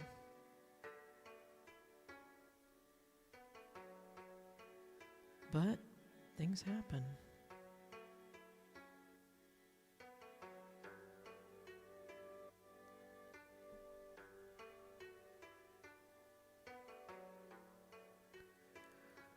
'95, I remember calling Nintendo and asking them what they're going to do to support people with disabilities, whether it's visual, audio, anything of that nature. I thought it was a great idea for a job. Yeah. The guy laughed. Companies like us don't care about things like that. They do now.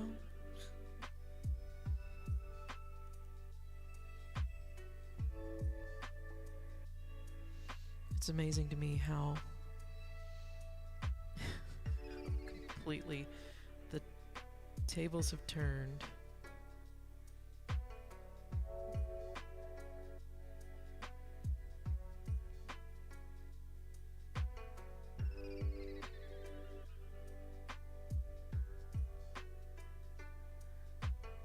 mad about it too.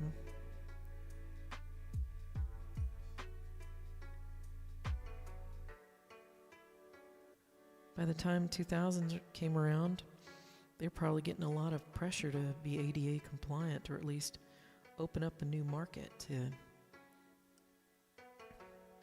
because you know that's probably what happened. Oh, well, that or Microsoft came up with it first and they had to be competitive.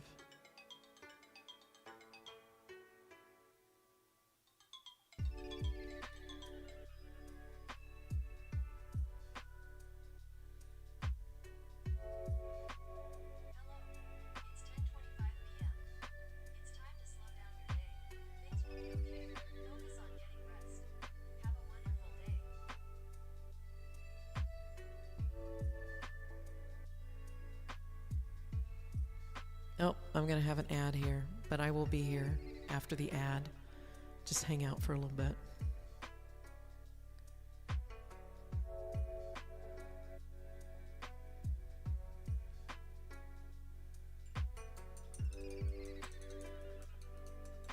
It is. It's talking at me. It's telling me to go to bed.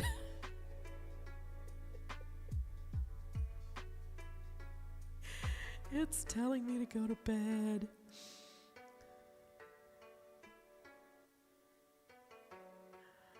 I don't want to go to bed. I want to paint.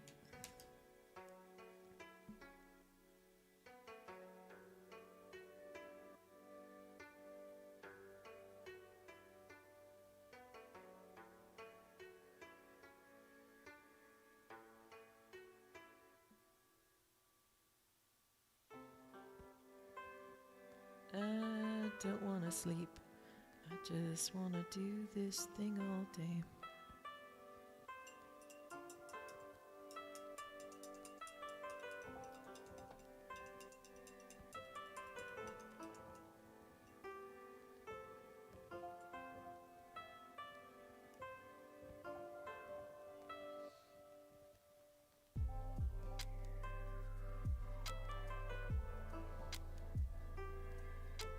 Tool phones.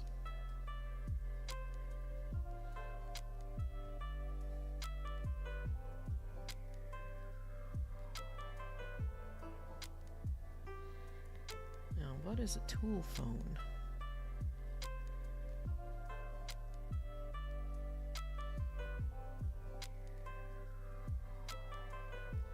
A new phone.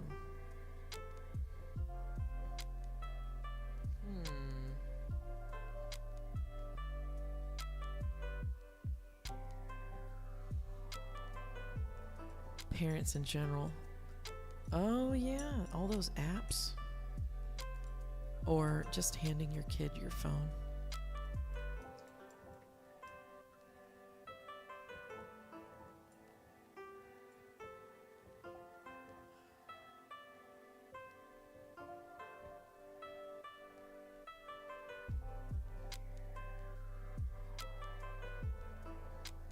That's how you get screen addicted kids.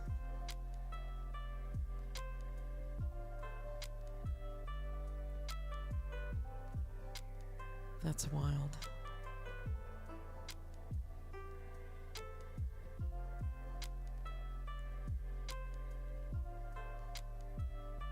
Okay.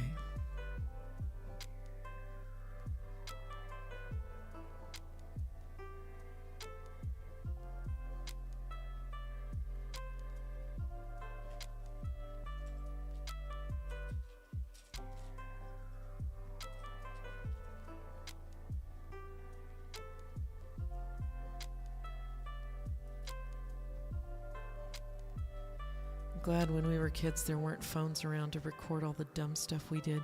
Amen, brother. Amen. So much.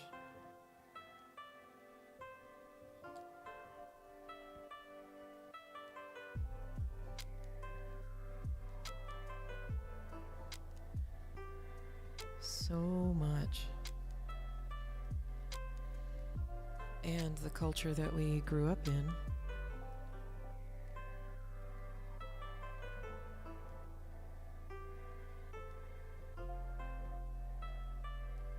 Culture we grew up in didn't have all this social media crap to expose our terrible behavior.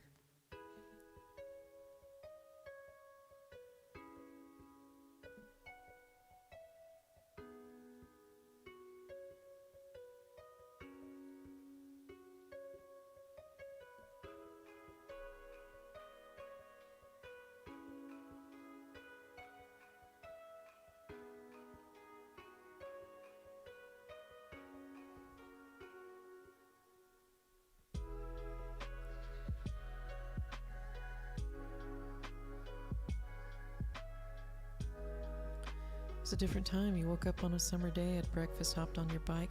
Oh, heck yeah. Heck yeah. Those were good times. But you won't find parents doing that today. And I find that a little sad, but then again, I didn't grow up in the city.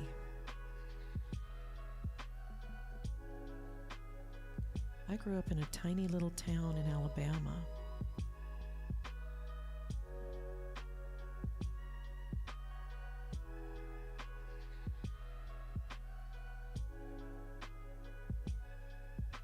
Tiny little town in Alabama where, if you did something stupid, your mama would hear about it.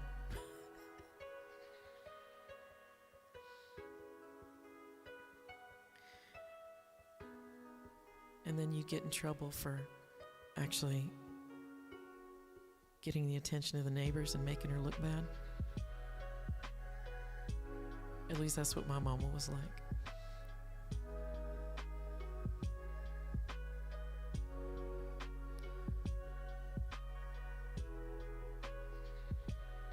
Let's see what else we got here.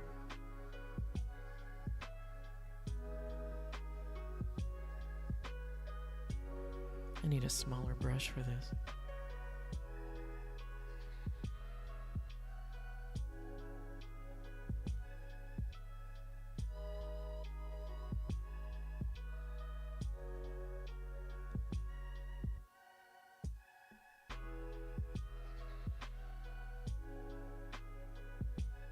I don't even know if I'm doing this right.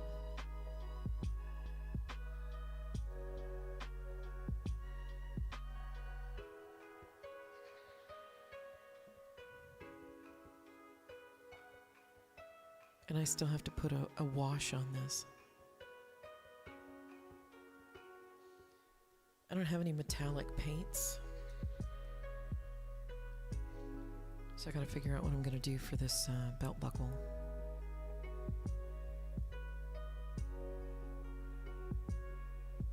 I gotta look at my picture here, see if it matters.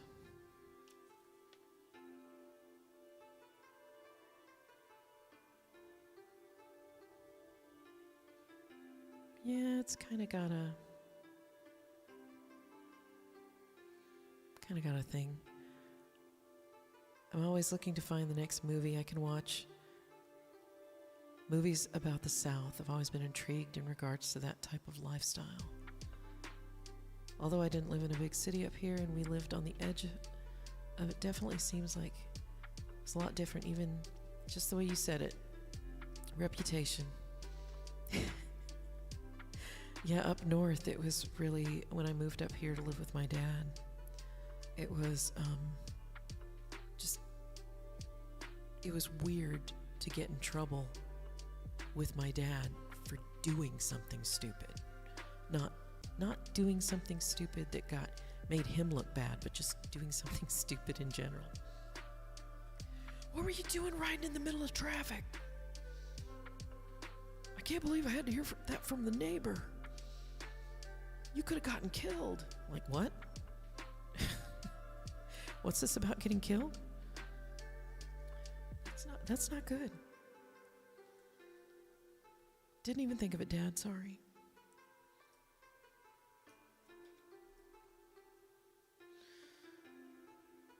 Okay, one more thing here.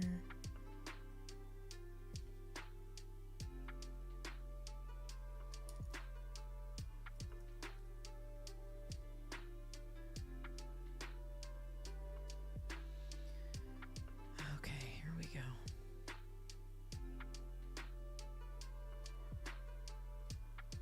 I'm trying to think of a really good.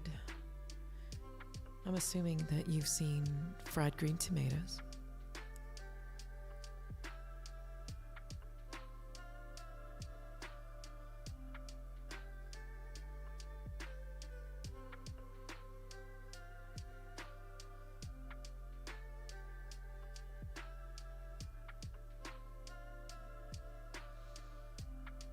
When did I move from the South?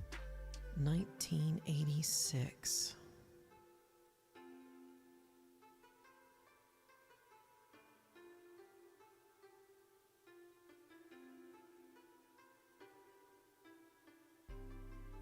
I have to say that Steel Magnolias is one of the ones that hits really well. That's the kind of people I hung out with, I grew up with.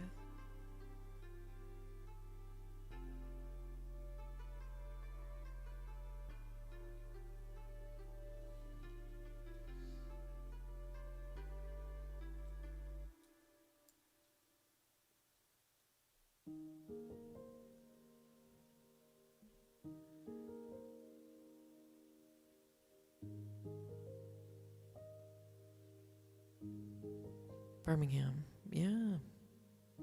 Just like the song. Hey, Pinball. Haven't seen you in a while. Hope you're doing good.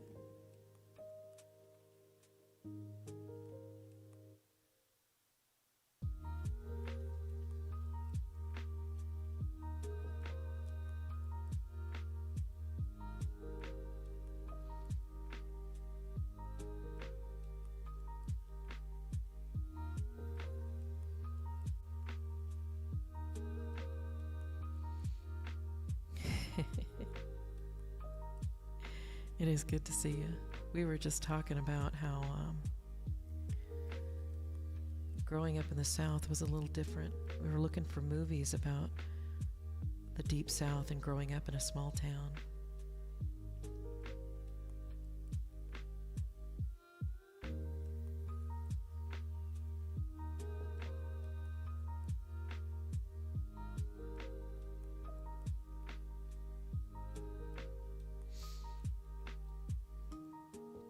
And now my accent's back. Thanks a lot, DBT.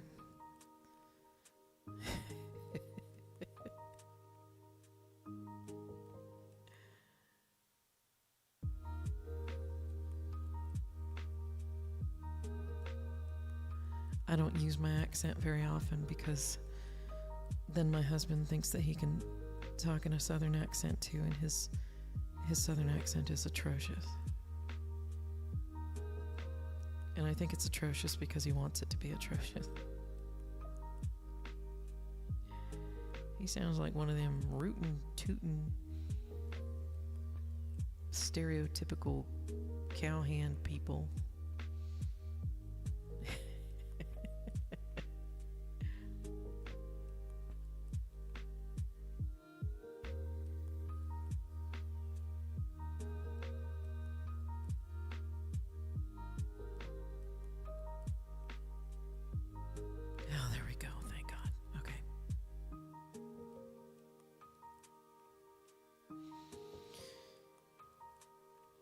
Okay, I'm gonna let her dry a little bit.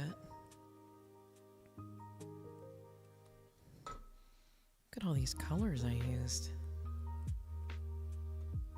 I get the greatest pleasure in life waiting for these things to dry so I can scrape them off with a razor.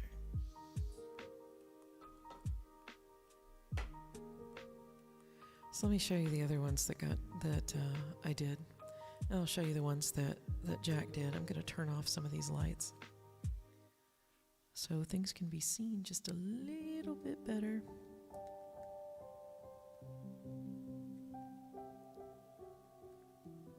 All right, there's that.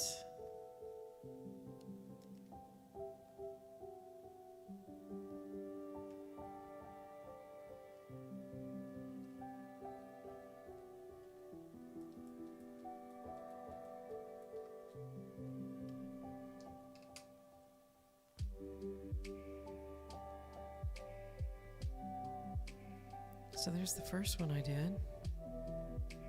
Let's find that sweet spot. In Mice and Mystics, he's the scamp. I did that one. And this one is Spellcaster.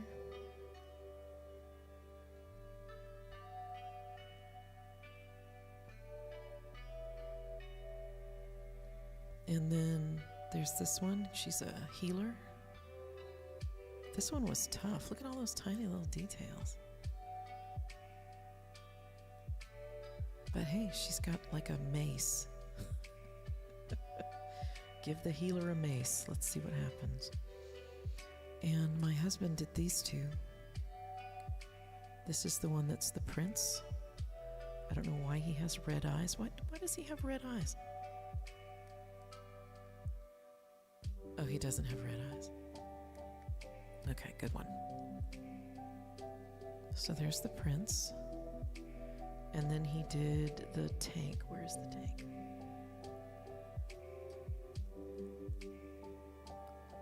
And there's the tank.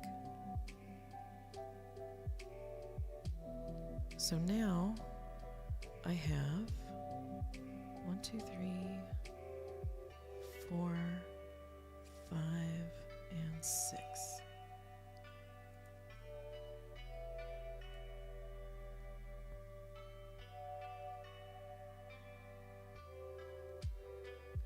Let me put on the auto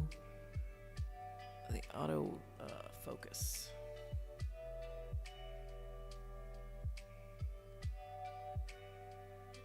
Here we go. Now we can see everything.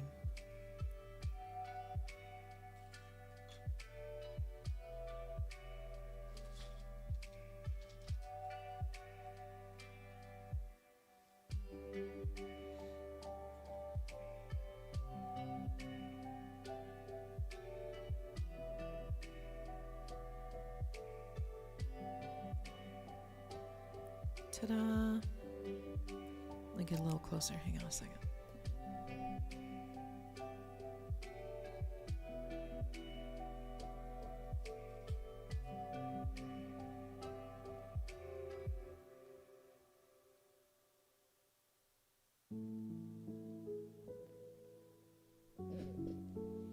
Those are all my dudes. Let's see, can we get in close? Are you gonna do it close? Oh no, we're not, because I got crappy cameras. Come on, buddy. Yeah, well, that's where they are. I'm gonna put the complete set up on my Instagram. And while we are getting seasick,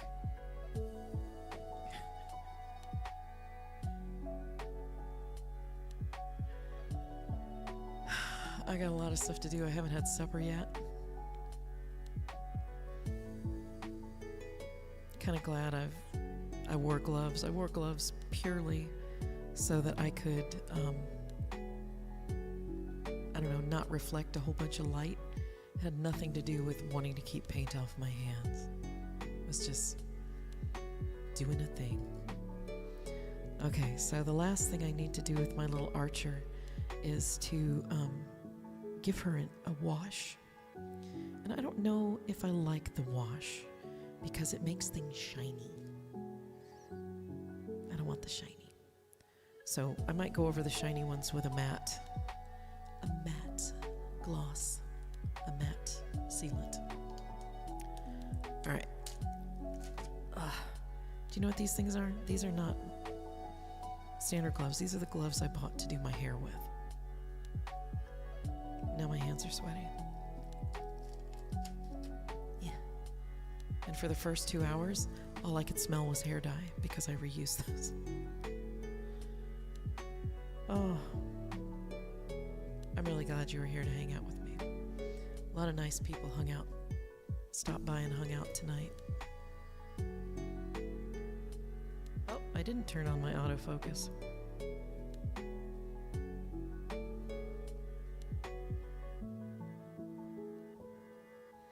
And it still didn't matter because it's not going to focus on it. Good job. Good job, Logitech. Okay, so I don't plan to do any more streams this week like I did last week, but I will do one on Monday, and I will do one on Wednesday. And let me see if I can. Yeah, this is what I'm going to work on next Wednesday.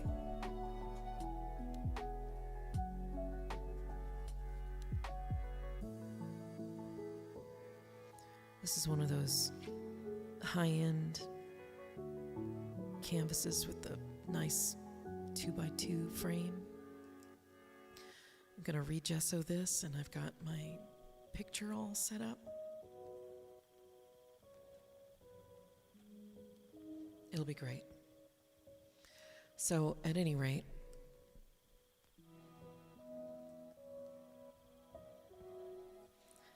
thanks for coming by. I'm really grateful for all of you who came by and watched me do this crazy thing with a bad camera and bad lights. I'd hoped to share it, but I won't be doing any minis again anytime soon. Monday music, 5:30 p.m. That's Pacific time on Mondays. And on Wednesdays, we're going to do another art night. So come back next Wednesday to do art. I'm beat up. Y'all get some water and take a shower or get some sleep. This was a fun week. Enjoy your Easter long weekend. Hopefully we'll catch up. Oh, yeah. Go get some food and some sleep. Oh, I am really glad that you came by. I found a new Lofi. Make sure you click on that Lofi link that's been pinned at the top for my Twitch folks. So we'll see you next week. We'll be a little more rambunctious on Mondays, but come back next time. All right? Be good to yourself. Be good to each other. Let someone be good to you. I love you and I want you to be happy. Okay? We'll see you next time. Be good.